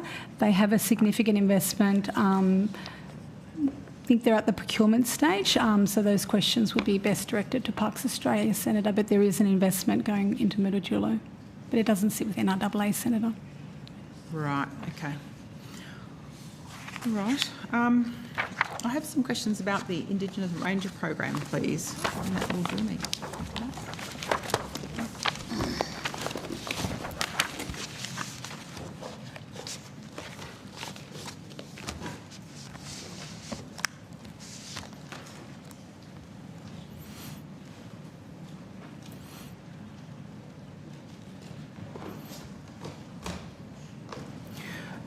So I'm interested to understand as we know, the Indigenous Ranger program began as a program that started under the Coalition. But I'm interested to understand, we've been hearing announcements about its expansion. Is it actually a land management environment program delivered by NIAA, or is it an Aboriginal employment program delivered under NIAA? What's it moving towards? What's happening to it? So, Senator, it's a fairly holistic program that does provide employment, but it also enables rangers to manage their country according to their traditional owner objectives. So it's quite holistic. It achieves a range of objectives: cultural, employment, tourism in some cases, environment, language. It's got quite a broad remit. I know that's the outcomes you're hoping to achieve, but what's its actual purpose in the program itself? Is it an Aboriginal employment program? Or was it a land management program? It's essentially a program with the objective of employing Indigenous rangers to manage their country in accordance with traditional owner objectives and combined with Western science. I'm interested in understanding how you actually came to select which communities those range programs were in, because previously Indigenous protected areas, which are areas of high ecological value, particularly higher ecological value, have been favoured. What are we looking at now? Is it just people put their hands up and say we want a project, or are we actually focusing on those areas with a higher ecological value? So there have been 2 rounds to deliver the expansion, and the objectives in the grant guidelines for each round varied slightly. So in the first round, overall the program has had an objective to move towards gender parity, so a focus on employing more women rangers. Round 1 did have a particular focus on new ranger groups in underrepresented areas and prioritised ranger groups on IPAs that didn't already have a ranger group. And then round 2 maintained the gender, moving towards gender equity objective. It was a nationally competitive round that didn't have that same focus on new groups in underserved areas, but it continued the focus on IPAs as well. So when you provide funding to someone, what about funding for the tools that are necessary for people to do the work? They might need a vehicle, they might need sort of quad bikes, they might need all sorts of different things. Yes. PPE, for instance. What's the proportion of breakdown of funding for tools and equipment to do that work as opposed to just for the employment part of that work? Yes, I'll pass to my colleague to answer that in more detail. But yes, the program does account for the kind of assets and equipment and additional materials needed. But thank you, Senator. Lara Wood-Gladwin, Branch Manager of Environment Branch. Our grant opportunity guidelines for both Round 1 and Round 2 of the expansion set out the things that people are eligible to apply for in their budgets, and there's a specific budget attachment. We're looking at the cost of the wages and salary for the rangers. There's also admin to operate the operational costs, an office manager, sometimes rent. And then there's assets which can include IT equipment, drones in these days, boats and cars. And all of those line items are broken down, and we have some stipulations about what's in and what's out, which are covered in the guidelines. I don't have the stipulations in front of me, but we do try to ensure that people can function and have the necessary equipment. It's not just focused on the wages. So I'm interested in the concept of full-time work. We've got, in some places there is a wet season, or there's the desert where people try not to go out on country too often because it's too damn hot. We have areas in the Western Desert where there are business, where there are no-go zones during certain parts of the year. How do you treat those? How do you respond to those areas where, quite simply, it's very difficult for people to be working full-time? It's difficult to give an answer specifically, but the design of the program is to be incredibly flexible and to take that into account. We ask each ranger group across the country to submit an annual activity plan each year. They work with traditional owners and community to put that program together. They can amend it every year, and they can put those kinds of ebbs and flows in it. We don't expect 5 full-time positions to be filled by 5 full-time people for 52 weeks of the year. We take a very flexible approach, and most of our groups have a broad range of full-time, part-time and casual workforces that fluctuate. We get reports in from most organisations every 6 months, and you can see that fluctuation often, although our reporting is not sophisticated enough to sort of break it down by regions of the sorts of questions you're asking for, but we try to be very flexible. So are you able to give me a breakdown of the casual, full-time and part-time arrangements applied for in those contracts for those areas that have existing contracts? So in their applications, they apply for full-time equivalent, and we fund full-time equivalent in their annual plans, and the way they structure their workforce, they have flexibility, but we could only track from a funding point of view, the specific numbers of 5 full-time equivalent, but that might be filled with 8 people. We get employment numbers, and I'll have to take on notice how much we can break down the full-time, part-time and casual. So who's actually applying for these projects and making the decisions about whether somebody is full-time, casual, you've gone away for a while, you're not here? Who's making decisions in those projects that are awarded the full-time equivalent funding? In terms of who's checking that it's being adequately managed? Yeah. So they submit their annual project plan and budget at the beginning of each program year, and then their performance reports that are submitted need to track against that so that we can see that they are managing that appropriately. So is there any part of that program that also involves helping people to transition? And I'll give you an example. If you were in the APY lands or around Docker River and you're on a ranger project and you've been doing this a little while, who's there to help you transition to become a gardener at Yalara or do that work in a community, just to help you move from this to something else?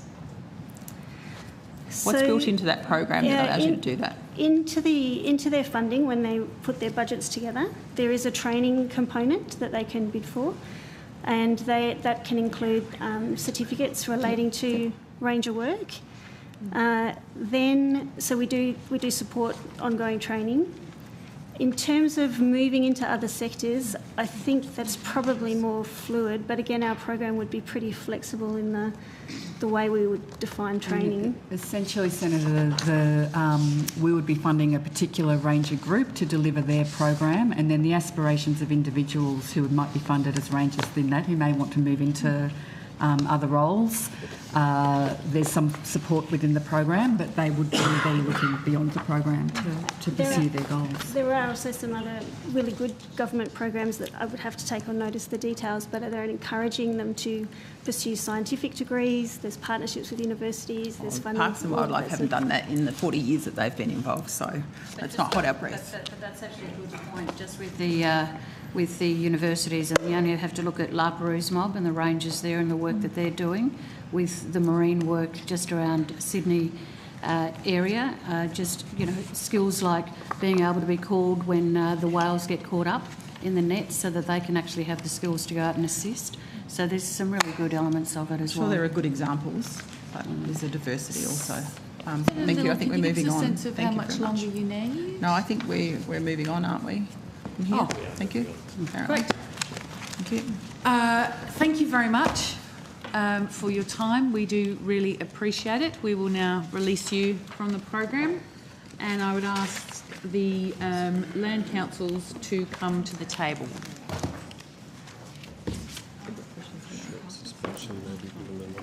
We might just suspend for a few moments to allow the room to change over.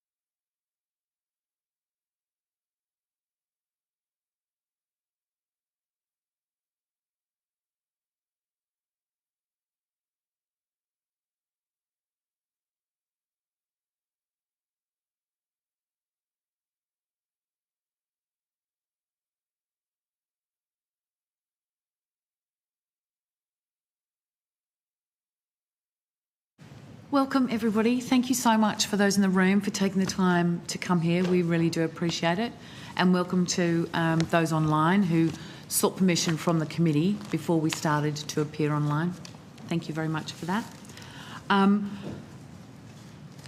not sure that my list tallies with everyone who's in the room, so I wonder if we would, starting in the room, just have everybody tell us who they are and the capacity in which they're appearing today.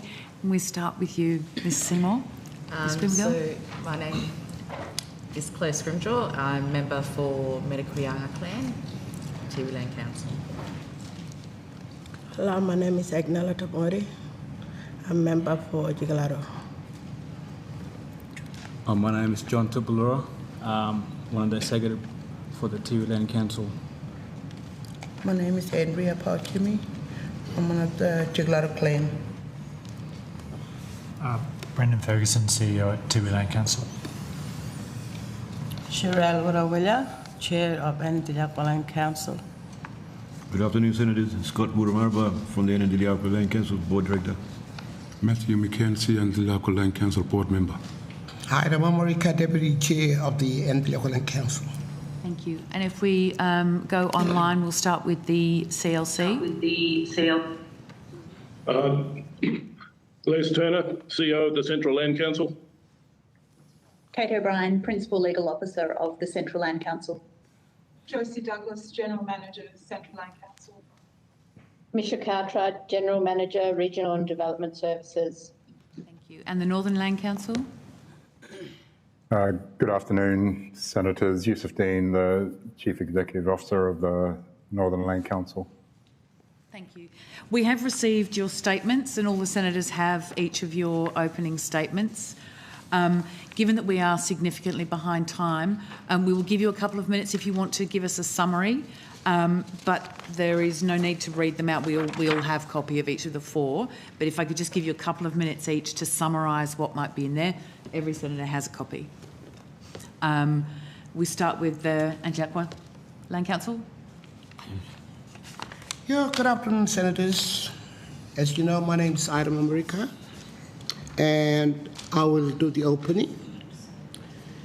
Yani yeri topa hirarikom na yang kuranga kana nanawan aknempri kanwa wala nungurla wangala enen kenpra keprangani ka ikem reta ngakurwa atu papa yan Anandilakwa Land Council akorikin to the yakwa. Thank you very much. Thank you. And the Tiwi Land Council?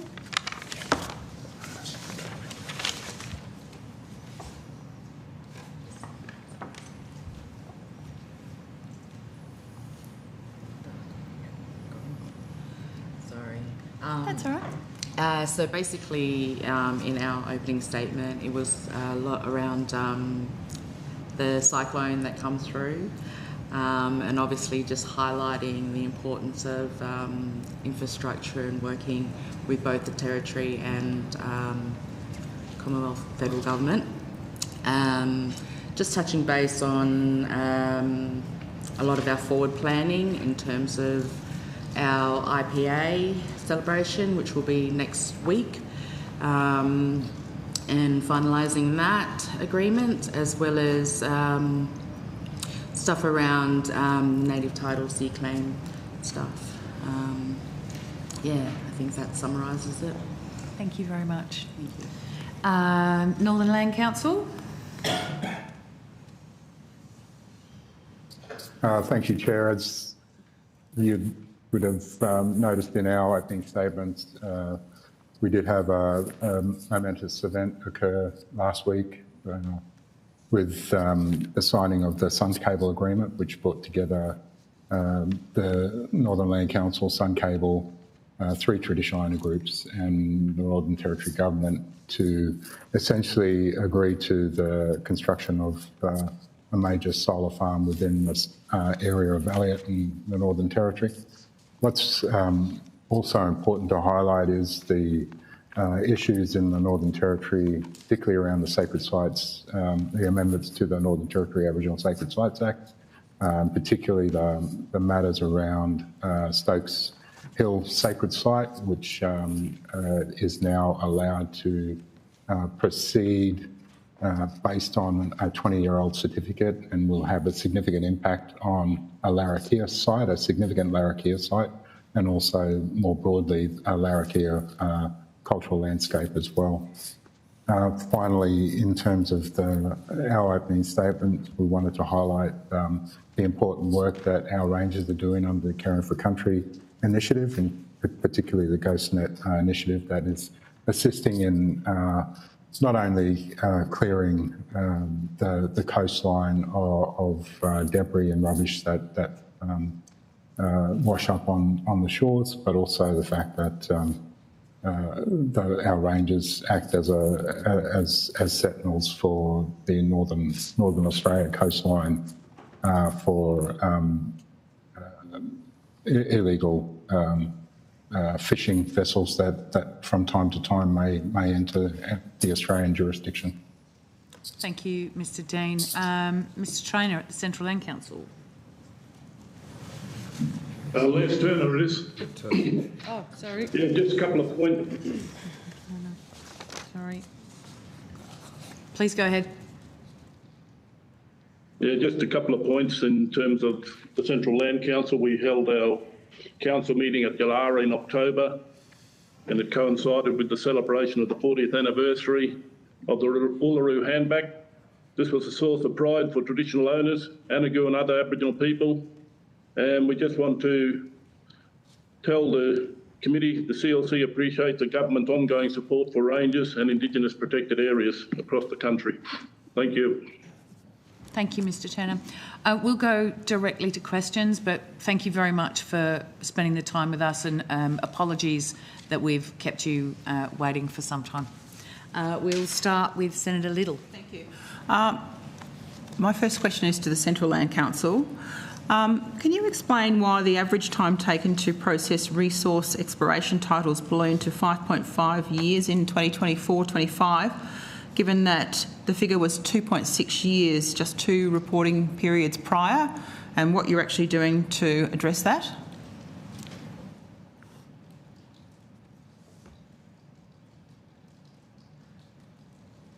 Sorry, I was on mute. Thanks for your question, Senator. We'll check that and take that one on notice. Okay, that would be helpful, thank you.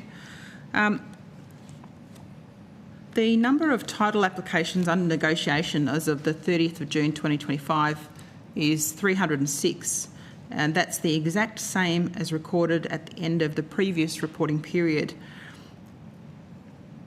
How do you, can you explain making zero progress in that full financial year, or is that is that an anomaly, a typing anomaly?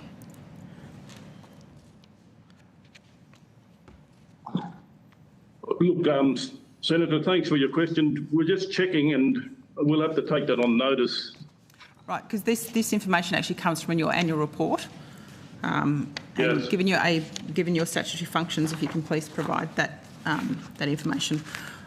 That's all for me from the CLC. In the interest of time, I'll put the rest on notice. Thank you. And just move to the Northern Land Council. Thank you.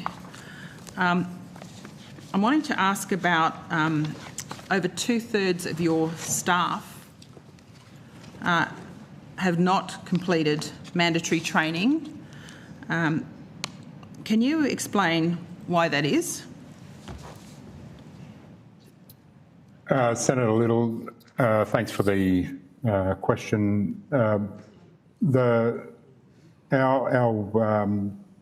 training and development team continually deliver the training and development program, and if those figures are correct, we're always looking to ensure that the numbers are reduced and that we are moving forward with our development plan. On the particular reasons why, I'd be hazarding a guess as to say that workload does take priority in some instances, but more broadly to provide you with an accurate response. If I can, I'd need to take that on notice. Please, that information is contained in your annual report. And there is also the question of whether, in fact, given this is mandatory training, whether those staff who haven't completed mandatory training are involved in programs that are specifically funded by the Commonwealth to the Northern Land Council. Happy for you to do that, take that on notice. Thank you. Thank you. I've got a question about progressing the ILUA applications in 14 days. That was met just 10% of the time. And there's several examples of ILUAs that were not signed within the 3 months of consent. Can you explain, given your obligations and your purpose, why you're not meeting your own targets? Again, Senator Little, thanks for the question. No doubt you've drawn that from our annual report, and so I don't have those particular details on hand, and would need to take that on notice as well. Thank you. I think as a general comment, it probably would be useful for the people that are actually traditional owners for whom you exist. It might be useful to extrapolate that kind of detail in an annual report if they are interested in reading that. Thank you. That's all the questions for the Northern Land Council. I will put my others on notice to you. Thank you. In the interest of time, Tiwi Land Council, thank you very much for making the trip, given what you've just endured, another cyclone. I know you've lived with those all your life, but I know, how much work and activity goes into preparing and the after work that happens. I'd like to ask you, though, not on that particular work, but I'm interested in understanding the money that's been held by the Tiwi Land Council for traditional owners that's in the vicinity of over $800,000. That's undistributed by the TLC for a period of 2 years. Could you tell me a timeline and what you're actually doing to make sure that money is being or will be distributed to traditional owners? And also whether, given that money's been withheld for quite some time, there is actually an additional component, given I'm assuming the Land Council has invested that money and is holding that money in trust. Is there interest that is attached to that when you finally pay those people? Thanks very much for the questions, Senator. These funds have been a source of a fair bit of frustration for the Tiwi Land Council over the last couple of years, as well as for the Office of Township Leasing, and most importantly for Wulliranku traditional owners. And I've got John Tipalura here, represents the Wulliranku clan. The funds were received by the Tiwi Land Council in March 2023. They relate to the Milakarpiti Township lease. The TLC has obligations under the Aboriginal Land Rights Act to distribute funds to traditional owners within 6 months, but we're also obliged under the Aboriginal Land Rights Act to distribute money to an Aboriginal corporation. The challenge here is that the traditional owners of Milakarpiti, the Wulliranku clan, don't have an Aboriginal corporation to which the Land Council can distribute the funds. So as a result, the TLC has held the funds and in doing so has breached the requirement under the Land Rights Act to distribute within 6 months. We understand that the Office of Township Leasing, together with Tiwi Resources that provides support to a number of Tiwi clan corporations, have been working together with the Wulliranku traditional owners to establish an Aboriginal corporation so that the Land Council can make that distribution. But we also understand that it's apparently going to take a little while longer. Over that 2-year period, we've all kind of expected that it was just around the corner for some time. We got to a point recently where we sort of said, well, we really need to try and do something about this because it's just been too long. So on the 14th of November, we actually wrote to the Minister requesting that the Minister use her powers under Section 36 of the Land Rights Act to approve distribution of those funds through an alternative method. We put 2 options forward to the Minister. One is a direct payment to the Wulliranku Proprietary Limited company, which is a company that's held by those traditional owners but isn't a CATSI Act Incorporated Corporation. The second is to pay it through Mantiupi Aboriginal Corporation, which is a different clan, but they have indicated they are willing to receive the funds and then pass it directly on to Woollywanku Proprietary Limited, which would meet the technical requirements under the Land Rights Act. So they're the sort of options that we've proposed, and we'll await the Minister's response to that letter, noting that that has only been sent to the Minister in the last 2 weeks. Okay. As to the last point of your question, yes, the money is currently in an interest-bearing account, and any additional interest will be transferred to the traditional owners together with the principal once we're in a position to transfer those funds. Thank you. And any other questions, I'll send on notice for you. Anandaliakwa, I just wanted to ask you one question in this light, and thank you for your report that you've given for us to have a look at. Obviously, it's been a bit of a journey for you, including coming this time and on other occasions. Can I ask a little bit about your search for a new CEO, where that's actually currently at, and when you must be looking forward to some return to consistency in the administration of your organisation? Can you just give me a very brief summary of where that's at? Thank you.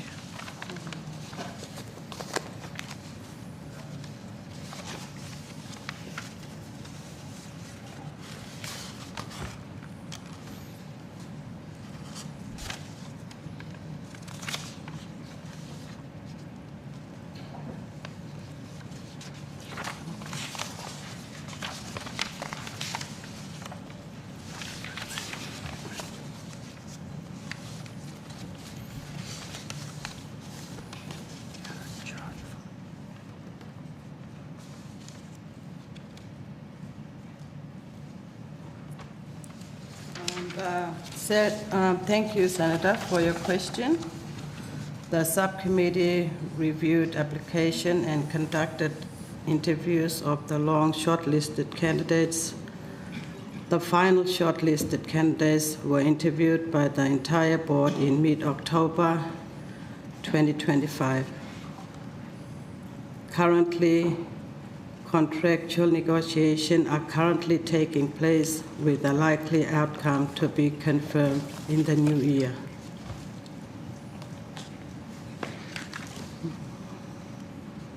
The ALC board followed HR policy and procedures at all stages to ensure the process was being done in the right way. The board ensured rigorous nominated and non-nominated referee checks and appraisals were conducted as part of the through recruitment process. Negotiation for remuneration, condition and performance measures with the successful candidates are being undertaken with HR, finance and the chair. Decisions on restriction on additional roles for the CEO will be made by the board. However, they are likely to restrict the new CEO role to only hold position with the ALC.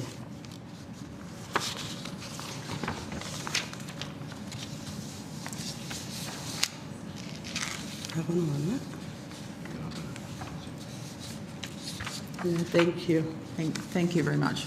Thank you. I'm done. Thank you. Senator Dowling.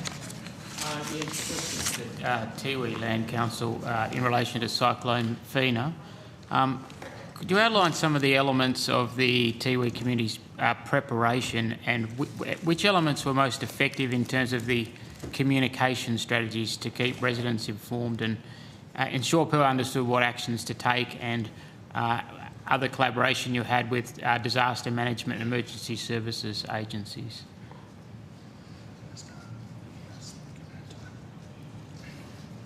Thanks for the question, Senator. I might start with a response, but I'd be really keen to also hear from council members who were on the ground and experiencing it. As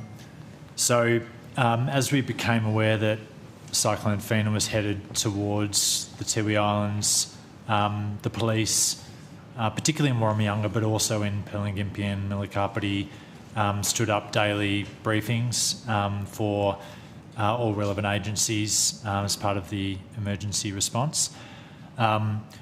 Those briefings covered a range of different kind of considerations, including vulnerable people within aged care, housing and whether it was coded to withstand the cyclone, consideration of whether evacuation was required. It's probably really important to note at this point that none of our Tiwi communities have a cyclone shelter. Warramunga is a community of 2,000 people. Millikarpini and Pilingimpi, 500 people. Evacuation of communities of that size as the cyclone's bearing down is a pretty complex undertaking. And so that was one of the biggest concerns from our residents, that if the cyclone did become something larger than a Category 3 or tracked more directly over Warramunga, that we would really be in a difficult position and Tiwi people's lives would be at stake. And that's something that we highlighted in our opening statement as being an essential element for us to prepare for in future. There are other aspects like identification of where mahogany trees were that are, for anyone who has lived through those cyclones up in the top end, you'll know that those trees are really dangerous when the strong winds come through. And I think as a general comment, I want to acknowledge the hard work of all the agencies involved in both the response prior to the cyclone but also all of the recovery efforts. Everyone's really banded together to deal with fallen trees, power outages, low pressure water. Tiwi College in particular bore the brunt of it down in the south of Melville Island and had to evacuate 38 people because their water source was damaged and they had no access because of the trees that fell across the road. So there was a substantial clean-up effort and everyone has worked hard to address it. One of the things that our executive shared when we met last week to reflect and debrief on the cyclone was that there probably are still opportunities for us to coordinate the communication ahead of the cyclone a little better, in particular through a sort of a whole of Tiwi approach rather than just segmented by community.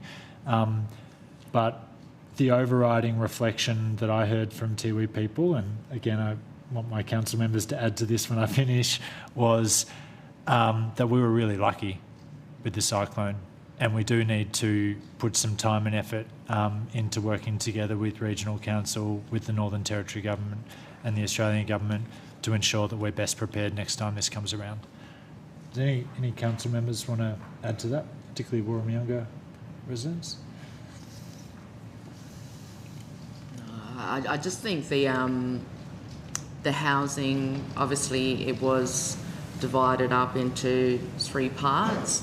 Like Brendan said, for trees, falling trees, there was also ones that would be affected by flooding, as well as ones that would not withstand a cyclone. So it was quite alarming to see the amount of houses that would be affected with no cyclone shelter. So, but I think there was pretty good communication throughout. Room for improvement, but yeah.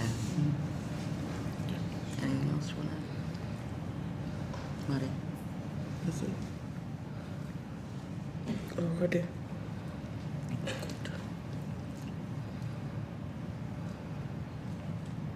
No, I think that's it. That's all. Thank you.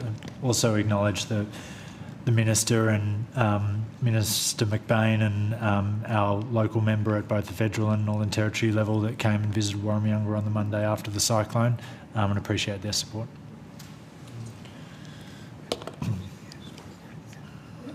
Thank you. Yes.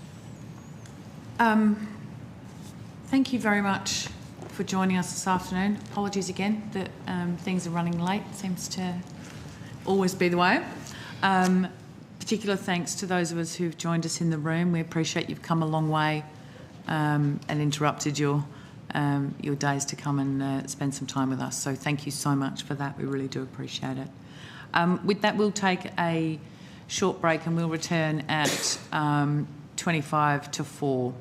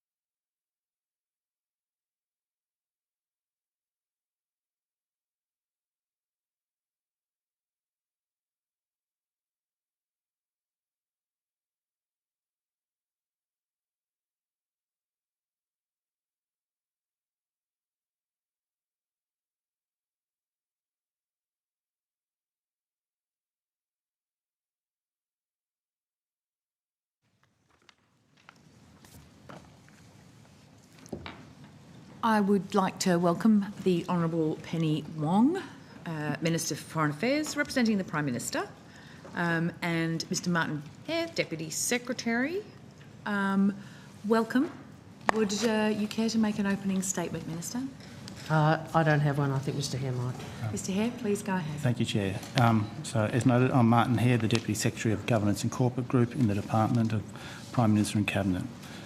Other members of the PMC's executive in attendance for this session to answer your questions include Nadine Williams, Deputy Secretary, Economic, Industry and Resilience, Blair Excel, Deputy Secretary, Social Policy, Ellie Lawson, Deputy Secretary, International and Security, and Kendra Moroney, Acting Deputy Secretary, AUKUS. The Department also has other senior officials here to assist the committee. A detailed list of witnesses attending has been provided to the Committee Secretariat. Officers from the Office for Women and Australian Government Consulting will be appearing tomorrow, with portfolio agencies under the responsibility of the Minister for Women and Minister for the Public Service, respectively. I have PMC's organisation chart here for the committee should you wish it to be tabled, and for the committee's awareness, as of 19 November of this year, a dedicated AUKUS group was established in the department. The new group consists of one division and two branches and is led by Kendra Moroney as Acting Deputy Secretary. Also note the following recent changes to the PMC Executive, with Ellie Lawson commencing as Deputy Secretary International and Security on the 19th of November of this year. And finally, the role of Chief Operating Officer is now held by Karen Crosthwaite, who commenced with the department on the 24th of November of this year, and Karen is also the First Assistant Secretary of Corporate Division.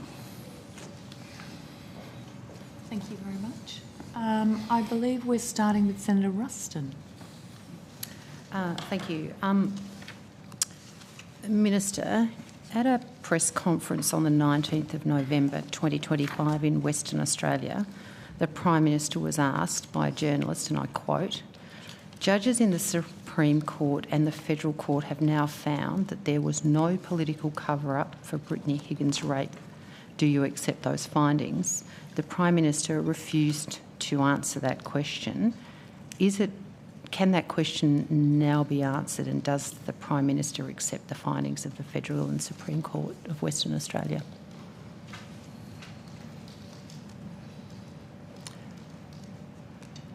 Well, Senator, I will see if the Prime Minister has anything to add to the answer that he gave on the day in question. Okay.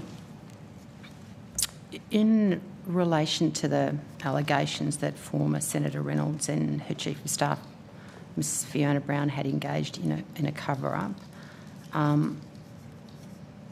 does the Prime Minister expressly accept the findings from the Western Australian Supreme Court? And I'll give you the quote. "The allegation of a cover-up had no foundation in fact, and the allegation of inadequate support was based on an incomplete and misleading account of the facts." Do you or the Prime Minister accept that judgment? Well, I'm here representing the Prime Minister. And as I said, I will check whether or not he, on notice, whether or not he has anything to add to the answer he's already gave. I would make a couple of observations, though, Senator Ruston. The first is that the independence of the judiciary is an important and central feature of the Westminster system. The role of the opposition and ministerial accountability to the Parliament is also a central feature of the Westminster system. And what I would also say is this. This has been at the heart of this matter was a young woman who a court found was raped in the office of a Liberal minister. And I would hope we can all reflect on the impact on her and, as importantly, all survivors of sexual assault in this country. Now, I know there are further legal proceedings in place which make it much more difficult for us to comment further. So, to be very clear, I'm not asking any questions about the matter that you're referring to, which was the substance of the start of this particular issue. The matters I am referring to are in relation to matters that relate to Senator Reynolds and Ms Brown. So given the findings of the two superior Australian courts, will you now acknowledge that accusations by you and your government of a cover-up were in fact unfounded? Well, I've already given that answer. I've said the independence of the judiciary is an essential element of the Westminster system, so too is accountability to the Parliament and the role of the opposition. And I would note, as I said previously, you may not be asking questions about the issue, meaning a young woman's sexual assault, but that is at the heart of this matter. I take the issue of that sexual assault very, very seriously, Minister, very seriously, but that is not what I'm asking about. And I draw to your attention your comments on several occasions where you made the accusation of a cover-up. And so I'm just asking, on the basis of the findings of these two courts, are you prepared to admit that those accusations made by you on many occasions were unfounded? I'd refer you to my previous answers, Senator. Thank you, Senator Patterson? Thank you, Chair. Yes, I have some questions about the appointment of the Director-General of ONI. Do we have relevant officials available? Yes, Senator.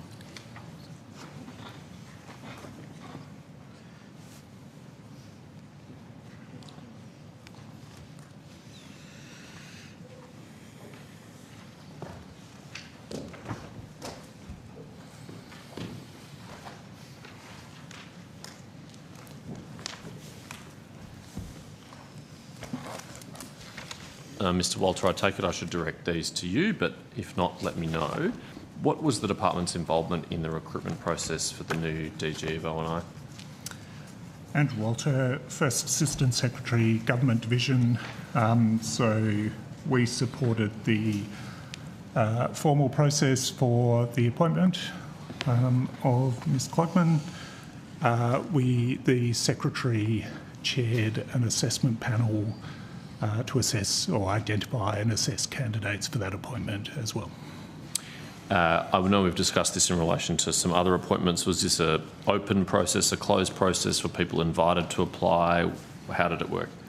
So it was a closed competitive process. There was a selection advisory committee that consisted of the secretaries of this department, Defence and the Department of Foreign Affairs and Trade. They identified and assessed. They looked at a short list of 7 candidates, which was ultimately whittled down to 5 candidates who were put forward as suitable for appointment for consideration by the Prime Minister. When you say they looked at 7, how was that group of 7 identified? The assessment committee did the process of identifying I think they considered a whole lot of candidates, but then they whittled down to 7, did a closer assessment of those, and then came to 5. And by closer assessment, do you mean interviews or just reviewing on the papers the suitability of the candidates based on their CVs?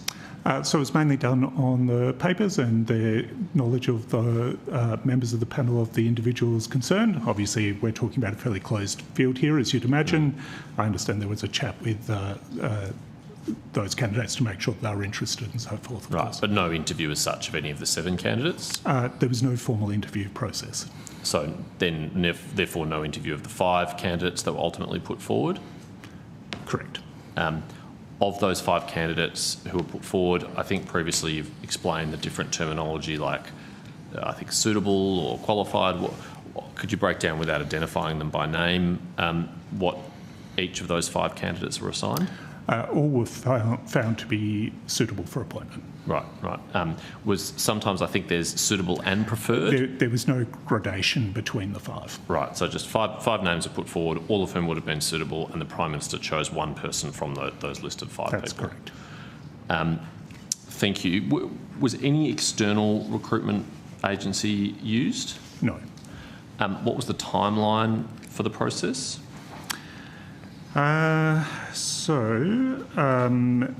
Let's see. If we go back, sorry, if you just give me a moment, I'll talk you through the timeline.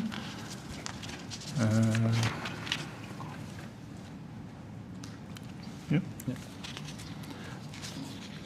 Sorry, you can do that.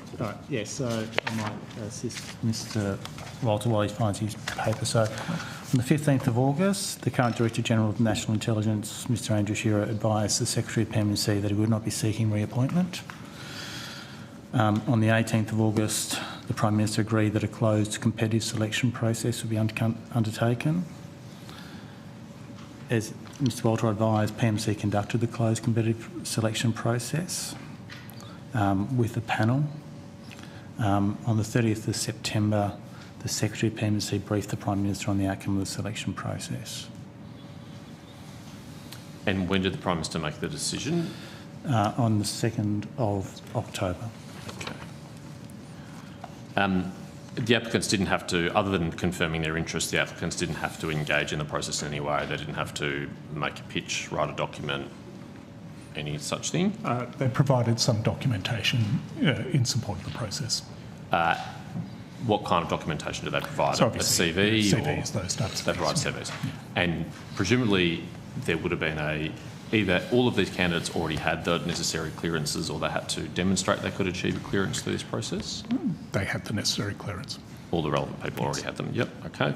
Was that one of the selection criteria, that they already had a clearance? Well, obviously holding clearance is essential, but I don't think the panel necessarily needed to think about that because it was clear that they had those clearances. But of course, holding a suitable clearance is a prerequisite for this position. Were all of the candidates currently employed by the government in some capacity? Or was there any external candidates or former? I think, yes, they're all currently employed by the government. All of the 7 and the 5, obviously? Oh, sorry, I don't know about the 7, the 5, but yes. Certainly of the 5 that went forward, yes. They're all currently public servants? Yes. Were there references sought or checked? So all the candidates were known to the assessment panel. I think they may have undertaken some additional discussions with a couple of people within the community, but they were all known to the assessment panel. So when you say discussions were had with people in the community, does that mean agency heads were consulted? I'd have to confirm the details of that. The panel operated independently. Yep. But would it be routine to consult, the other DGs, for example, or the AFP Commissioner, or? When you say routine, do you mean... Sorry. Normal, usual, what happened last time? I actually don't know what happened last time, Senator. So I guess that's why I'm asking the question. I'm not aware of how the process was previously run. Okay, so 5 suitable candidates were put forward by the committee. Was it Dr. Kennedy, or was it by that stage he'd already been appointed and started at PMC? It wasn't. That's right. Mr. Davis, or Dr. Davis. And so 5 candidates were put forward by the selection committee to the PM, and the PM chose one person who also happened to be an advisor in his office. My hesitation is I'm not sure whether Ms Klugman was still an advisor in his office at that time. I'd have to take that on notice. Even if she wasn't an advisor at that very moment until very recently prior to... She had been recently the advisor, yes, correct. Was it necessary for her to cease employment in the PMO in order to be chosen? Is that why? No, Senator. Coincidental? Yes. Just resigned and then got a call from the PM a couple of days later saying, hey, how about this gig? That's the bit I'm taking on notice, because I don't know. I just want to clarify that Mr Walker said he'd have to take on notice whether they were employed or not. He wasn't saying that they definitely weren't. He's just saying you need to take it on notice. Yeah, well, it's your evidence. I'm just trying to understand it. And so Ms Cloggan was a successful candidate. Has she ever worked for an intelligence agency previously? Not that I'm aware of, no, Senator. She's, as you know, her most recent role has been with the Prime Minister as Principal Advisor International.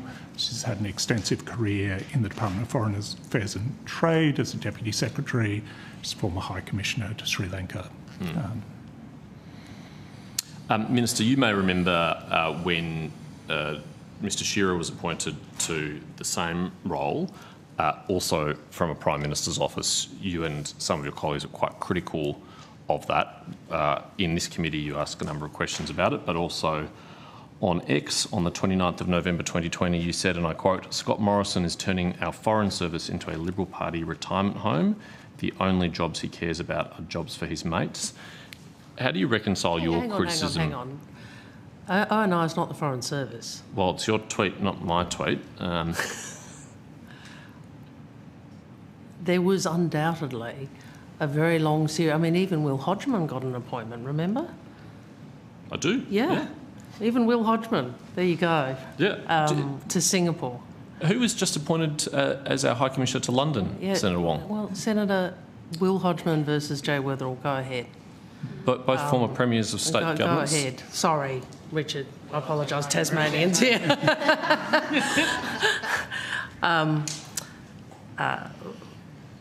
But I think your point is you are trying to undermine Ms Klugman's appointment. Well, was that what you were trying to do about Mr Shearer's appointment? Hang on a second. 5 years ago? I've worked very closely with Mr Shearer, and I'm very pleased that you look at things that I said half a decade ago. What I would say to you is I'd make 2 points. One is Ms Klugman. I have worked very closely with Ms Klugman over the years. I've also observed her when I was in opposition. She is an outstanding and highly credentialed public servant. She was, and I don't think you were in the ministry when you were last in government, but if you had been, you would be aware that the Pacific Step Up, which was a critical response to, albeit late, to what I've described as permanent competition, she was integrally involved in that. I'd also make the point, Senator, apart from Mr Shearer, who worked in both Mr Howard and Mr Abbott's office, the previous appointments, there have been successive Director-Generals of ONI who have worked previously in PMOs. Mr Warner, who worked for Mr Howard, Mr Maud, who worked for Ms Gillard, Mr Gingell, who worked for Mr Keating, Mr Varghese, who worked for John Howard, and I didn't know this one, Mr Cook, who worked for Mr Fraser. She is, of course, also the first woman to take this role, and that is an important thing. And we have taken a very, it's I think beyond time that some of these positions were held by women. I think you know the first female head of an intelligence agency was appointed by the previous government. But anyway, that's not material to my questions. I don't think that's right. Yes, it is. Rachel Noble, Director-General of ASD. Oh, ASD. Yeah. That's not material to my question, though. You were highly critical in opposition of the previous Prime Minister appointing Mr Shearer because he had been in the Prime Minister's office, and you've now just said it's quite routine to do so. So what I'm asking you to reflect on is whether you've been consistent. You were highly critical in one instance. It was a terrible thing that Mr Shearer was appointed. It's good that you've come to see his great virtues and appointed him to be Ambassador to Tokyo. That's a great appointment. But it's okay for you to appoint former staffers to this role. So is this, you're asking me personally? Well, you're here to represent the Prime Minister. No, well, I'm representing the Prime Minister. So what? Thank you for being so interested in everything I have had to say for over the last half decade. I hope you'll also see the consistency on a whole range of issues that you're not consistent on, Senator. I don't know what that's a reference to. There's a long conversation there, but anyway, let's leave that. Okay. I am not appearing. I'm here to represent the Prime Minister, and I've explained to you the basis of the appointment. Okay. Thank you, Chair. Senator Hume. Thank you, Chair. I want to ask some questions about the COP31 bid, following up on some questions that I asked last estimates.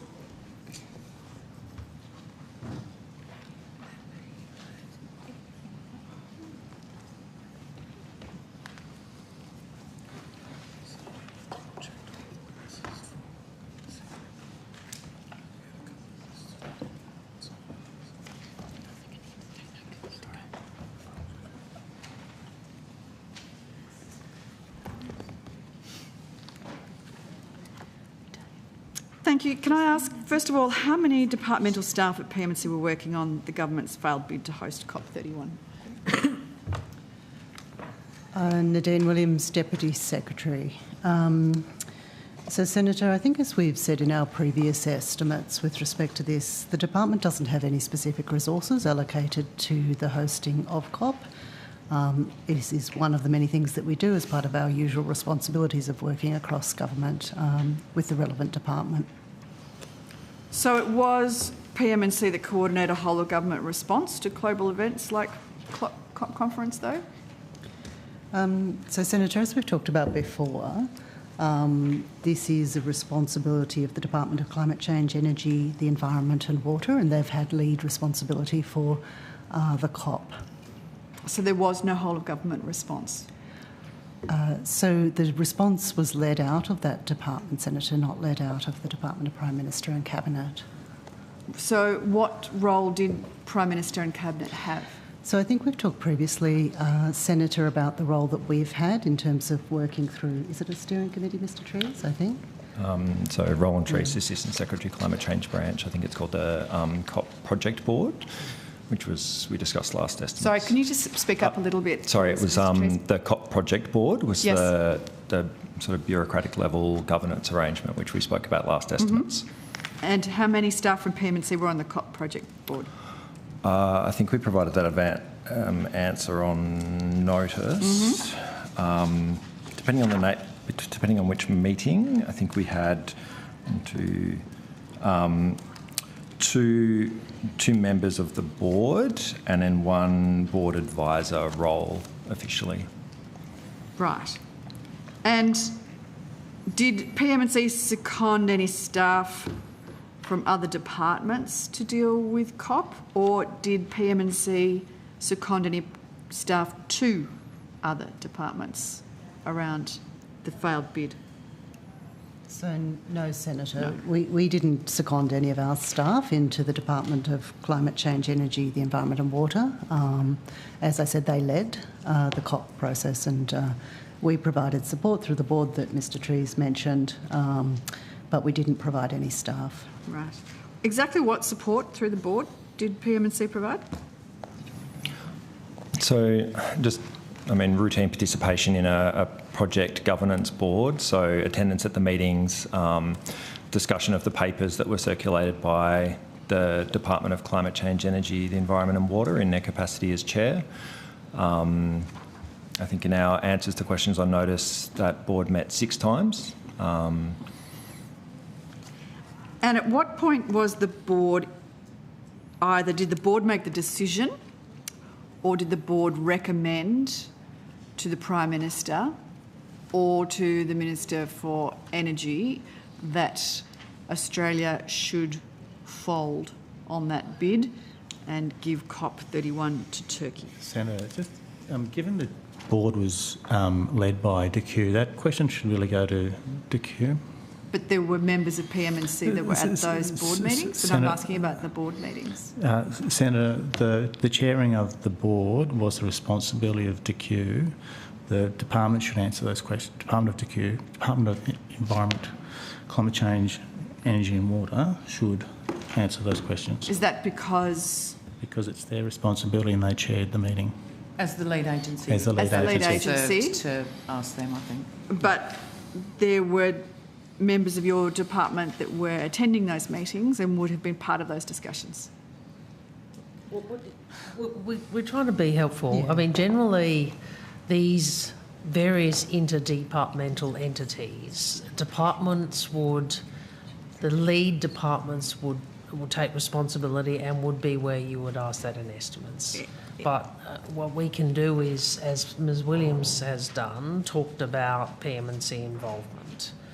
But ultimately, the lead department is generally where the outcomes, how it operated, are. Okay, so did PM&C have a Outlined. position that it took to those board meetings that we should fold and give the bid to Turkey instead?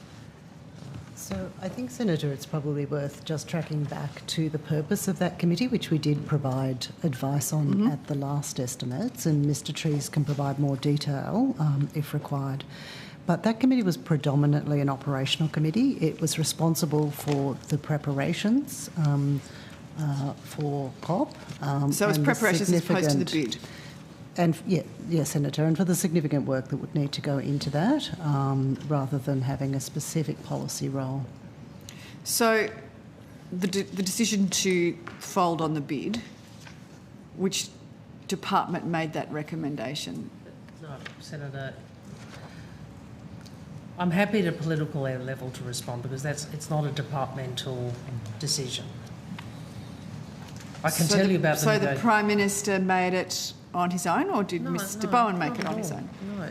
Well, I can say to you there was very close consultation over a long period of time and coordination between the Prime Minister, myself and Mr Bowen, because obviously there are 3 different tracks at which the diplomacy and dialogue is conducted, and over the year in the lead up to the Belém COP there was engagement at political level about how to handle the negotiations, the engagement with the Pacific, which was obviously so important because this was not just a bilateral negotiation, it was a negotiation where we were negotiating closely with the Pacific.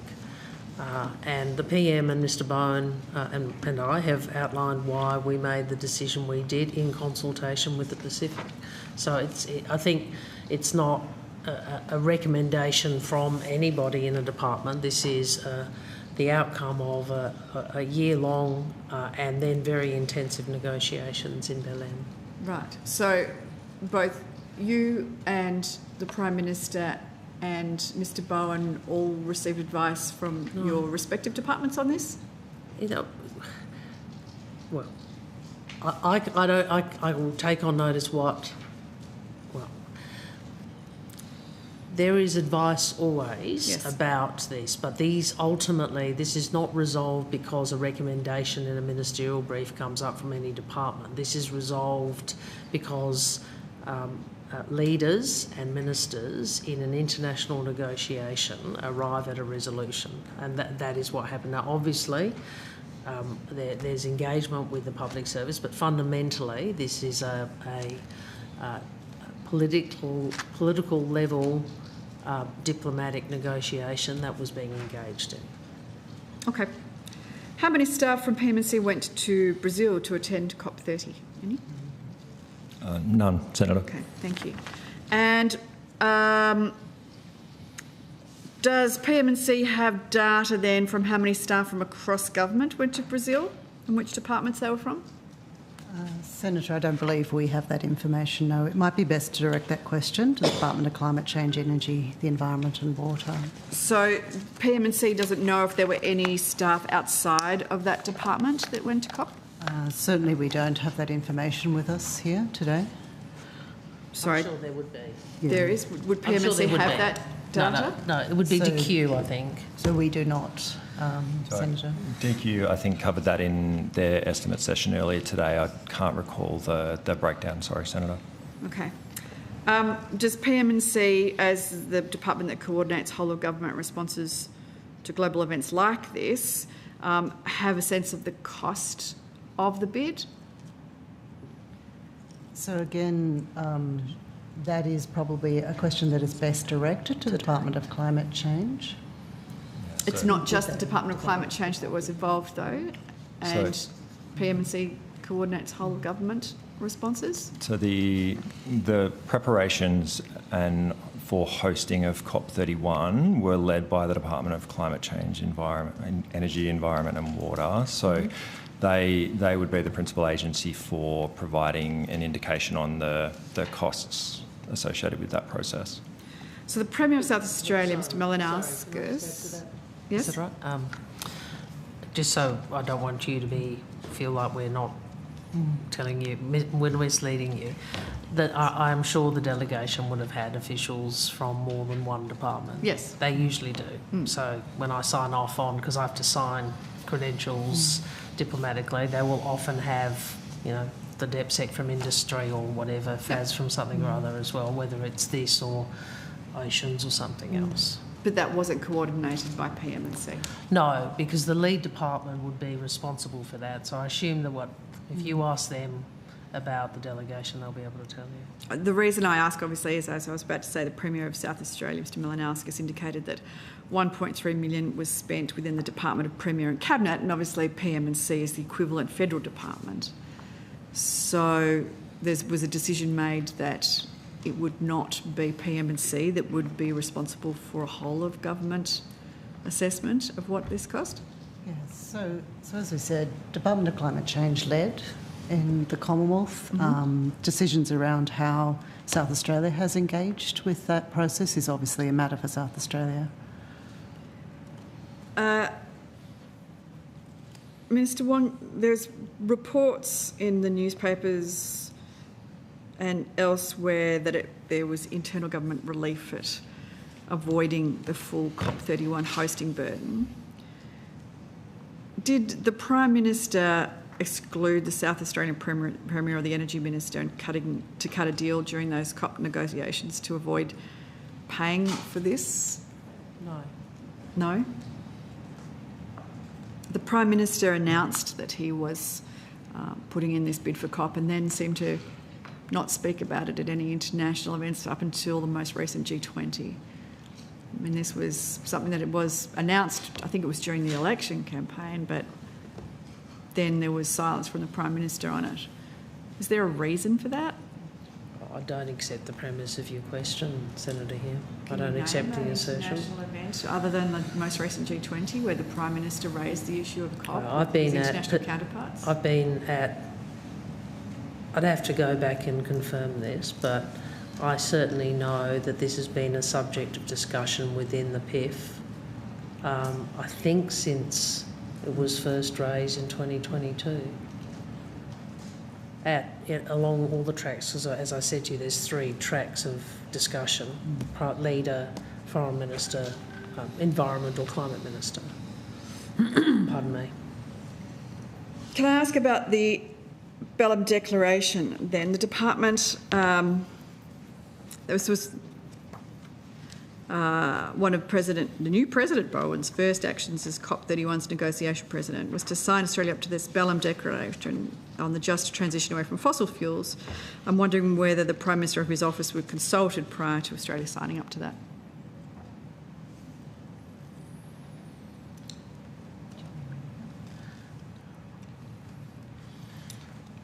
Well, we do not have any knowledge of that, I don't think, Senator, no. So PM&C wasn't consulted?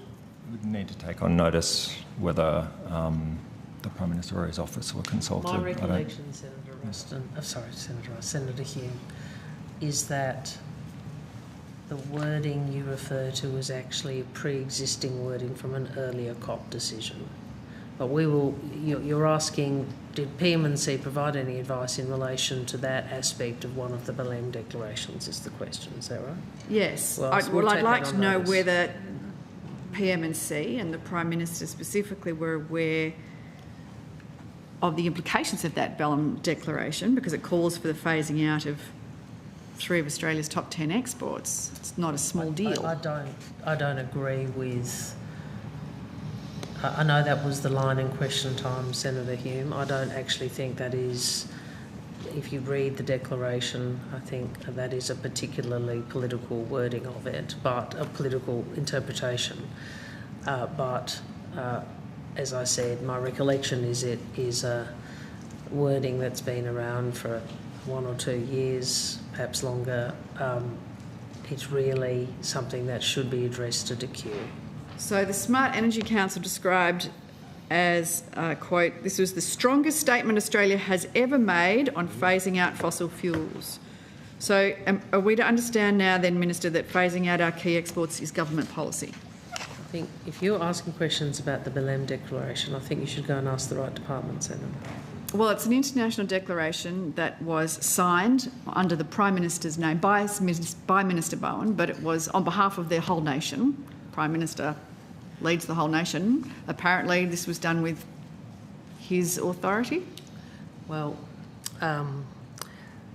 just because the Prime Minister is the Prime Minister doesn't mean that our system of cabinet government and ministerial responsibility is obviated. I think the public servants who could explain the Belém Declaration and what it means to you would not be in this portfolio.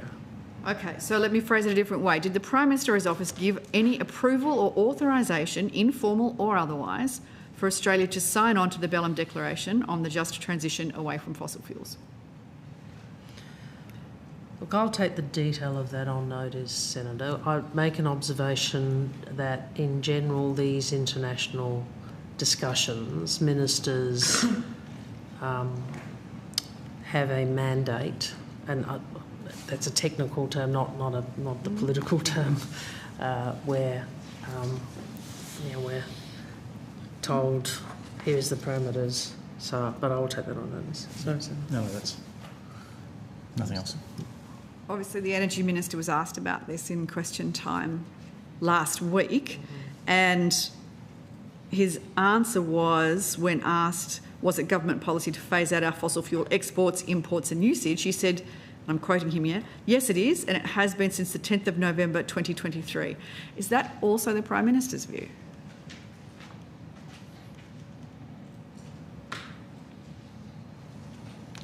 Look, I'll take that on notice from the PM&C perspective, but I really think these are issues that should be covered in the committee that is responsible for the portfolio. Yes, but I'm not asking about Minister Bowen's view because I know that. He told it to us. I'm asking about the Prime Minister's view. I'll take that on notice. Did the Prime Minister consult with the Minister of Resources before Australia signed on to this declaration phasing out coal, gas and crude petroleum?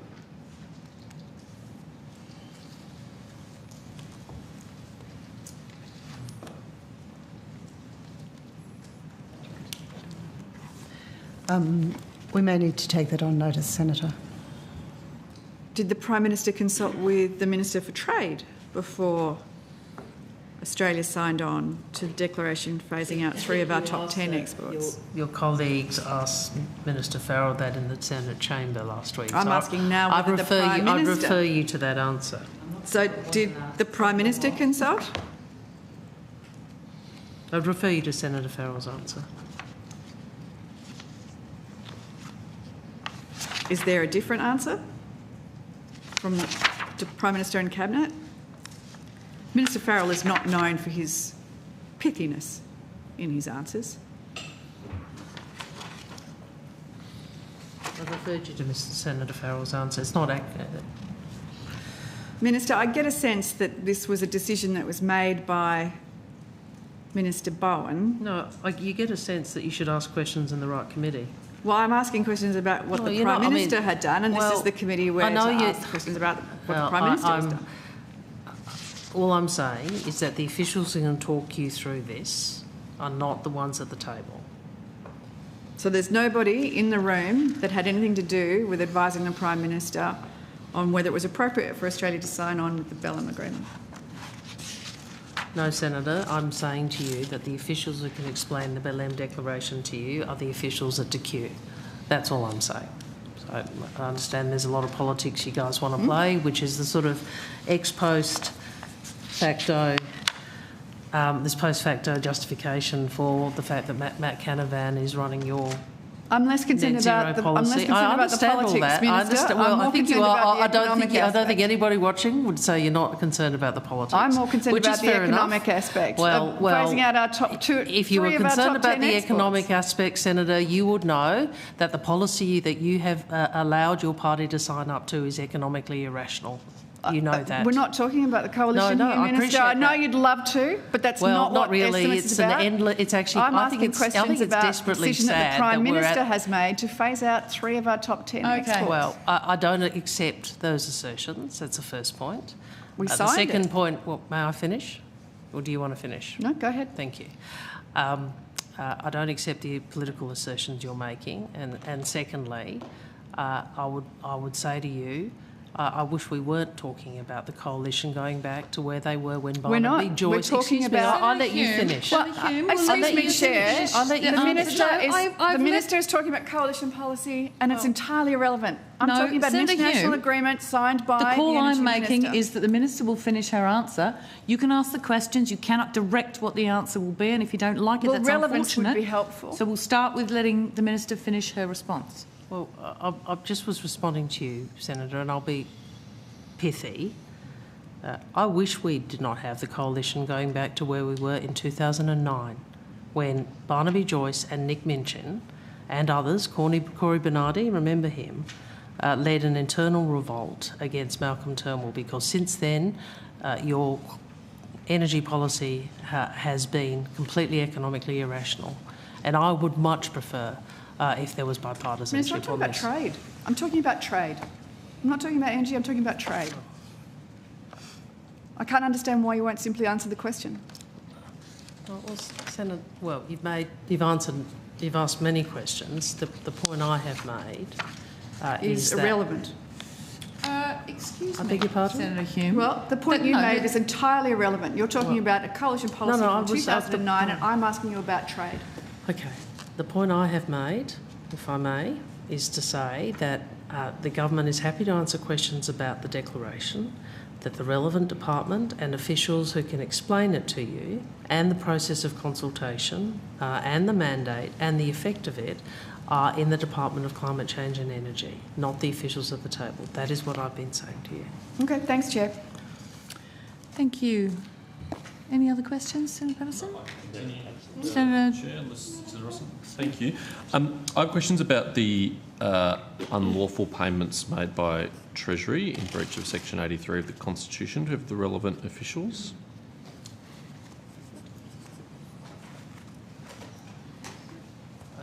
You have questions of PM&C about Treasury payments. Yes. Can you give us a little more detail? Sure. Because, so I know how to... By the way, it was about Singapore. The tweet you read was actually... it leads with... You should actually be honest and tell people what it led with. Singapore is an important posting and warrants a serious appointment. There you go. You should have said that. Thanks, Minister. That would be... The questions I have are about Treasury's 2024-25 annual report, which indicate that Treasury made 80 payments to states and territories that financial year, totalling $2.3 billion in relation to energy bill relief extension without the appropriate written ministerial authorisation. And I have questions for PM&C about this. What basis are you questioning PM&C? I'm not trying to be difficult. I'm actually trying to understand what's the... I would never suggest that, Senator Wong. I would like to know when PM&C learned about this, who was consulted, who was informed, those sorts of questions. PM&C's knowledge about the Department of the Treasury violating the Constitution with $2.3 billion of payments. You want to go down this path, Senator? I don't know. You and I both know there's a Commonwealth governments make a lot of payments, both parties of government. Yes, not typically in violation of Section 83 of the Constitution, though. There's a fair bit that, from memory, Mr Howard paid that... 2009 before, and now we're going back to 1996. I'm making a constitutional point. I'm a student of history and I like institutions. I thought you were a Conservative. You would like that. Thank you, and Minister. you like some history, but you inaccurately quote my history. Thanks, Minister. Looks like an official has come to the table who may have some knowledge about this. So, Senator, and quite genuinely, I'm not sure that we have anyone here who has any knowledge of that particular issue or can assist you with those questions. Well, the Secretary of the Department of Prime Minister and Cabinet was the Secretary of Treasury when this happened. He's not here and I can't ask questions to him, and we understand that's a convention which has generally been upheld, but it's within the state of knowledge of PM&C, so I'd ask that you do your best in answering questions about it.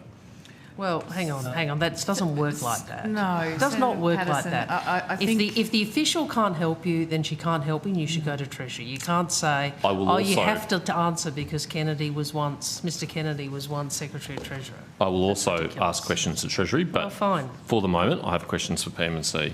So, did Treasury inform PM&C when they learned that they had made payments in contravention of Section 83 of the Constitution? So, Senator, I will just reinforce that quite genuinely we don't have someone here with this information, but I'm very happy to take that, of course, on notice and provide you with an answer on notice. So is PM&C unaware that Treasury made these payments unlawfully, or...? I think, Senator, we simply don't have anyone here who has that knowledge with them or has information on them in respect Seems to like that. something that... So very happy. Sorry, no, Nadine, no, sorry. no, sir. No, you finish. Just going to say, I'm very happy to take that question on notice or any other questions that you might have on this. Also very happy to take on notice. But I'll just reinforce we don't have that information with us here today. Is PM&C responsible for the caretaker provisions? Sorry, before we go to caretaker, Yeah. can I just start? So you are complaining about the payment of energy bill relief to Australians. Is that what you're complaining about? Just so Senator we're Wong, clear. I've made no complaints Right, so but you far. want I to have ask about questions 'cause I'm about interested- lawful payments I'm of interested taxpayers' at money. this line of questioning because we know that you opposed it in the Parliament, but now you're even complaining that millions of Australians got energy relief. That really is quite a Minister, I'm just impressive asking political questions strategy. about and whether... when you talk about high energy costs, I'm sure we will remind people that Senator Patterson doesn't think he should have been paid at all. No, if you choose to do so, I'd ask that you tell them that Senator Patterson thinks that Treasury should make payments lawfully. Right, okay. Whatever they may be. And would like to think that PM&C would be across Senator Patterson, $2.3 billion this is of payments. a new line in your Yeah. opposition to energy bill relief. No, for it's just millions of questions about... Australians. Senator Wong, this is really tedious interventions The problem is that when you are make not a material. political mistake, James, you get sensitive. What are you talking about? Well, this is a mistake, isn't it? What is? It is a mistake to continue The mistake to show was paying Australians... $2.28 billion of taxpayers' money without ministerial authorisation. Continue to trumpet to Australians, we are going to... We don't think you should get energy bill relief. That's your mistake. Is it your view that the process doesn't matter? Details don't matter. You can just pay $2 billion without ministerial authorisation. No big deal. Nothing to see here. High energy costs. Minister, you complain, but then you refuse. Then you don't support people getting relief. Minister, no, I'm just asking Now, if you could if properly we can authorise just them. stop for a moment. Yes, I've stopped. If the questions, the Deputy Secretary's been very clear, she doesn't believe she has anyone who can answer the specific questions you're asking. I'm sure you could get some of those answers from Treasury. They've offered to take this on notice to be able to give you the information that you need. Do you have any further questions? I did, and I asked it and was moving on to a related matter, but the Minister please go tried to ahead. draw us back to this issue. So I'll ask again, is the PM&C responsible for caretaker provisions? Yes, Senator. Great. Were any of these payments made during the caretaker period? I would have to take it on notice. I'm not aware of the timing of these payments, Senator. If unlawful payments were made during the caretaker period, would it be appropriate to inform the opposition about that at the time? No, you can't ask him that. Sorry, it's too much of a hypothetical. I'm asking about the caretaker provisions. No, you can't. This or if. So If and then appropriate. Like, you have to find a different way of phrasing it. Hypothetical and opinion. So you've got two problems. With I'm not asking for an opinion on a matter of policy. I'm asking would about it have been appropriate is an opinion. I'm not asking for an opinion on a matter of policy, which is very clearly the grounds in which public servants cannot be required to answer. I'm asking about the requirements of the caretaker provisions. Sorry, can you repeat the question, Senator? Sorry. What requirements are there in the caretaker provisions for the government to notify the opposition during a caretaker period? Goodness me. So perhaps, Senator, if I just started... Peter Dutton would have stopped the energy bill relief, I think, is the suggestion. Sorry, Mr Walter, you go right ahead. I just thought you were going to be a transparent government. I know that was naive of me to take you at your word, but I thought you'd be transparent about... Oh, we are getting a little bit annoyed, aren't we? Because Minister, you are really the last person to Come object on the background. Let's let the officials answer the question. So perhaps if I just talk in general terms about the obligations in Please. caretaker in relation to I guess, significant payments or undertakings. Generally speaking, the conventions provide that you shouldn't enter into significant undertakings during the caretaker period. Now, there are some exceptions to that, particularly where the matter's not politically controversial. You're just carrying on a program that's already well in place and payments are just scheduled under a set of scheduled payments and so forth. And also, of course, it can be done with consultation with the opposition. But I'm not speaking about this matter at all because I don't know the first thing about it, but they're the general obligations. Sure. So contraventions of the law, accidental or otherwise, are they required to be notified to the government, to the opposition under the caretaker provisions? The caretaking provisions are really there to ensure that during that period, the government of the day doesn't enter into any commitments that will bind an incoming government. So I think in this instance, it's probably not something that strictly falls within the conventions as such. It doesn't mean that you couldn't speak to the opposition. I'm just saying I don't think it falls within the conventions as such, which are really directed at avoiding the entering into of new binding arrangements or making appointments or entering into international treaties and so forth, which would bind an incoming government. It's kind of prospective looking. Mr Hare, were you about to add something?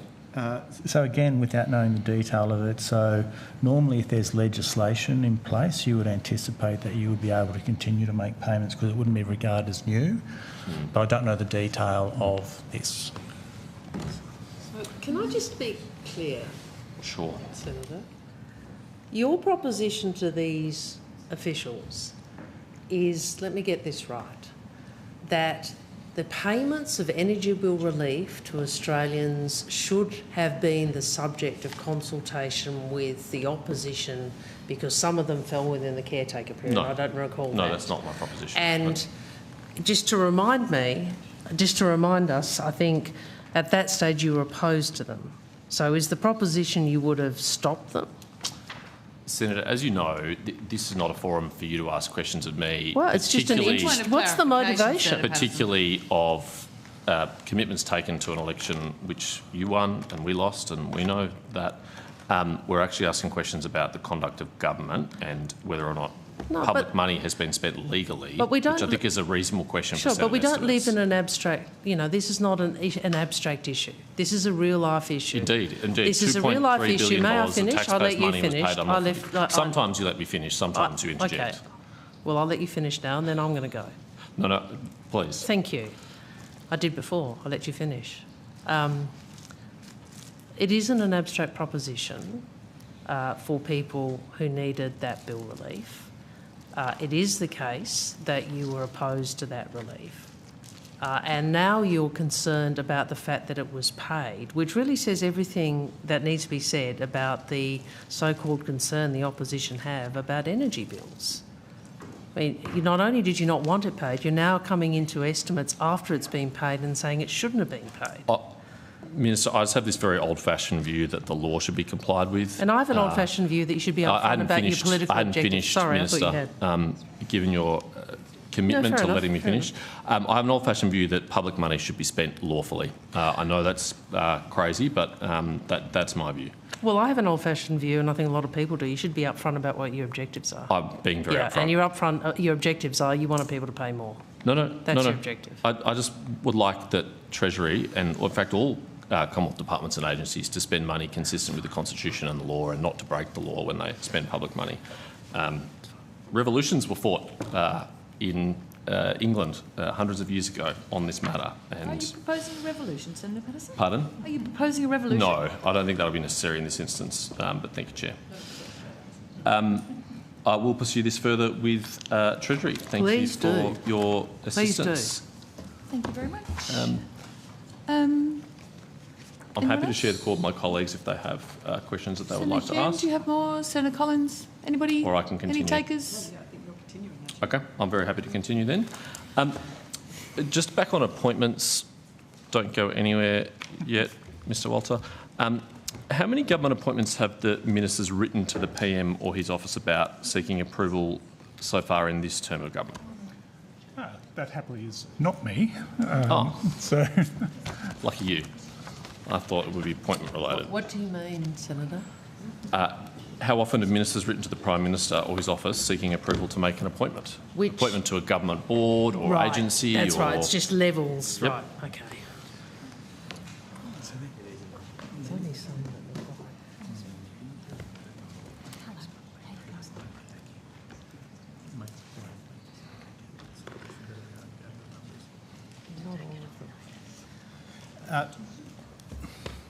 Senator, look, we'd have to take the substance of that question on notice. I also want to consider it in terms of our standard approach about not discussing cabinet matters. So I don't have the numbers in front of me, but I would like to check both of those things.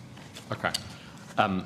When you're taking a notice, if you could also take on notice the prior term of Parliament as well, and to assist you in answering that question, as I understand it, as Senator Wong's pointed out, I'm not a minister, so I have never been a minister, so I haven't done this myself. But ministers, typically when they're making an appointment to a board within their portfolio, have to seek approval. Might be from the PM, might be from some other relevant body. So I think it's in the Cabinet Handbook. Yeah, there is. So, no, you go. No. Actually, I might pass to Pauline to talk about the Cabinet Handbook. It's more structured. Well, you tell me. That's what I'm asking. Yeah. So in terms of your first, Pauline Solomon, First Assistant Secretary, Cabinet Division, in terms of your first question of numbers of appointments, as Mr Hare said, we'll need to take that on notice and come back to you. Your second question, I heard half of it, sorry. So. What is the process for a minister? I've got a statutory board or committee in my portfolio. I want to appoint someone. What's the process to me get approval for that? Do you want to? Senator Branko Nanievski, Assistant Secretary, Cabinet Governance and National Security Branch. So the Cabinet Handbook does outline in paragraph 114 that where a significant government appointment is proposed, the responsible minister must write to the Prime Minister seeking approval of the appointment before any action is finalised. Thank you. What's the threshold for a significant appointment? Look, ultimately it's a judgment call, but there is some specific criteria that are outlined in the handbook. So the next paragraph, 115, does talk about some of these. So, for example, significant full-time or part-time appointments to boards, commissions or statutory officers, full-time CEO positions, appointments to significant non-statutory tribunals, acting appointments in the above categories where the appointments are for longer than 3 months. So, Minister identifies suitable candidate for vacant position, writes to the PM, and the PM has to write back formally to approve that before they can be appointed. Well, either the PM can approve it off his own accord or refer that matter to Cabinet. Yep, okay. Can I just ask, is it possible, like for example, every appointment I do is consulted, isn't it? There's a lot of... Are you able to narrow it at all? It's a lot of work for people over the... Well, I mean... No, like for example, diplomatic appointments. Sure. They all sure. have Well, to. I'm particularly interested So are in... you able to say what you really care about? Yeah, I'm particularly interested in boards and committees and those sorts of things. To help you, I'll come to this. I have questions about the Briggs report. So anything covered by the Briggs report. The sort of appointments covered by the Briggs report. So, Minister, to help you, I don't think the Briggs report went to ambassadors. I'm just going to flag with you that is a lot of appointments, and so you may well get that the resources required to do this are just too much. Well, I mean, if the government has the resources to approve the appointments and make the appointments, it shouldn't be beyond the government to notify the Senate about it, consistent with Senator, the powers of the Senate. I'm just saying to you, I'm trying to be courteous. You know, setting Ms Sullivan off to do every appointment that has been made over the term of the government to I'm date. not asking for each of the appointments, I'm just asking for the numbers. Well, that's...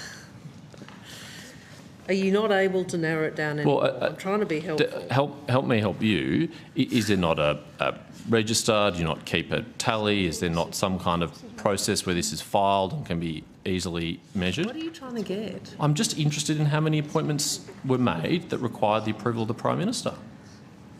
in this term compared to the previous term. Senator, just Ms Sullivan's reminded me, Senator Order 15, was it? The requirement, and sorry, I don't have the details with me, but I understand that my recollection is Senate Order 15 requires agencies to table board vacancies before each Senate estimates hearing.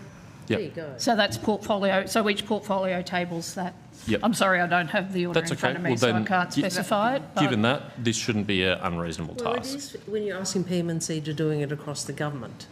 Well, It's different. Well, hang on. It is different. Like Foreign Affairs, we will table, these are the appointments made, these are the ones that are out vacancies, right? But asking Ms Sullivan across government to do every single person who's been whose appointment has been subject to either PM approval or cabinet over 4 years, I think is unreasonable.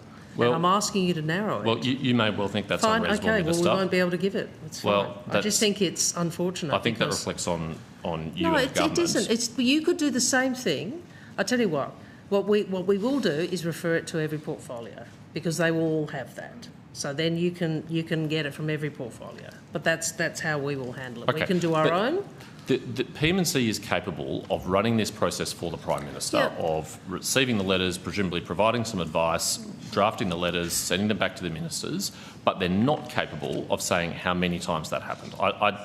I find that very difficult to believe. Well, I just think that they've probably got better things to do than bringing together something you could ask of each portfolio. Well, Minister, you might not think... Can we do it this way? This is what I'd propose. If you want to give it to us, we will ask every portfolio to provide them, all right, to you. Because they have the information. We don't collate all of that information. Well, it would surprise me if PM&C runs this process for the Prime Minister, that they don't have some kind of central repository or database or filing system that collects this. We'll take it on notice, Senator. Thank you. I look forward to that. And Minister, is it still the Prime Minister's view, as he said in August this year, and I quote, "My government is unashamedly an open government"? 12th of August 2025. I'm sorry, could you repeat the question? I'd be delighted to. Does the Prime Minister still maintain, as he said in August this year, and I quote, "My government is unashamedly an open government"? Yes, we do. Good. And also on the 28th of April this year, he is, quote, "not frightened of scrutiny and transparency." Correct. Very good. So when will you be releasing the Briggs report in full and unredacted? That's a matter for Senator Gallagher. And I thought, did we arrange to have... Yeah. I'm sorry, I thought you would have been advised by Senator... I Sorry, can I finish? Yes. I thought you would have been advised by the Deputy Chair, Senator Sharma. Our suggestion was, in order to be transparent, is that the officials from PM&C and the officials from APSC would appear tomorrow at an identified time with Senator Gallagher, who was... No? We had a private briefing. I thought there was a discussion about them coming tomorrow. I can help you if it's useful, Minister. Senator, look, my understanding is that Senator Gallagher identified that she would provide the report prior to the end of the year. Certainly happy to see if I can find any update on the timing. That would be helpful. I mean, it would have been even more helpful if we had it prior to Senate estimates, because there's lots of questions that will arise from it that senators will like to ask. But if it's not provided before the APSC appears tomorrow, then we won't be able to ask the APSC about it, and we won't be able to ask Finance about it either. There's a reason why this document, which was commissioned over 2 years ago now, almost 3 years ago now, is still not being published. Questions for Senator Gallagher. Okay, well, I will ask Senator Gallagher about that when I have the opportunity. I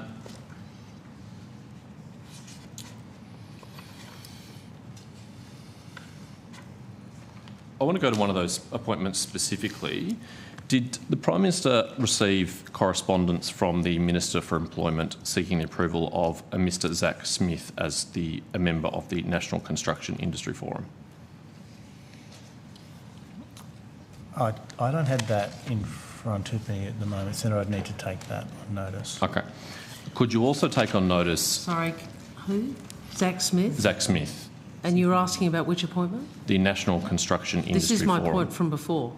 I mean, these are matters that really need to go to the Portfolio Minister. Well, except it's the Prime Minister who approves these yeah, but you appointments, can't- Minister. All right, but ministers across what is a very large bureaucracy, the Commonwealth Government, write to the Prime Minister about many matters. If you want the details of that appointment, the proposing minister would be the Minister, I presume, the Minister for Workplace Relations. Is that right? Yes, I think that's right. Minister for Employment, perhaps. Anyway, but these appointments, as we've heard, these appointments are made after the Prime Minister's given his approval, and so I'm interested in... So, Senator, not all appointments. There are significant appointments need to be written to the Prime Minister on, but not all. All right, well, can you take on notice whether this was one of them, whether Zach Smith's appointment to the National Construction Industry Forum was one of them? Forum. And Forum. did... Sorry, you said board before and that's forum. Sorry, it's the forum, is it? This is the National Construction Industry Forum. Yep. Thank you. When PMC receives this correspondence on behalf of the Prime Minister, do you provide advice to the Prime Minister about whether or not he should approve these appointments? Does PMC say, this one's good to go, here's some relevant background, this will help you make a decision? And is any advice provided to the Prime Minister by PMC? Senator, I'm going to go back to the process. So where this is something that, and I'm not talking about this one in particular, I'm talking broadly, where there's a process that the Prime Minister decides it should be taken to Cabinet before it, that then goes into, we don't talk or provide advice on our advice to the Prime Minister around Cabinet. So we wouldn't, if this was something that went to Cabinet, be able to provide you with any information. Sure, but if it was if it didn't in fact go to Cabinet and the Prime Minister just wrote back to the Minister to approve it without it going to Cabinet, does PMC provide advice to the Prime Minister about the appointment? Here's some relevant considerations, here's some relevant information. What kind of brief goes to the PM in that instance? It would vary depending on the level of significance of the appointment. Okay, so we just need to take them on notice. So sometimes PMC provides advice to the Prime Minister about the should appointment. always be, it's the Minister's appointment and it's the Minister who's consulting the Prime Minister. Yes, and it's the Prime Minister's providing the approval or otherwise. Well, or either this has to go to Cabinet or a fine. Yep, exactly. So what I'm interested in understanding is what advice, if any, does PMC provide the Prime Minister to assist him to make that decision? I'm just making the point that it's not the only advice. Mr Hare has taken on notice that issue, correct? Yes. Was that not the previous question? I am, in a very helpful and transparent and open government, from an open government perspective, saying to you that's not the only thing that's before the Prime Minister. Sure. Like from personal experience, if I'm writing to the Prime Minister as Minister for Foreign Affairs with an appointment, I would include the rationale for a particular appointment. Sure, Yeah. sure. But what I am seeking to understand is whether, in addition to that information provided by the Minister, PMC also provides information to the Prime Minister.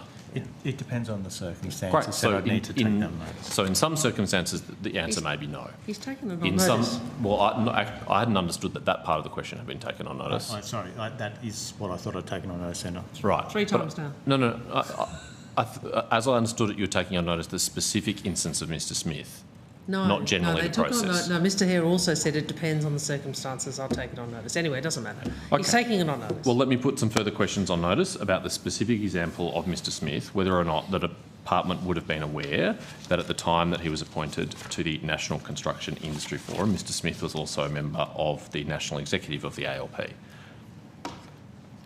And whether or not information like that is drawn to the Prime Minister's attention, whether any potential conflicts are drawn to the Prime Minister's attention to assist him in making the decision?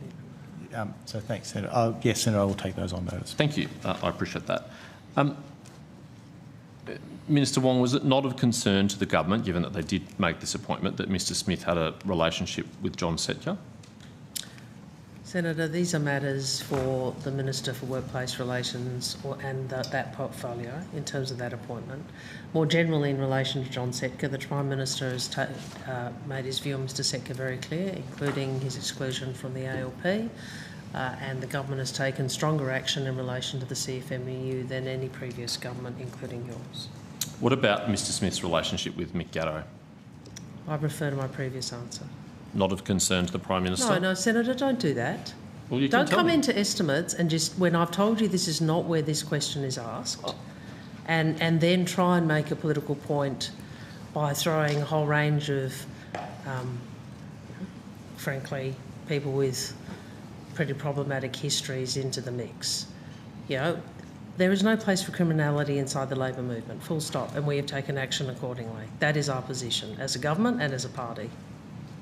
Thank you. I don't share your judgment that this isn't a question for PM&C because, as we've just discussed, the Prime Minister has a role in approving these appointments. Right, so that was a very lengthy run-up to this, was it? No. Well, the reality is, if you have a question about Mr Smith's appointment, I don't know...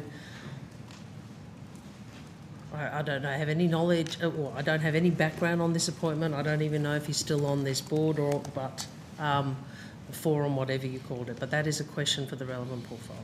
You're on the National Executive with Mr Smith, aren't you? Me? Yeah, you're not on the National Executive with No, ALP? I'm not on the next. I have plenty of other work to do. I certainly don't want to be on the National Executive with the Labor Party. The Prime Minister's on the National Executive with him. This is not about This is not the Labor Party estimates. This is I know you'd like to make it so. I'm interested to know about the Prime Minister's I feel like there's a pattern here, Senator Patterson, where we're going over and over and over to all. You're asking a whole series of questions that you'll get a much swifter and direct answer from a different portfolio. And I would refer the question that you were just trying to ask would be with employment and education, I believe. So you might get a swifter, more accurate... No, not about the National Executive. I would suggest you, if you want to know something about the Labor Party, maybe you could write to the Secretary of the Labor Party and see if he'll tell you. I'm sure I get a very prompt response. I'm sure you would.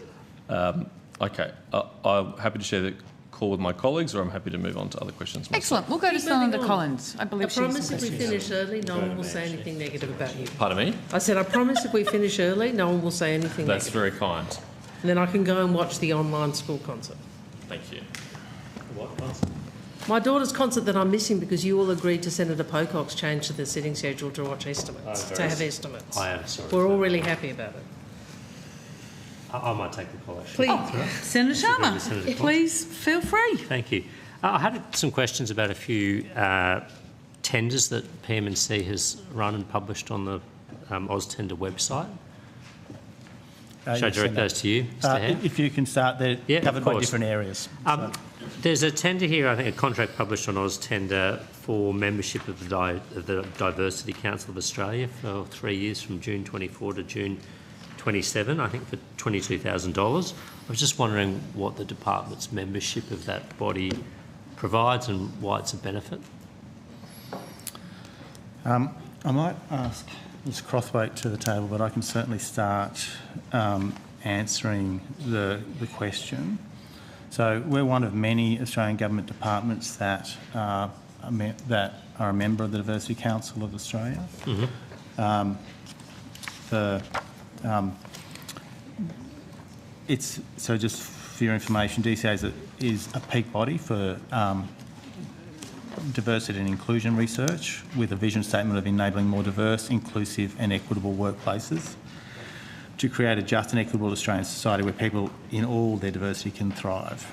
The Council provides expert guidance across the spectrum of diversity dimensions to equip organisations with tools and insights they need to champion the undeniable benefits of diversity and inclusion. I'm not sure if Ms Crothwaite wants to add to that. Sure. Karen Crothwaite, First Assistant Secretary, Corporate Division. So I think your question was what does PM&C get for its Diversity Council of Australia membership? Yes, basically. So in addition to what Mr Hare has just gone through, there are a range of resources available through DCA membership that all PM&C staff are able to access.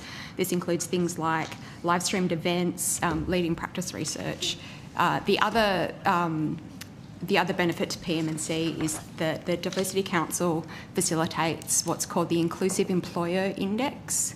which is a survey that allows PM&C and any other members to participate, gain information about the inclusivity of their workplace practices, and then benchmark that and gauge the state of inclusion and diversity in their workforce compared to other similar employers in the sector. I see. So is PM&C ranked in that inclusive employer index? I would have to take that on notice, Senator. I don't have that information. Okay.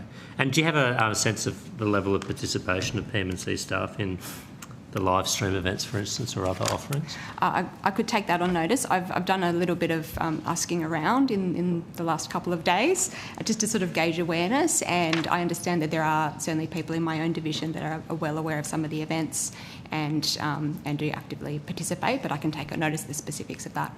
Okay. And has this membership been renewed, or is this the first 3-year period? This is a renewal, and there was at least one 3-year period before. Okay. Thank you. I had questions about a few other tenders as well. There was a contract published on AusTender which lists the supplier as Buckingham Palace, London, for an event between the 26th and the 30th of September 2024. I've got the reference number here if that's necessary. No, that's all right, Senator. We're You're familiar with this one? Yes. So look, Senator, I'm not sure how aware you are of things. I might just start the answer before I pass to Mr. Spiro. But in the royal visit, the staff that support the King and Queen, we have traditionally covered their costs. Normally, that's been done on a cost recovery basis. This time, Mr. Spiro and the team thought it might be useful to use a per diem, so less administration rather than having to go back and check all the receipts, etc.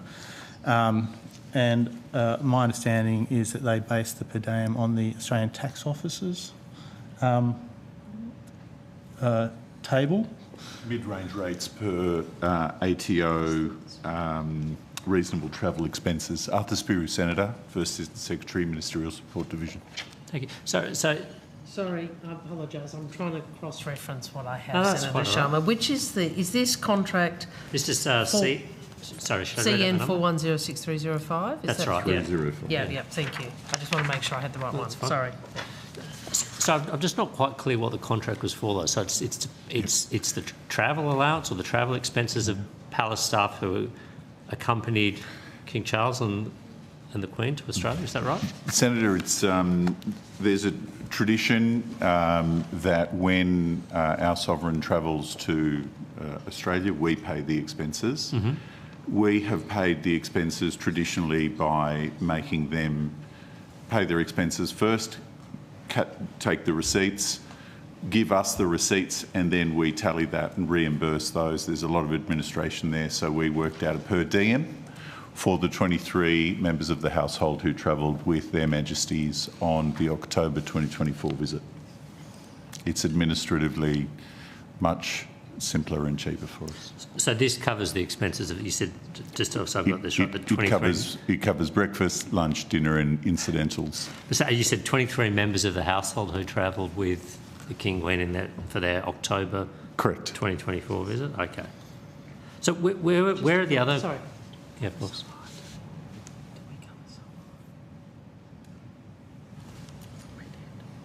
Sorry. That's all right. Go ahead, Senator.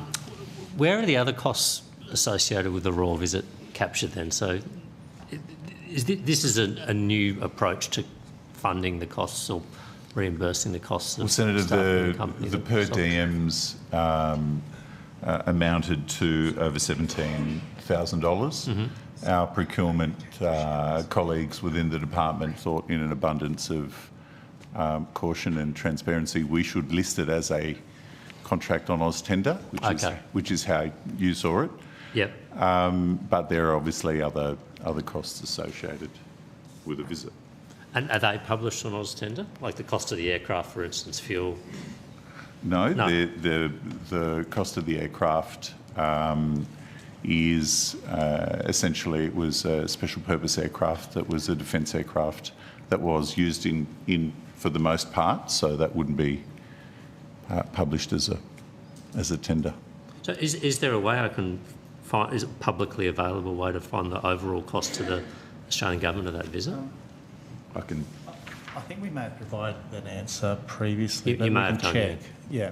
Okay, no, you may have done so. so. Notice, but I mean, you're wanting the cost of the defence cost plus this cost, is that right? No, I was just curious, because this has been made publicly available, I was wondering if the other elements of the visit were also similarly publicly published or on an AusTender website, but it sounds like only in response to a question on notice. No, but it also is, just to reiterate what Mr Spiro said, the special purpose aircraft would not be tendered. Yeah. Yep. Okay.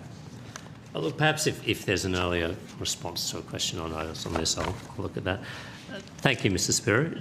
Just a few other questions now about some other contracts. There's one for $33,297 with the Stevenson Trust for Performing Arts Services from the 8th of February to the 30th of April 2024. That's CN 40343366.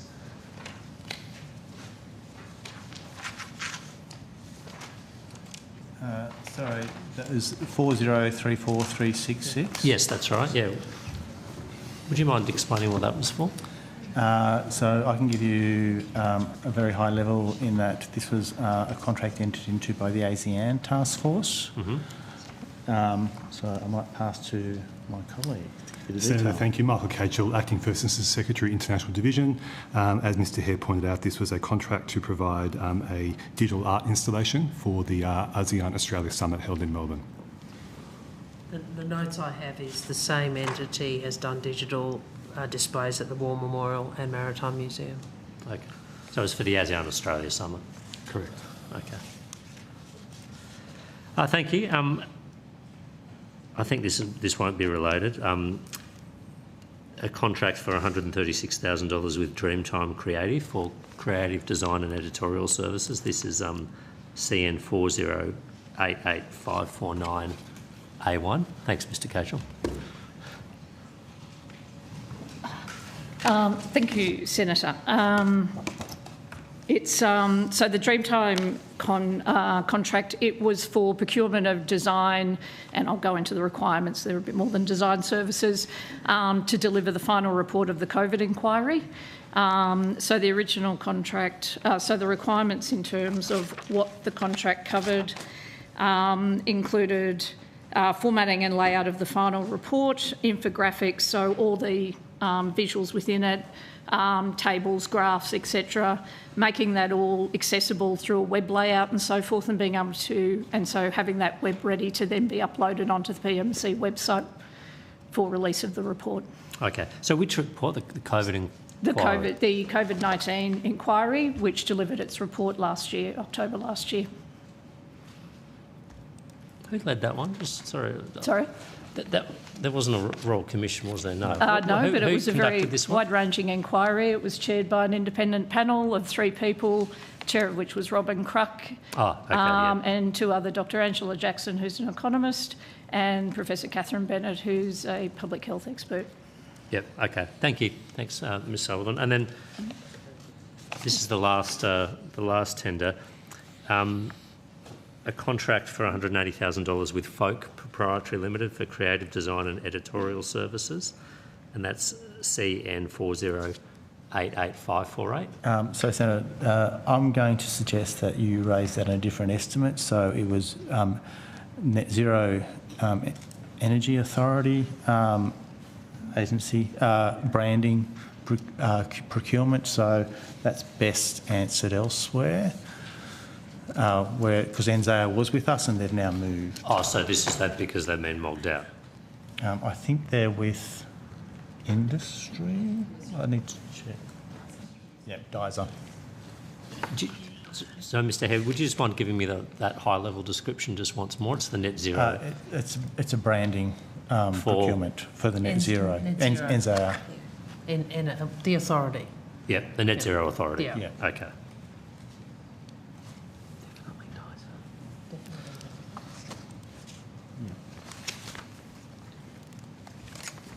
Thank you. Now, I just had some questions about the Prime Minister's meeting last week with the Chairman of the National People's Congress, Chairman Zhao.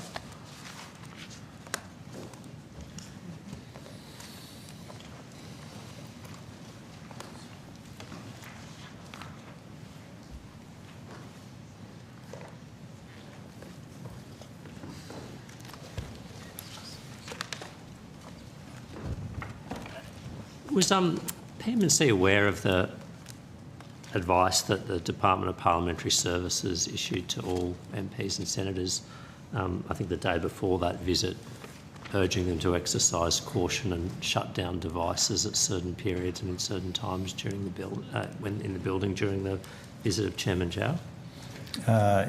Yes, Senator, we were. Was PMC consulted before that advice was issued to parliamentarians?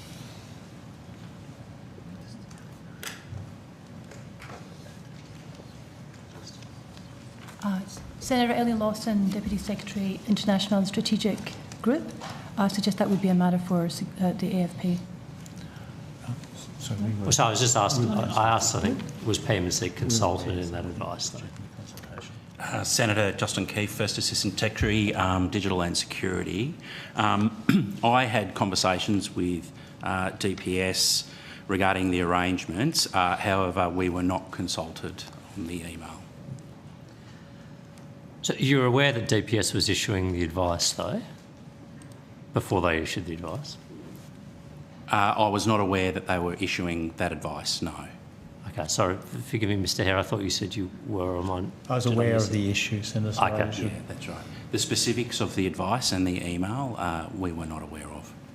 Okay, were you consulted about security arrangements for the visit before it took place, the visit to Parliament House specifically? Yes, Senator. Okay. And did you provide advice to DPS on appropriate security arrangements? No, we did not. No. Okay. Okay. I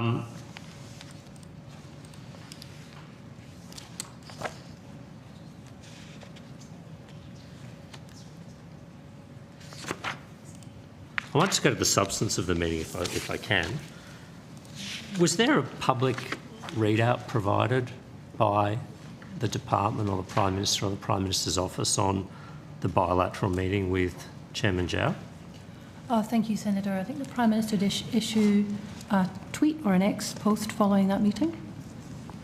Was there any other, like a media release, a statement? Were there any statements given to media on background? There was no statement, Senator. Okay.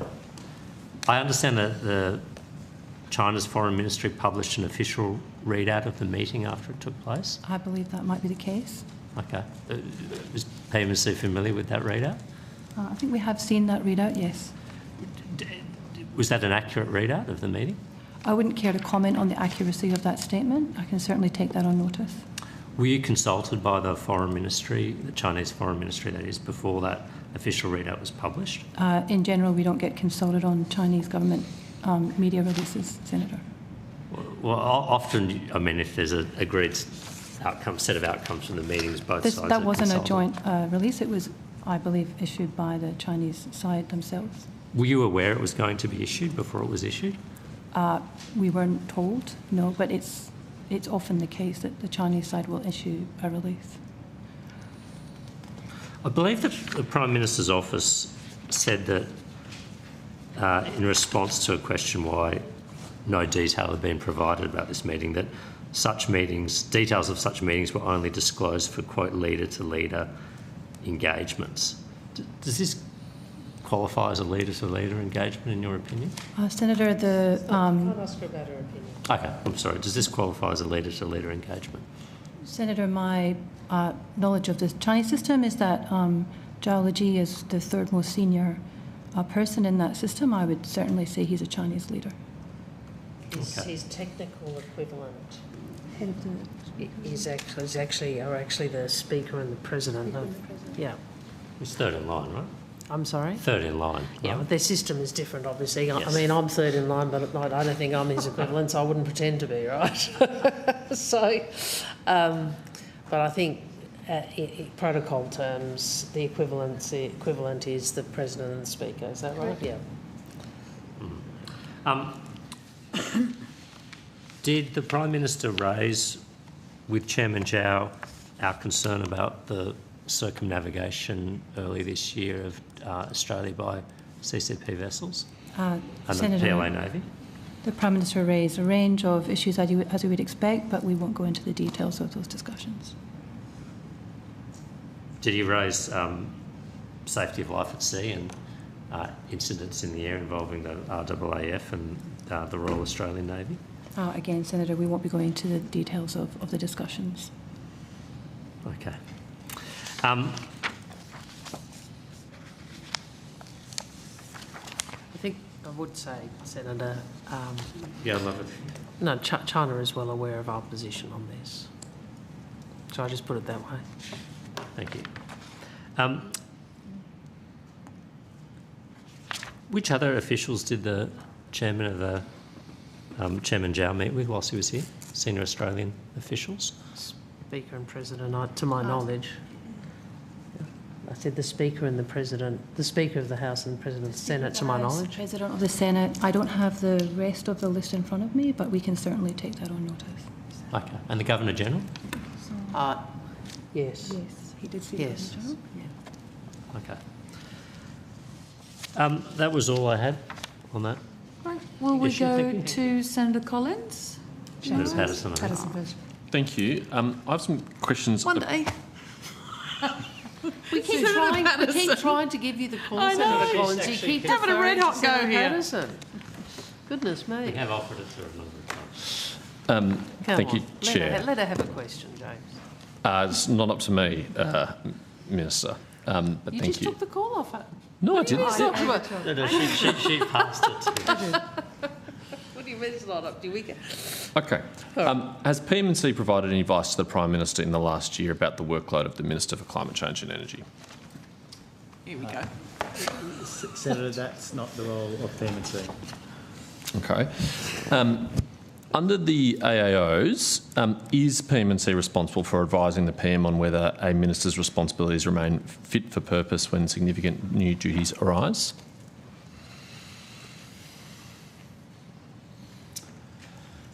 I'll ask Mr Walters to the table, but in general, the judgment of the workload and responsibilities assigned to ministers is undertaken by the Prime Minister. But I'll ask Mr Walter to clarify that, if required. I don't really have anything to add, Senator. Matter for the Prime Minister. Okay. So whether a minister has suitable duties, can deal with the workload they have, is purely a matter of judgment for the PM. It's not a matter for PM&C. You're not asked to provide advice on that. So I think that's broadly true. The one exception, I would say, and it's in a unique set of circumstances, is when we do the full ministry. For example, after the election, we do assist the Prime Minister's office to make sure that things haven't been missed, or if there's a major reshuffle, those types of things, we provide that kind of it. I'd say it's more assistance than advice. And so that I understand, that's in terms of, whoops, we missed this portfolio kind of advice. Yeah, did you mean to abolish this portfolio? No, it needs to be right. It's not, doesn't go to whether a minister's duties are sustainable or... No, that's right. That's an assessment for the Prime Minister. Okay, so it's on the PM. All right. Mr Bowen's obviously been elected COP President. Has PM&C provided any advice to the PM or his office on the impact of that on the scheduling of cabinet committees, ERC, NSC? I think Mr Bowen is a member of NSC, or I certainly read that. I don't know if it's still true. Good try. Not to my knowledge. I'd need to check that, but in general, we wouldn't provide advice on that. That'll be up to the Minister to talk to the Prime Minister about. But PM&C is responsible for coordinating and scheduling all of those, aren't you? Senator, we certainly work with the Prime Minister and his office in terms of the scheduling of those meetings. And so in contemplating the schedule for next year, did we make sure we missed major COP events so that Minister Bowen can attend? You're asking... There's no clash? Let me get this clear. Yep. You're seriously putting to us that asking them whether or not NSC meetings, which we don't discuss, is that right? That was one of the NSC meetings. I talked about are scheduled cabinet around committees, ERC the or Prime NSC. Minister schedules the NSC. Yep. Full stop. And Cabinet? The Prime Minister schedules Cabinet. And all the subcommittees of Cabinet, including ERC? I'm just interested in whether the government is planning and preparing for Minister Bowen's significant absences. The Prime Minister chairs all of next the year. Cabinet committees. No? Maybe one. Not government communications. Oh, yeah, except one. Yeah. Just for my curiosity, which is the one he doesn't chair? It's the list of committee membership is available in the Cabinet Handbook. There you go. Great. Read that. And you could, go on. You'll know it better than me. The Cabinet Handbook and also on the Government Directory online. Great. So which is the committee? The two that the Prime Minister doesn't chair. I heard it was one, but maybe it's two. Well, he doesn't chair PBC and also a subcommittee of GC, the Government Communications Committee. Parliamentary businesses. Thank you. That was just a trivial side. So PMC has not provided any advice to the PM. He'd probably like to chair PBC. Probably. Knowing him. I'll take you at your word. You know him better than me. So the PMC has not provided any advice to the PM or PMO about scheduling of any of these important bodies to make sure they don't clash with Minister Bowen's new duties. No. No. Okay. What about the schedule of the Parliament sitting next year? There's a lot of considerations which go into... Yeah. Honestly, I wonder if your question what sort of world do you live can in? Minister Bowen manage his own diary? And I would imagine the answer is yes, and this really isn't necessarily a place to ask We're going to schedule... Chair, I've been in your shoes. I know what it's like to me. chair these hearings. I'm sorry. Sometimes it assists to at least pretend to be impartial and not cut across senators' questions. Well, I just think, really, are you seriously suggesting... I think that the gravamen of your question is seriously suggesting that the parliamentary schedule is going to be scheduled around a particular minister's travel. Someone who probably travels more than anyone, except maybe the Prime Minister, or possibly more than him, actually.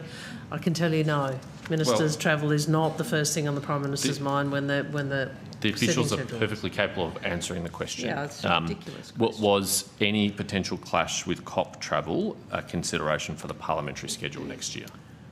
As you know, Senator, the parliamentary sitting calendar is a matter for both houses to determine. Yes, but who prepares the draft? We support the preparing of drafts for the leaders' offices.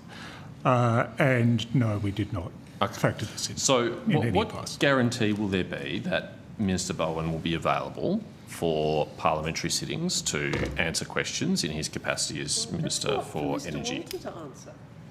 Oh, well, perhaps you can assist us then, Minister. It's not for me. I don't do his diary. So the Prime Minister is not concerned about his ministers being available for question time? Ministers have, and frankly, I suspect there are many ministers who have pretty punishing travel schedules as well. It's our responsibility to manage that and to manage what travel can be done while Parliament is sitting, when you have to miss it a couple of days or a day, or what travel you just have to forego. All ministers do that. I do that. I know that Senator Farrell does that. So it's not of concern to the Prime Minister that Minister Bowen may miss a number of parliamentary sittings next year due to his COP role? That's not the evidence given. That's why I'm asking the question. It's up to you to clarify. Well, Senator, you're making an assumption. You're making I'm an asking assumption that he will miss Parliament. Well, he missed. I'm not. No. Well, he was on his way back from the COP meeting. Indeed. And really, I mean, this is, on the one hand, you want us to travel more. You tell us often we're not doing something, and on the other, you have a go when we are. I've done no such thing, Minister Wong. Seriously? All I'm doing is asking about whether the Prime Minister expects his ministers, including Minister Bowen, who has got substantive responsibilities as a minister in the Australian government, to be available to the Parliament to answer questions, and whether or not he has an expectation that he will generally be available for Parliament while he's doing this other duty. As I referenced earlier, accountability to the Parliament of ministers is an important aspect a central aspect of the Westminster system. I think we all understand that. Right, but the Minister did miss a number of days of parliamentary sitting last week. Minister, I have missed earlier, as well. Earlier this evening, earlier today, during these hearings, you objected very strongly to me interrupting you, and you are again I actually thought interrupting you me. had finished your question. No, I clearly hadn't, because I hadn't drawn breath and I was still speaking. So Minister Bowen missed a number of days of the Parliament sitting last week. There were questions that needed to be asked of him in relation to his ministerial responsibilities due to his COP commitments. So what I'm seeking to understand is what reasonable expectation the Parliament has that he'll be available to answer questions next year. Well, I suspect Minister Bowen has missed fewer days in Parliament than I have. Are you suggesting I'm not accountable to the Parliament? You're the Foreign Minister. Of course Yes. you have to travel for your duties. And yeah, so I mean, we all have to manage parliamentary attendance and travel. The first priority is the Parliament, and it's only where it really is a national interest point, and often, frankly, consulted with the opposition if it's going to be for any substantive period. Right, so is there a commitment that that will happen in Minister Bowen's case? I'm just explaining how the process works. Yeah, I think Minister Bowen's... we all understand the importance of the Parliament. Right, well, Minister Bowen's taken on a significant international commitment that is not directly relevant to his ministerial responsibilities. Well, I don't agree with that. Well, I think the Australian people might have reasonable questions to ask of him about his ability to... You're not the Australian people. No, but we've been elected on behalf of the Australian people to represent them here in this Parliament, to ask questions on their behalf. Some of the questions we might like to ask about the government's performance in getting energy prices down as it promised.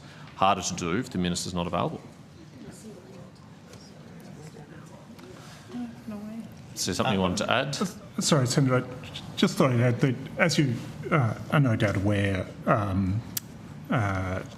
there are guidelines that apply to ministerial international travel that are publicly available, and the Prime Minister gives consideration to a range of factors when considering whether to grant international travel. And I just thought it might be helpful to say that part of those guidelines provide that when any international travel clashes with parliamentary sitting periods, the traveller is approved subject to confirmation from the Leader of the House or the Chief Government Whip in the Senate for the Minister's absence from the Parliament. So it is a factor that's taken into consideration at the time.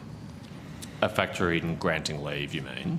In approving the international travel. So the Prime Minister approves all ministerial international travel, and it's one of the matters that's taken into account. Thank you, that's helpful. So in a question to the Minister representing the Prime Minister, will the Prime Minister make it clear to Mr Bowen that he's expected to be available for Parliament, even though he has taken on these extra responsibilities? I'm sure the Prime Minister will expect Mr Bowen to comply with the same standards that we all comply with. Okay, thank you. I'm happy to share the call with my colleagues if they have questions. What do you reckon, Senator Collins? Senator Collins. Give it a whirl. I think it's my time. I think it's your time. Thank you, Chair, for fighting so vigorously for my time. Appreciate it. Thank you, Minister and Secretary, Deputy Secretary. I have some questions on ISIS brides.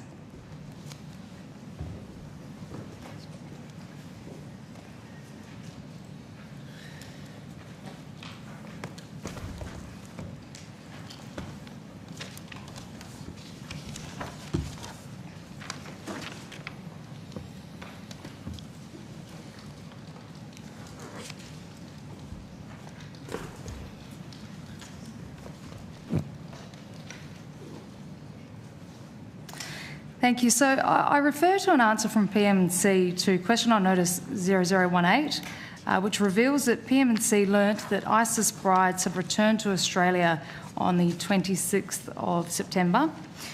Minister, why did the Prime Minister hide this information from the community, noting that these individuals pose an imminent risk to community safety? Well, first, your last point is not consistent with the advice from the AFP and ASIO. Secondly, your assertion is incorrect. To infer that what you're inferring from a departmental answer is not, I think, a reasonable proposition.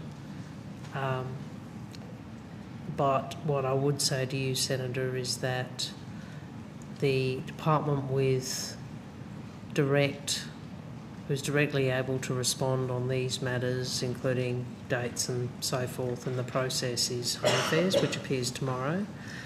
I can also indicate, obviously, DFAT on Thursday has been asked questions about passports. Okay, so there was some time in between the Prime Minister knowing and the public understanding what was really happening. So I'm going to refer to an answer to question on notice 0020. Can I have a look at that, please? Do you have that? If you're going to ask from quants, I'd like to see the quam, that's all. Could you give us the number? 0020, if that's easier, 20. From the last round of estimates, or a chamber quam? Is it a chamber quam? No, I think it's the last round of estimates. Yep, that's fine. Yeah, I've got this one. Thank you. So, Minister, why did the department fail to answer whether the Prime Minister had discussed the arrival of ISIS brides with relevant state premiers? Well, we did. The department did answer. Relevant departments and agencies engage with their state and territory counterparts on a range of counter-terrorism law enforcement matters as appropriate. So you did discuss the arrival of this cohort? No. Don't jump to where you want to jump to. No, I just couldn't quite hear your answer, so I was just clarifying. The answer is the Australian government is not providing assistance and is not repatriating individuals in the Syrian IDP camps. Relevant departments and agencies engage with their state and territory counterparts on a range of counter-terrorism and law enforcement matters as appropriate. That was the answer given. Okay, so the Prime Minister did or did not discuss the arrival of the ISIS brides with relevant state premiers? Well, I refer you back to this answer. Okay, since our last hearing, is PMC aware of any reported or unreported arrivals occurred from the cohort colloquially referred to as the ISIS brides? No, Senator. Sorry, I was just going to say, look, again, this is a question best put to Home Affairs. They are the department that has responsibility for this matter. Okay. But just to be very direct about the previous question, did the Prime Minister speak to any state premiers about this particular issue? So the question's been answered, and just to read out again, relevant departments and agencies engage with their state and territory counterparts on a range of counter-terrorism and law enforcement matters as appropriate. Okay. Minister, how many ISIS brides are coming to Australia over the next year?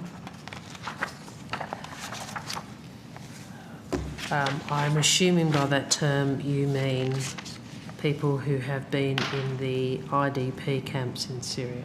Is that what you mean? Including children? Is that who you include in ISIS brides? If they come with children, sure, but that's who you included, just being clear what you're yes. including. Secondly, that is a question that you would first need to direct to Home Affairs. Okay, Minister, the AFP said at the previous round of estimates that they were preparing for more returns in the next 12 months. Does the Prime Minister know where these ISIS brides will be located? I'm sorry, what's the question? So the AFP said at the previous round of estimates that they were preparing for more returns in the next 12 months. Yep. Does the Prime Minister know where they will be well, I think located? that the evidence that I have given here, certainly in the chamber, I think, and we have given it estimates, is I think we made the following points. First, we are not repatriating individuals. Secondly, it is the case that as you would know, the situation in Syria is deteriorating. The security situation is fluid. Some individuals have long been seeking to return to Australia. I think the evidence has also been that agencies are aware of be monitoring individuals and aware of persons of interest. But if you want any further detail on that, Senator, you would need to ask at Home Affairs. Okay. Will any support or assistance be provided across the government in terms of the people that will be arriving home, particularly the persons of interest? First, I have said repeatedly, so have others, that we are not repatriating. But beyond repatriation, will there be any assistance provided? We're not repatriating individuals. Okay. Will PMC be coordinating across the government to ensure they are provided passports, as the government did with the most recent batch of ISIS brides? Well, different to repatriation. I'm just talking about specifically passports. Senator Collins, do not come in here and make an assertion which is not true. Your assertion just was that PM&C coordinated that. That is not correct. You should not, should not start, by making assertions which are incorrect. Okay. Now, the passports are the responsibility of the Department of Foreign Affairs, and I have answered, and I'm sure will answer, questions on that front. In relation to the security arrangements, or that is an issue to be addressed by Home Affairs, ASIO and AFP. And they have made clear, including in evidence on the last occasion, that they are and continue to monitor the situation, are prepared for any Australian from this cohort returning home. Obviously the safety and security of Australians is our first priority. Okay. I think I learned from the previous round of estimates that PM&C has a coordination role, is that correct? But they're not coordinating on this issue. Okay, the lead on this issue is Home Affairs, sorry. Okay, Would you like to say that? Sorry, Senator, please ask a question. Thank you. I just want to be clear on it, that they won't be coordinating with any medical testing or passports, or providing a coordination. I recognise that they don't provide passports and do medical testing themselves, but will they be assisting with any sort of coordination role? No, I'll check with Ms Lawson, but I would be surprised if that was our role. This is the role for Home Affairs. Okay. Is the Prime Minister aware of any passport renewals by Syrian IDP camp detainees? It's not a question for PMC. Sorry. No? Okay. Is the PM&C coordinating with other agencies to ensure that de-radicalisation measures will be in place for future cohorts to undertake? And who will lead on any de-radicalisation programs?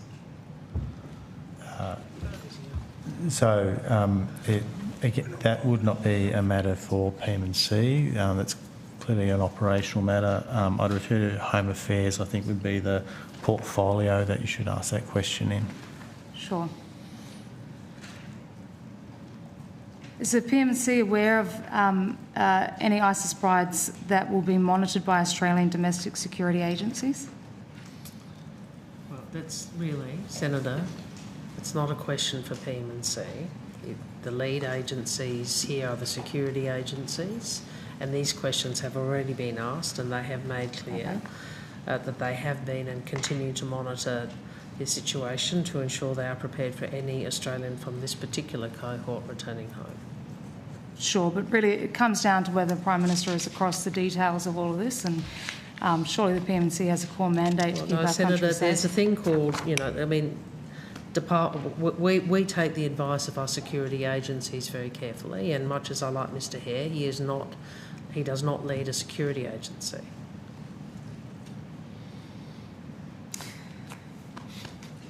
Minister,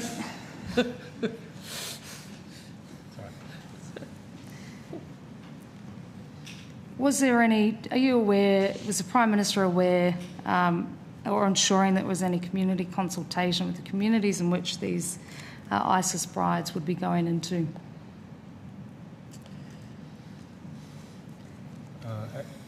Again, I'd refer to the answer, which is relevant departments and agencies engage with their state and territory counterparts a range of counter-terrorism and law enforcement matters as appropriate. So this is a matter that you need to raise with the Home Affairs portfolio.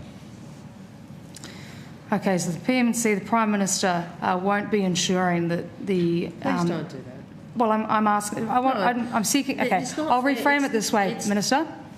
It is not fair to make a political comment when you are told that it is that it is another department who has primary responsibility for the area. But to try and infer, make a political point when actually what we're saying is you're asking questions in the wrong place, I don't think is a reasonable political play. So I'm going to say that to you. If you want to do it, that's fine. We've answered the questions as best we can as a matter of courtesy, but these are matters led by Home Affairs, not by PM&C, and they should not be subject to any adverse comment because you are asking them about things which are not their responsibility. But I'm also asking about the Prime Minister's awareness of all these details and whether he's taken the lead on, keeping our country safe. Well, the Prime Minister's first priority, as is the entire Cabinet, is the safety and security of Australians. It's our first priority. Great. So I might just reframe the question this way. Minister, is the Prime Minister able to give an unconditional guarantee that the future arrivals of these women and their children will pose no threat whatsoever to the Australian community? Well, Senator, you and I both understand the legal situation is that the individuals concerned are, if they are Australian citizens, no government can prevent them from coming back to Australia. What we can do is to make sure that if there are any persons of interest, that our security agencies are well aware of these individuals and are monitoring them. I trust our security agencies to keep Australians safe. We listen very carefully to their advice in the specific on this issue and more broadly. Just to assist the Minister, it's not strictly true that an Australian government can never prevent the return of an Australian citizen to Australia. We have temporary exclusion orders which allow a minister to apply to prevent an Australian citizen from returning for a period of time. I was making the point, for example, that the citizen stripping legislation was found to be unconstitutional. Yes, but that's not what you said. You said that no Australian government can prevent an Australian citizen from returning. That's not true. You can apply for a temporary exclusion order to keep them offshore. You know what the threshold is on those. Sure. All right, final question on this particular issue. In its coordinating role across government, is PMC aware if any additional funding has been provided to state governments where the ISIS brides are living to fund state police force surveillance of these terrorist sympathisers?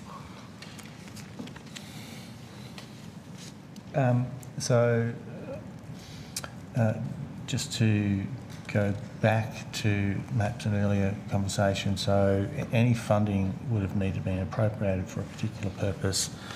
I'm not aware of anything in particular that's unusual or new, but I'm happy to do that. A funding question should probably actually go to the Department of Finance. Okay. Can I just perhaps, given the AFP Commissioner on the 8th of October, Commissioner Barrett, I do want to provide assurance and confidence that the AFP remains appropriately prepared and positioned to respond to any self-managed returns from the internally displaced persons camps alongside our Commonwealth and state partners. We are always positioned and prepared for any self-managed returns from that area. Operation Health, for example, has been an ongoing investigation since 2014. So we have a number of ongoing investigations and matters who relate to Australians who have travelled overseas. I want to provide confidence and assurance that we remain prepared and positioned for any self-managed returns alongside our partner agencies. Okay. Thank you, Minister. I just want to turn quickly to the issue of the Director General of the ASD, recognising that this is not about the ASD, but whether the Prime Minister is aware whether the Director General of the ASD is under any investigation by IGIS. We don't do individuals in these forums. Okay. It would not be fair to individuals. Okay. If you want to have a conversation with any, you can seek a briefing or have a discussion. We're not doing an individual in this forum. Okay, can I please turn to EVs and national security? EVs, issues. It's not the right department. Senator Collins, it's not the right department. She hasn't asked the question yet. Well, she wants to talk about EVs and national security. Yes. I'm pretty sure I know what the question is. It won't be the right department. Why don't we see? Okay. All right. Thank you, Senator Patterson. I refer to media reports in the AFR that electric vehicles and home batteries are, and I quote, at odds with national security imperatives, according to former government advisor Alistair McGibbon. Does PM&C concur with the advice of experts that an influx of EVs or home batteries from authoritarian countries could pose security risk? Senator, these are questions for the Department of Home Affairs. I'm asking whether the PMC agrees with that. Well, you can't ask that. That's the point. That you can't make it relevant. So when something is out of a department's responsibility, you can't make it relevant by asking them about their agreement or their opinion or their feelings. Okay, so the PMC has not provided any advice regarding oversight and control mechanisms Senator, on electric vehicles? Home Affairs has carriage of this issue, so they're the relevant agency to direct questions to. Okay.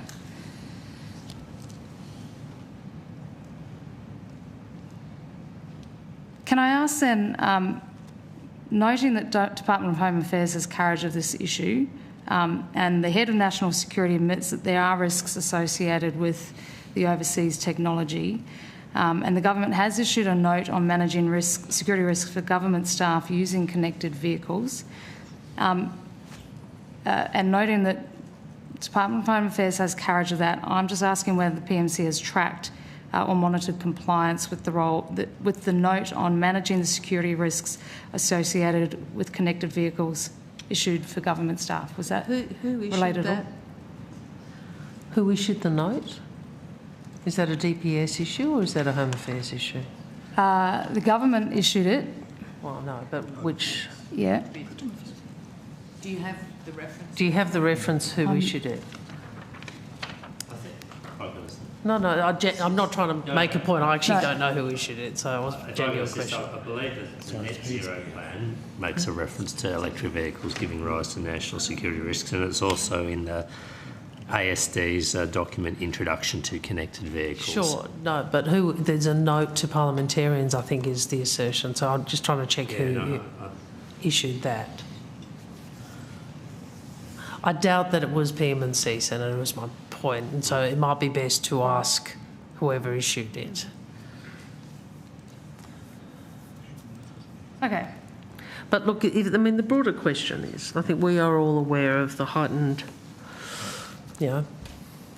cybersecurity is a domain, cyber is a domain in which there have been increasing security challenges, and I think the whole of government is aware of that, Senator. If I might add, so if this was, I'm not quite sure the document referring to, but I suspect it's the PSPF. If it's the PSPF, that's the responsibility of the Department of Home Affairs. All right. Are you aware of how many electric vehicles manufactured in authoritarian countries are currently used or allocated to officials in the Department of Prime Minister and Cabinet? I'd need to take that on notice. Okay, that would be great, thank you. How many, and you'll probably have to take this on notice too, but how many EVs manufactured in authoritarian countries are currently used or allocated to executive level staff within Department of Prime Minister and Cabinet? So I'm just not sure of that. So we tend to have that as part of our contract as opposed to having a car issued to us. So that's an individual choice, not an allocation process. I'm just not quite sure of what the actual question was.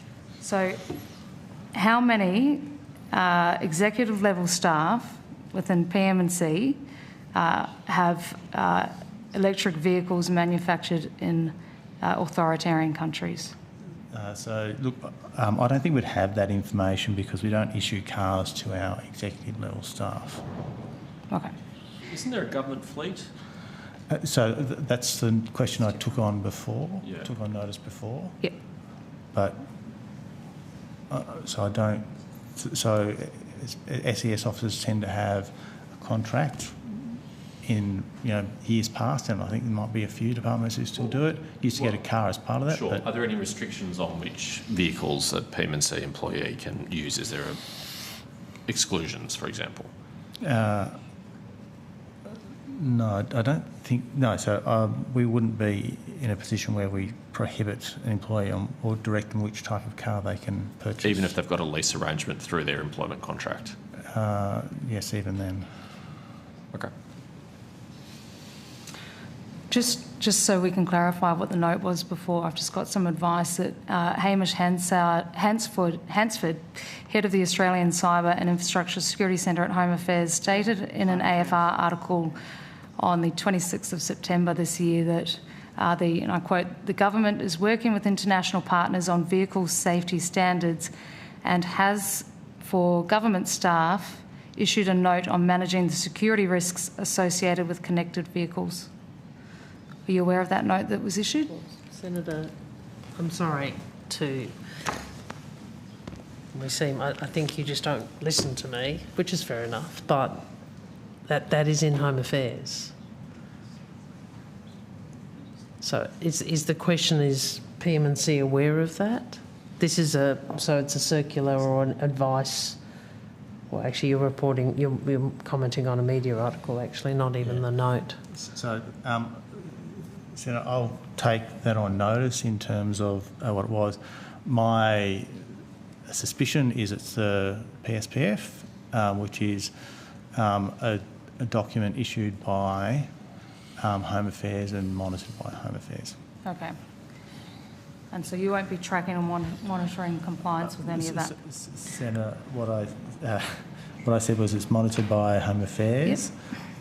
Departments provide advice to Home Affairs based on that. Yeah. But I don't... We'll take on notice what we can provide. I mean, essentially your question is, given this circular PSPF, what is PM&C's compliance with this policy? Yep. Is that broadly what you want? Yes, yep. absolutely. Okay, we'll just thank you.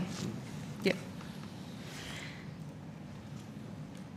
I am understanding that Home Affairs is responsible for this, but I'm just wondering whether the Prime Minister has sought any advice on Minister Burke's electric vehicle, given that he's a minister serving on the National Security Committee of Cabinet.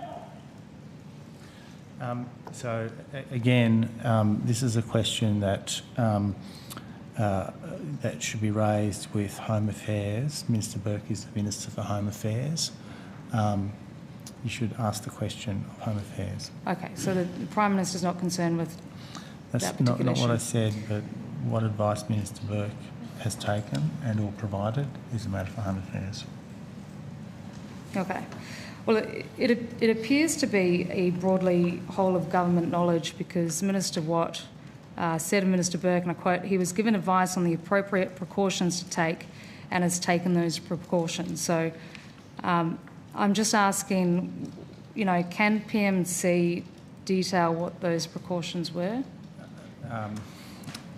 Not in relation to the Minister. That would be a matter for him, his representative, to answer.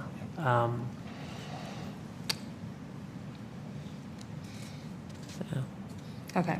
And so I'm going to take it that Minister Burke has not sought or received any further briefings from PM&C or other national intelligence agencies on the risk of driving an electric vehicle. Senator...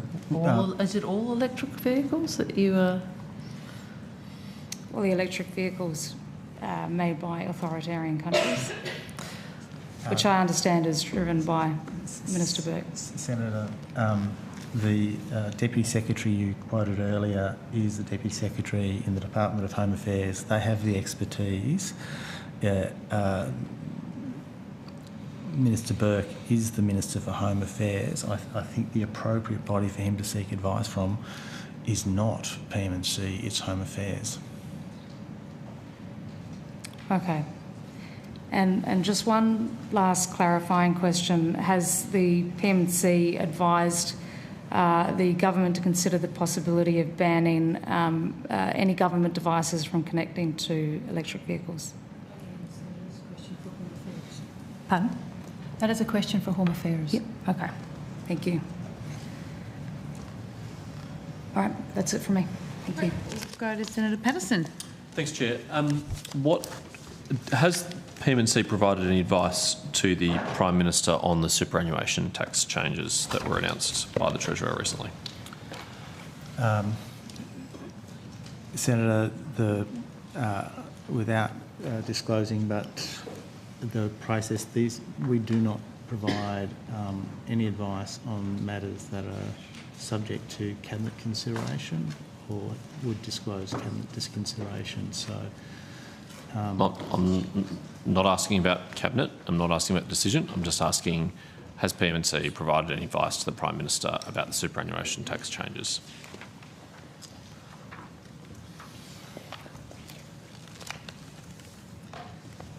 So, Senator, I would just echo Deputy Secretary Hare's comment, which is that it's long-standing practice for us to not provide information or advice on matters that have gone to the Cabinet.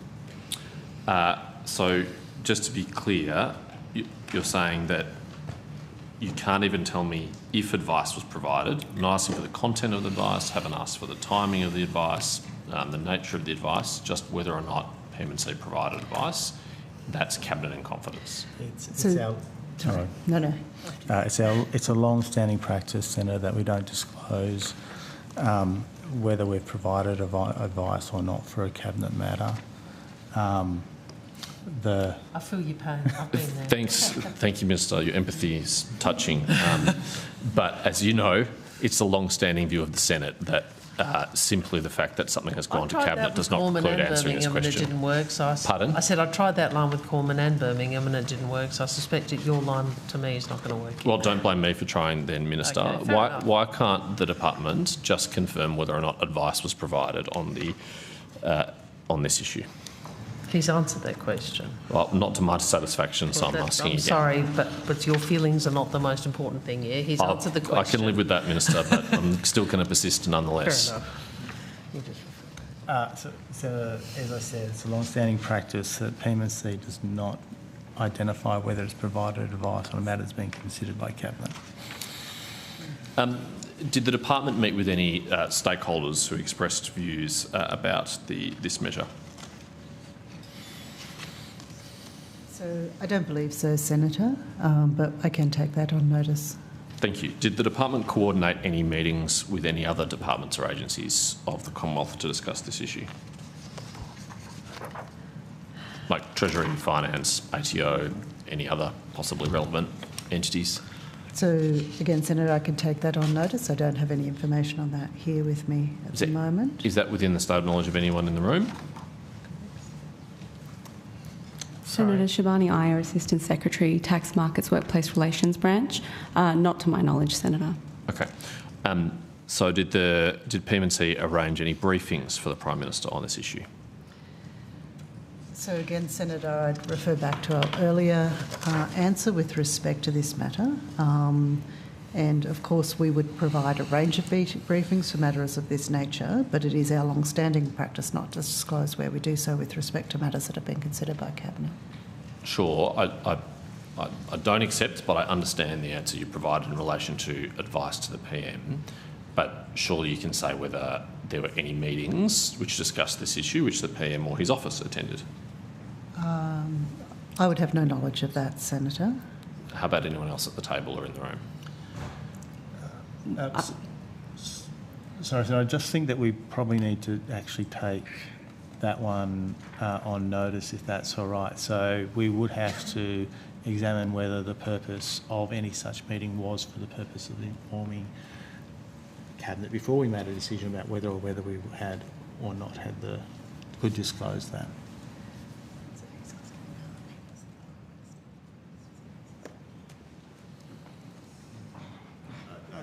If we can take that on notice, Senator, I just wouldn't mind looking at that. Okay. Did the department pass on or summarise in any form any feedback from stakeholders to the Prime Minister on this issue? Again, I'll take that on notice, Senator. I certainly don't have any information in front of me with respect to that today. But assume for the purpose of my questions that I include the PMO in that, as well as the Prime Minister himself. Did the department receive any correspondence about this issue from stakeholders? It's possible that the Prime Minister did, but we can take that on notice, Senator. Thank you. If you could take that on notice and how much of it and who the stakeholders were on notice, that would be helpful. I think that's all I have on that one, Chair. Thank you. Thank you. If we can go to the 6, I will. Senator Sharma, over to you. Thank you, Chair. Just give me so I have a bit of time. Just wanted to ask a little bit about the implementation of the independent review of Commonwealth funding for strategic policy work, so the so-called Varghese review.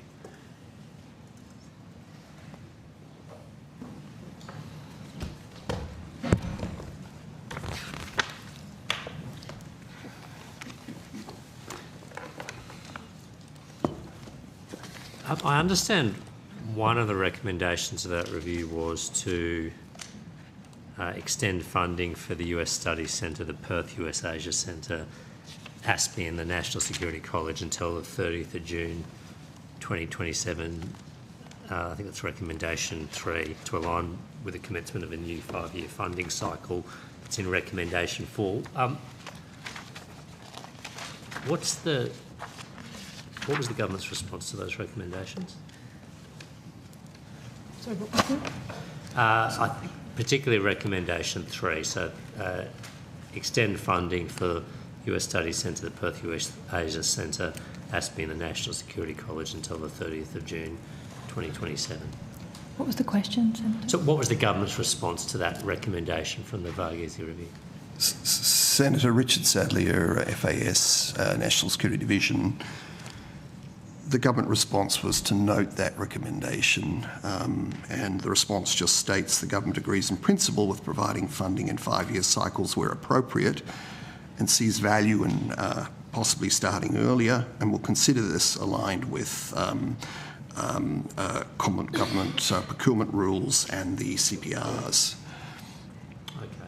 So what is the current runway of funding to those institutions then? When does funding to those institutions currently expire then if that recommendation was not accepted? Senator, I'd have to take that on notice. My understanding is that each of the funding for each of the organisation has followed the current pattern, but let me take it on notice to see what further has been done there. Okay, thank you. And then a later recommendation in that report was recommendation 11 in the Varghese report, which recommends that the government should reconstitute ASPI's council with up to 8 members, comprising a chair, 2 members appointed by the Minister for Defence, 2 members appointed by the Leader of the Opposition. And I understand the government agreed in principle with that recommendation. Sorry, Senator, just to clarify on the previous recommendation, it wasn't not supported, it was noted. No, yeah, no, I heard that from Mr Sadler. Thank you, Ms Lawson. So, yeah, so my question was about recommendation 11 about the government reconstituting ASPI's council, and Senator, on that particular one, the government has agreed in principle with the recommendation. It's agreed that ASPI should be a genuinely independent and non-partisan research organisation set up to provide research-based policy analysis. And on the constitution of the Executive Council, the ASPI Council, it said that consistent with the existing ASPI constitution, the Council will have the authority to appoint the Executive Director in consultation with the Minister for Defence. Okay. Now, I understand that part of the government's response was that the ASPI constitution would be amended to change the composition, or rather establish a council of up to 8 members. Senator, I'll have to take on notice the status of that. Okay. That's your understanding of the government's response to that recommendation. I'll have to take that on notice, Senator. Have you got the document handy, the government's response? I'll read it out to you otherwise. It says, the ASPI constitution will be amended to establish a council of up to 8 members. It will comprise a chair and 2 members nominated by the Minister for Defence, 2 members nominated by the Leader of the Opposition, and up to 3 members nominated by the Council itself based on a skills matrix. And then it says these appointments will be finalised in line with long-standing government board appointment processes outlined in the Cabinet Handbook. the ASPI Charter will also be updated. So I'm just curious to know, has this been done yet? Any of these changes to the ASPI Constitution, the composition of the Council? I think that's what Mr Sadler took on notice, and we should need to update you on the status of Yes, the Senator, implementation. if I haven't made it clear, my apologies. I wanted to take on notice the status of the response to the whole recommendation. Okay. Thank you. Okay, if you could take that on notice. Does PMC have any concerns about the independence of ASPI? Sorry, Senator, you're asking for opinion. No, you can't ask them that. Okay, well, let me ask it another way.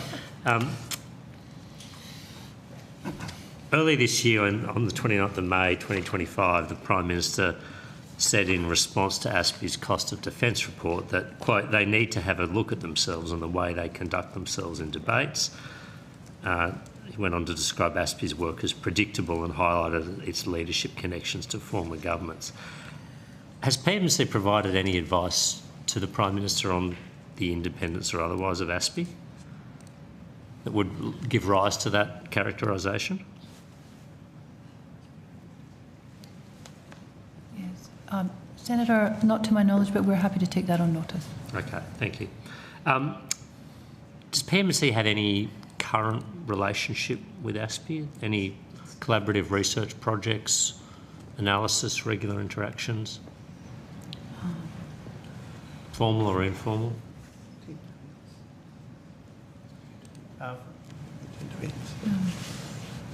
Senator, again, sorry, I'll have to take any formal, anything formal on notice.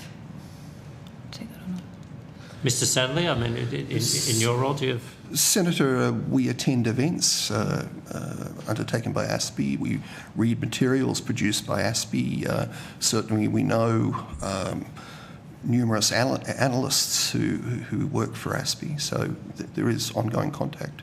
And has the nature of that conduct changed at all since those remarks of the Prime Minister of May 2025? Not to your knowledge? Senator, I've answered the question, I think. Okay, I'm just trying to understand if the nature of PMC's relationship has materially changed as a result of a view that ASPI is not impartial. I'm not aware of any change in PMC's engagement with ASPI as a result of that statement, no. There's been no change? Not to my knowledge, Senator. All right, thank you. Shall we? Yes, I think that was all Thank right. you, Chair. I think we can give the Minister 4 minutes of her time back. I was going to say I love you, but that would get really, You were going to thank us. But I think, just to be clear, we've got Office of the Governor-General. Is that what you've got after We're this? going to ANO now, I believe. Yes, we are. Oh, sorry. So I think I'm coming back for thinking I'm needed later. O&I? O&I, probably. What time are we likely to get to that? So we're ANAO now at 6, so we're actually on schedule. Bang Well on done. schedule. So and at 6 all these people behind us can go? Well, anyone connected to the Australian National Audit Office needs to stay. Look at you all. How good is that? Thank you. All right, so you've got that and then O&I. ANAO, break, O&I. Yeah, O&I from 7:30 on the schedule. Because you're here until the dinner break and then we lose you, is that correct? Yeah. Oh, sorry. I'm not going. I thought I was leaving. Who are we supposed to have? Hey? Is there, I think there's a minister at the table for ANAO. I have some fairly limited information today, I'm afraid.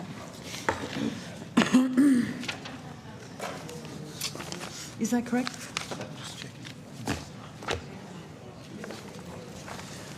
Oh, well, you've got me. Someone else is doing it. I withdraw everything else I said about you, Peter. Oh, I tried.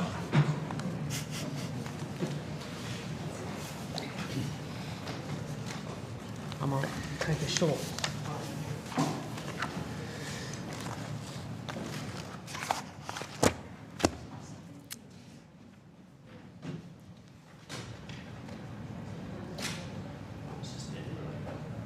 I suppose we should if they're not here. Can we suspend while we find ANAO? Thank you.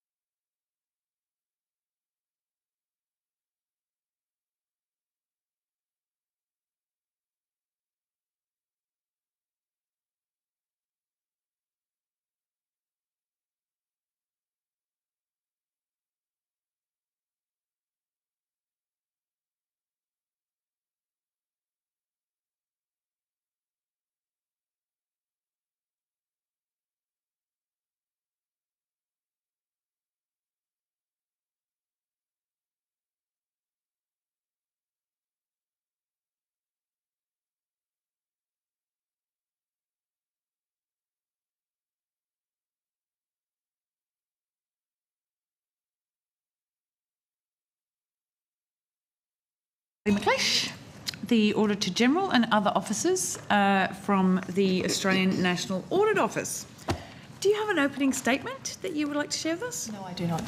Okay, well, we will dive straight into questions and we'll start with Senator Patterson. Thanks, Chair. Is the ANAO familiar with the issue of Treasury's $2.3 billion of unauthorised payments? Carla Jago, Group Executive Director, Financial Statement Audit Services Group. Yes, we are. Great. How did you first become aware of this issue? Through our financial statement audit of the Department of Treasury's 24-25 financial statements. Right. So was it ANAO that identified this issue, or did Treasury identify this issue and bring it to your attention? I would have to take that on notice. I believe Treasury identified it and brought it to our attention. While you were doing an audit? Correct. Right. Just for those watching at home not familiar with the process, what's involved in you auditing payments like this at a department like Treasury? We initially gain an understanding of the process that an entity goes through, so not on individual payments but at a system level, the type of process that an entity would go through. We would test the controls that are in place. That may be done on a sample basis, depending on the type of payments or whether an IT system is involved. From that, if it's a sample we've selected, we will test the key controls and identify any issues with that, and if there are issues that mean we can't rely on the controls that are in place, we then turn to what we call substantive testing, where we actually look at the individual transactions in more detail. In this instance, do you know what happened? I don't have that detail on me. Is there anyone in the room who's more familiar with the detail? I don't believe so. No. Okay. I'd be grateful if you could provide as much detail on notice as possible, because it is important to understand how this issue was identified as part of the audit. When it was identified in the audit, had the retrospective written authorisation already been put in place? I believe so. Right. So Treasury obviously knew prior to the audit that these payments had been made without ministerial authorisation. I'd have to take on notice the actual dates. Our audit actually runs for quite some period of time. We generally do the planning process for an audit of a department like Treasury in about November or December of the financial year, and then we do interim phases, pre-final phases, and then a final phase in about August each year. So it does spread over quite some period of time. Okay, timeline in this instance would be really helpful, because it is important to understand if it is the case that as you became aware of this issue during the audit, the retrospective written authorisation was already in place, then that implies that prior to potentially the commencement of the audit, or at least this stage of the audit, Treasury was aware and had made some attempt to rectify the issue. Does that make sense? Yes, I can get you that information on notice. And they hadn't contacted you to tell you that they'd taken these steps? I would have to check that. I don't know. Okay. How would you characterise payments of this volume being made without ministerial authorisation? I guess we expect that all payments are made in accordance with the law. Steps were taken in this instance when the issue was identified to rectify that so that they were retrospectively authorised. But prior to those steps being taken, these payments were unlawful, weren't they? Our understanding is that they were in breach of Section 83 of the Constitution before they were retrospectively authorised. Yeah. I mean, is it a serious thing in the ANAO's view that a department is making unlawful payments to the tune of $2.3 billion? I think we see any potential breach of Section 83 of the Constitution as a serious matter.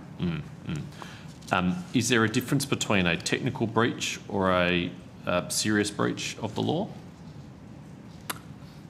I'm not sure what a technical breach versus a serious breach.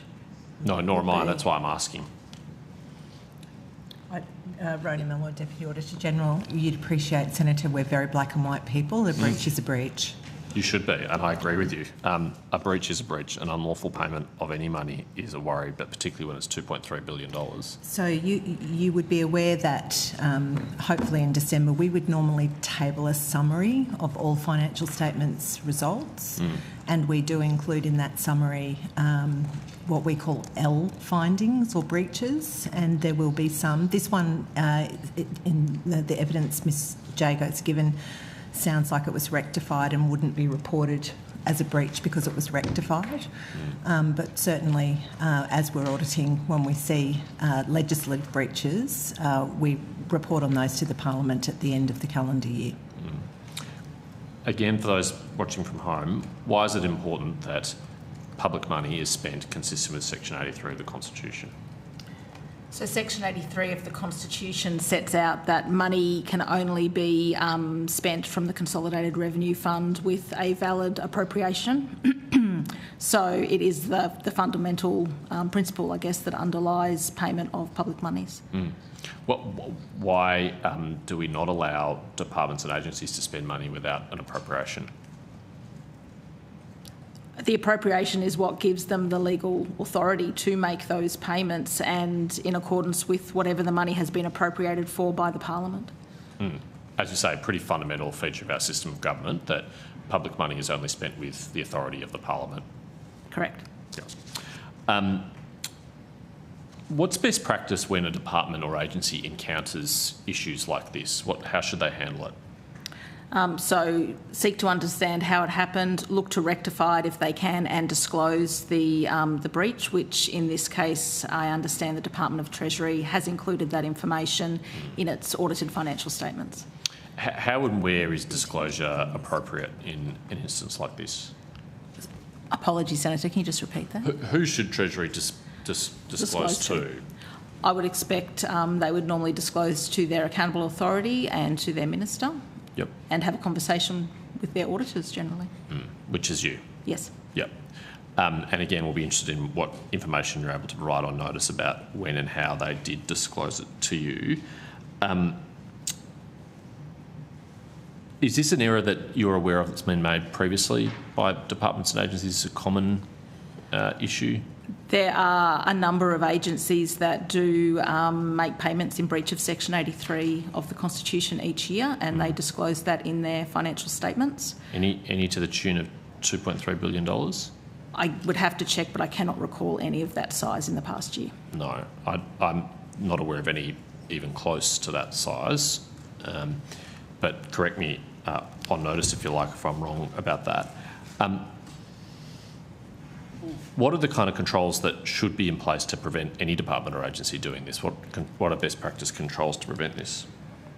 I think just a fundamental first step of checking that there is an available appropriation and that appropriate authorisations have been obtained before the payment leaves the Commonwealth. Payment of money is not an unusual thing for Treasury to do. It's kind of core business for Treasury. Are you surprised that an error like this happened at a central agency like Treasury that's really well versed in how to pay money?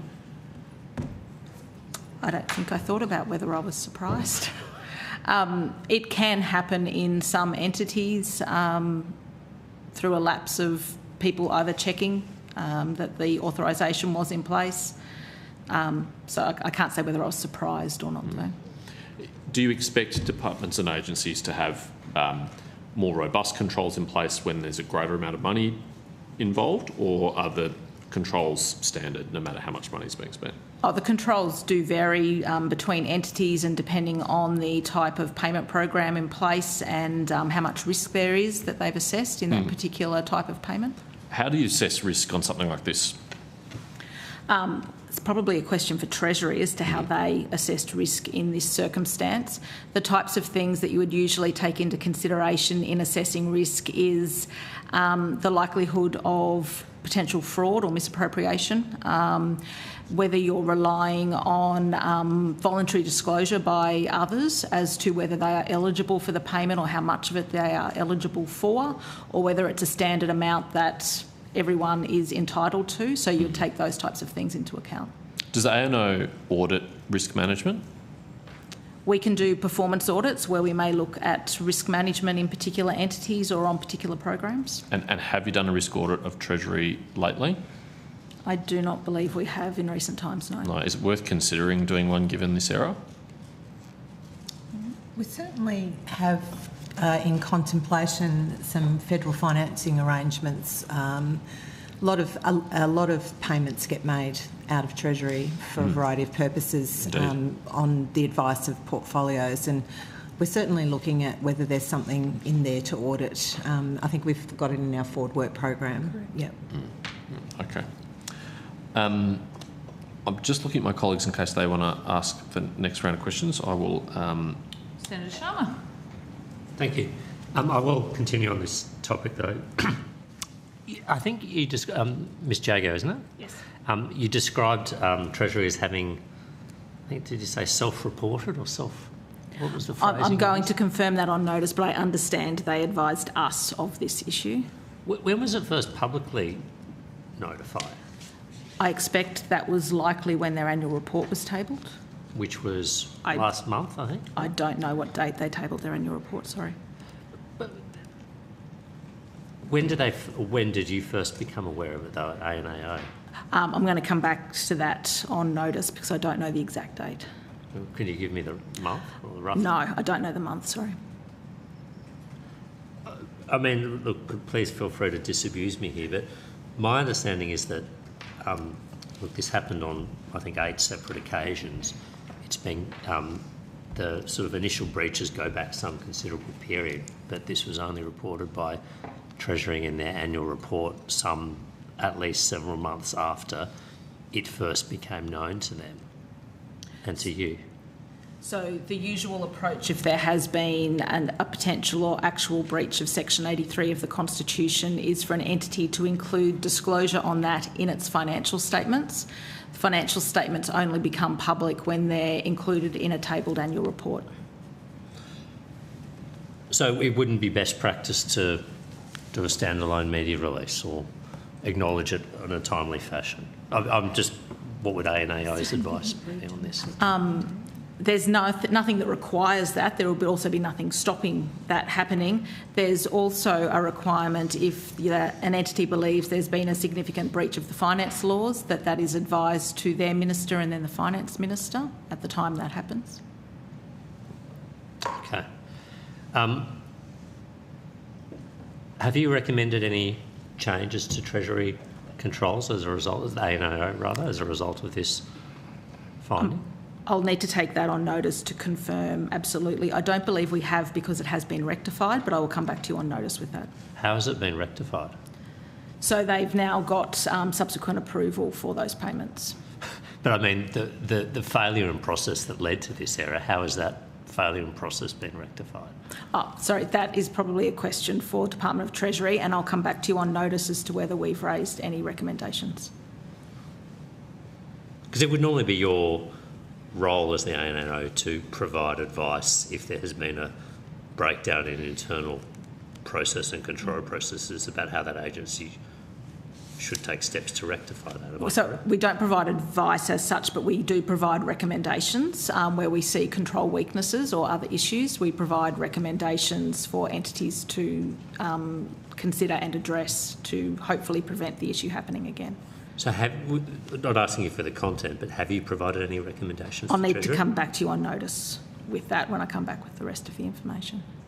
Okay. I'm just asking a binary question. Have you provided recommendations to Treasury or not? Senator, I think the difficulty is we've just finished 244 audits and the sort of detail that you're asking for will be deep down in an audit file in correspondence to the Secretary of the Treasury.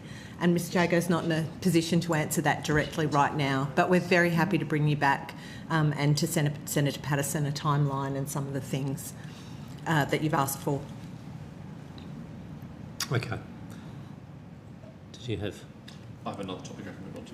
Okay, all right. Senator Patterson. Move on. Thank you. Is the ANO auditing the Housing Australia Future Fund? Yes, we are. Yes, we just Great. on that. Why did you decide to audit the HAF?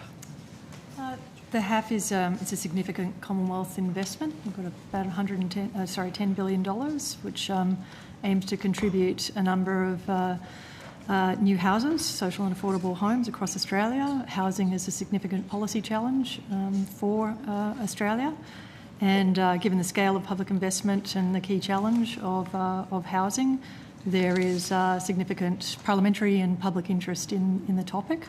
So we have commenced an audit into the effectiveness of Treasury's design and delivery of the Housing Australia Fund. When did that audit commence, and when do you expect it to conclude by? It's commenced recently, and I think it's expected to table next year. Group Executive Director, Performance Audit Services Group. The audit was added to the annual audit work program on the 11th of July, expected to table June 2026. Okay, thank you. You said you're going to look at the design and implementation of the HAF. What does that mean?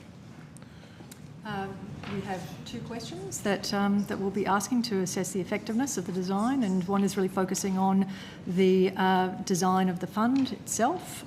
The other is whether they've established effective delivery arrangements. The audit's in process now, and we don't usually comment on audits that are underway. So there's not, other than the fact that it's a matter of public interest and that it's a large amount of money, there's no other particular reason that you decided to audit the HAF? Those are the main reasons. Yep. And I presume there's nothing preliminary about your audit that you can share today in this forum? Nothing at this stage. Fair enough. Are you looking at the relationship between the HAF and superannuation funds? No, I don't believe we are. No? Because as I understand it, it's not my portfolio area, but as I understand it, there is some cross-flow of funds or some joint projects between the HAF and super funds. That's not a relevant consideration for the audit? No, I don't believe that's our area of focus, no. Okay. How about value for money in terms of the cost per dwelling, for example, that the HAF is delivering? That is a question that may come up in the second criterion that we're examining on whether the Treasury has established effective delivery arrangements.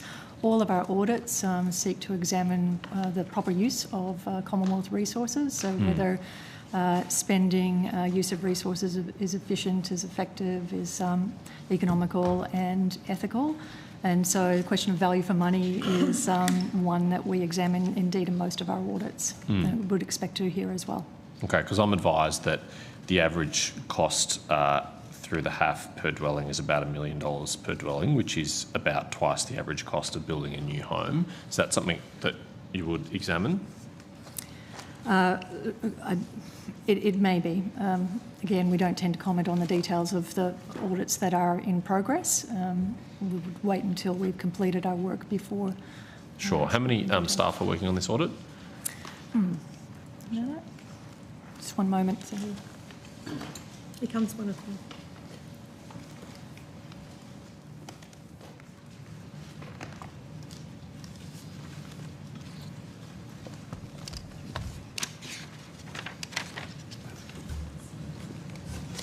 Nathan Calloway, Executive Director, Performance Audit Services Group. We currently have a team of 3 on the audit, plus myself. Okay, and are you overseeing the audit? Yes. Great. Are you able to provide any more detail to the questions that I asked the Auditor General earlier? No, Senator. The questions that Dr McLeish outlined are our key focus areas. Okay. Have you met with Housing Australia so far as part of the audit? At this stage, we have not. No. Do you plan to? Yes. Okay. Have you been given access to all the documents you require for the audit? There have been no issues in that regard, Senator. Good. Have you met with the Minister for Housing as part of the audit? No, Senator. Are you likely to? Not at this stage. What about relevant officials in Treasury who helped design the policy? Yes, so the audit is focused on Treasury. Yep. How many times have you met with Treasury officials? Don't have that information in hand, but it's on a weekly basis. I can take that on notice if you very want frequently. And how senior are the relevant officials? Do you meet with the Secretary or Deputy Secretaries? What level are you engaging at Treasury with? At this stage, I believe we've met with up to the First Assistant Secretary level. I'm not as familiar as perhaps I should be of Treasury's structure. Is that the head of the relevant housing group within Treasury? That's the senior most housing official within Treasury? So there's a Deputy Secretary who's above, and so we would engage with that officer throughout the course of the audit, but it is a relatively early stage of the audit so far. Okay. Has the timeline changed on the audit? No. No, it's as planned. Yes. Okay. Thank you. I look forward to reading it in due course. Thank you. Senator Sharma, do you have any further questions? If I could, just we'll keep this to time now if I can, unless your colleagues do. Could I just ask a little bit about the audit of the National Reconstruction Fund Corporation?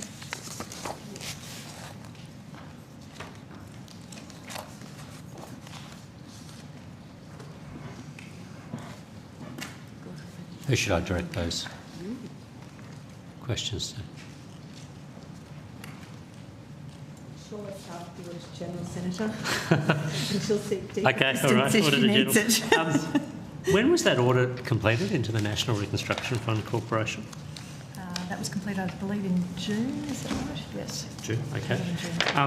And is it true that there was no finding of effective for the overall establishment of the fund and its governance arrangements? Yes, I'll hand over to the responsible executive to talk about the findings from the audit. Okay. Senator, I can start and then Sure, my colleague thank you, Ms. Lane. Might add. So overall, we found the design of the fund was largely effective. Governance arrangements largely sound, but fund arrangements partly effective. And what was the reason for the fund arrangements being found to be partly effective? So I'll start and my colleague will add in. So the reason for the partly effective finding for the fund's arrangements largely related to the lack of finalisation of an investment strategy, some weaknesses in the stakeholder engagement framework, and a need to improve investment procedures, records and compliance monitoring. Happy to dive into more detail if you'd like. Perhaps just the lack of the finalisation of an investment strategy, if you wouldn't mind just elaborating a little bit on that particular finding. David Tellis, Executive Director, Performance Audit Services Group. So yeah, that was something we identified that was something that hadn't been developed, so we made a recommendation that they develop one. So was there an investment strategy? Not at that point. So I think the no investment strategy. The investment strategy was in draft and not finalised, and I think the report made the observation that investment decisions were being made without an endorsed and finalised investment strategy. Because at the time you were conducting this, the National Reconstruction Fund had already written cheques, dispersed money, right? Yes. But it had done so without a finalised investment strategy. Yes. Correct. Okay. Could I also ask, from what I understand, the Acting Auditor General had to issue notices to provide information and produce documents to the National Reconstruction Fund pursuant to Section 32 of the Auditor General Act. Why was that necessary in this instance? So at the time, we wanted to access some information that the entity raised risks with about. Sometimes there's risks about confidentiality, the nature of the information. We tend to audit cooperatively, and on occasion we issue directions to provide us with information, and that was a judgment we took in the course of that audit. So in this instance, the National Reconstruction Fund was not providing you with the information you requested My voluntarily? recollection is that it wasn't, we're not giving it to you, it's we're raising risks about the nature of the information. We would prefer it if. That is quite common. We prefer to just cooperate, have cooperation from entities, but to provide everybody with comfort that we can take stuff, sometimes we issue notices, issue directions, and in that case we did. How often have you issued such notices or directions in the last year? There were a total of 15 notices under Section 32 of the Act. 15 notices dealing with 15 separate audits, or 15 notices dealing with a smaller number of... I believe it's 15 separate audits. So there are some entities, again, to provide comfort, that have legislation that creates offences for the disclosure of information. So the Social Services Act is an example, the Health Act is an example, and to provide comfort to those entities that they must give us information and we don't create an offence of disclosure, we issue notices. So it's very rare that we do it to coerce the provision of information. Okay, okay. Could I just turn again to the lack of finalisation of an investment strategy? So one of the audit's findings. From what I understand as well, that the National Reconstruction Fund's allocated appropriations up to and including this financial year, but after that it needs to be funded through its own sourced revenue. Is that your understanding, Mr. Tellis?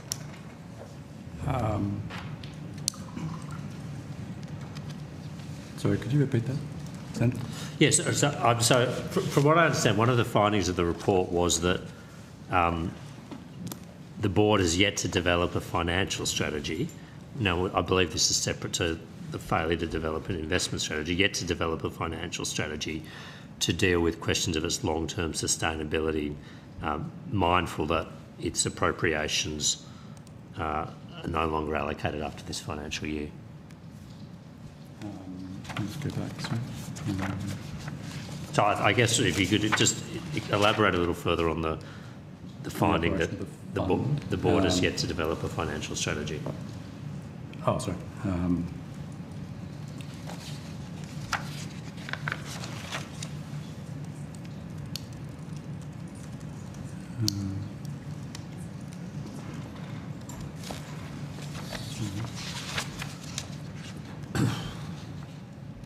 Senator, if I can go to the general of the question.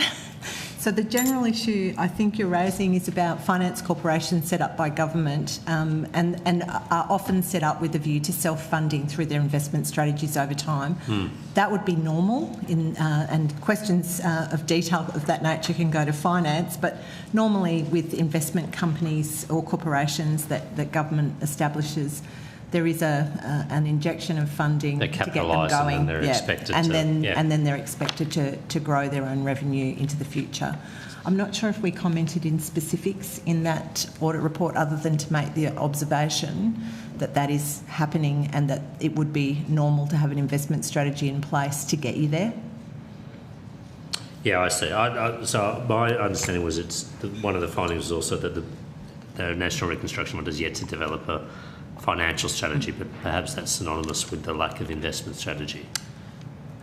So is it a draft? They had a draft one. I know what we were calling out was that as of the 31st of March 2025, NRFC's board has not developed a financial strategy that links with its investment strategy and its stakeholder engagement framework to support and deploy the investments.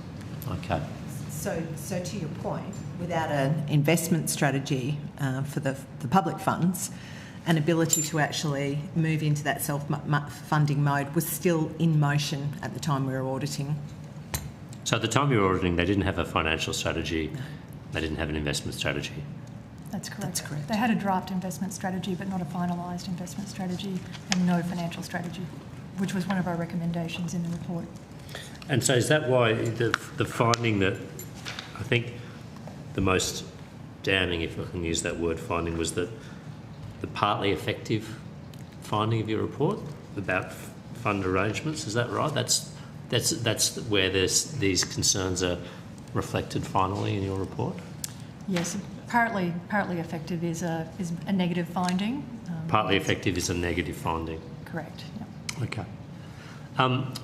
When would it be likely in the normal course of events that you would audit the National Reconstruction Fund again? We wouldn't have a specific time frame for auditing again. We aim to develop a program that's balanced across portfolios and sectors. There isn't a sort of set time frame for each organisation. But if we assessed risks were high and we saw a need to, we would, including follow-up of some of the recommendations, then we would do so. But we don't have any specific plans at this point. Okay. All right. Thank you. I had no further questions. I don't know if my colleagues did either. Excellent. Thank you very much. Thank you. Thank you. Really appreciate your time. We will now release you from the program, and we will spend for dinner and resume at 7:30 with the Office of National Intelligence.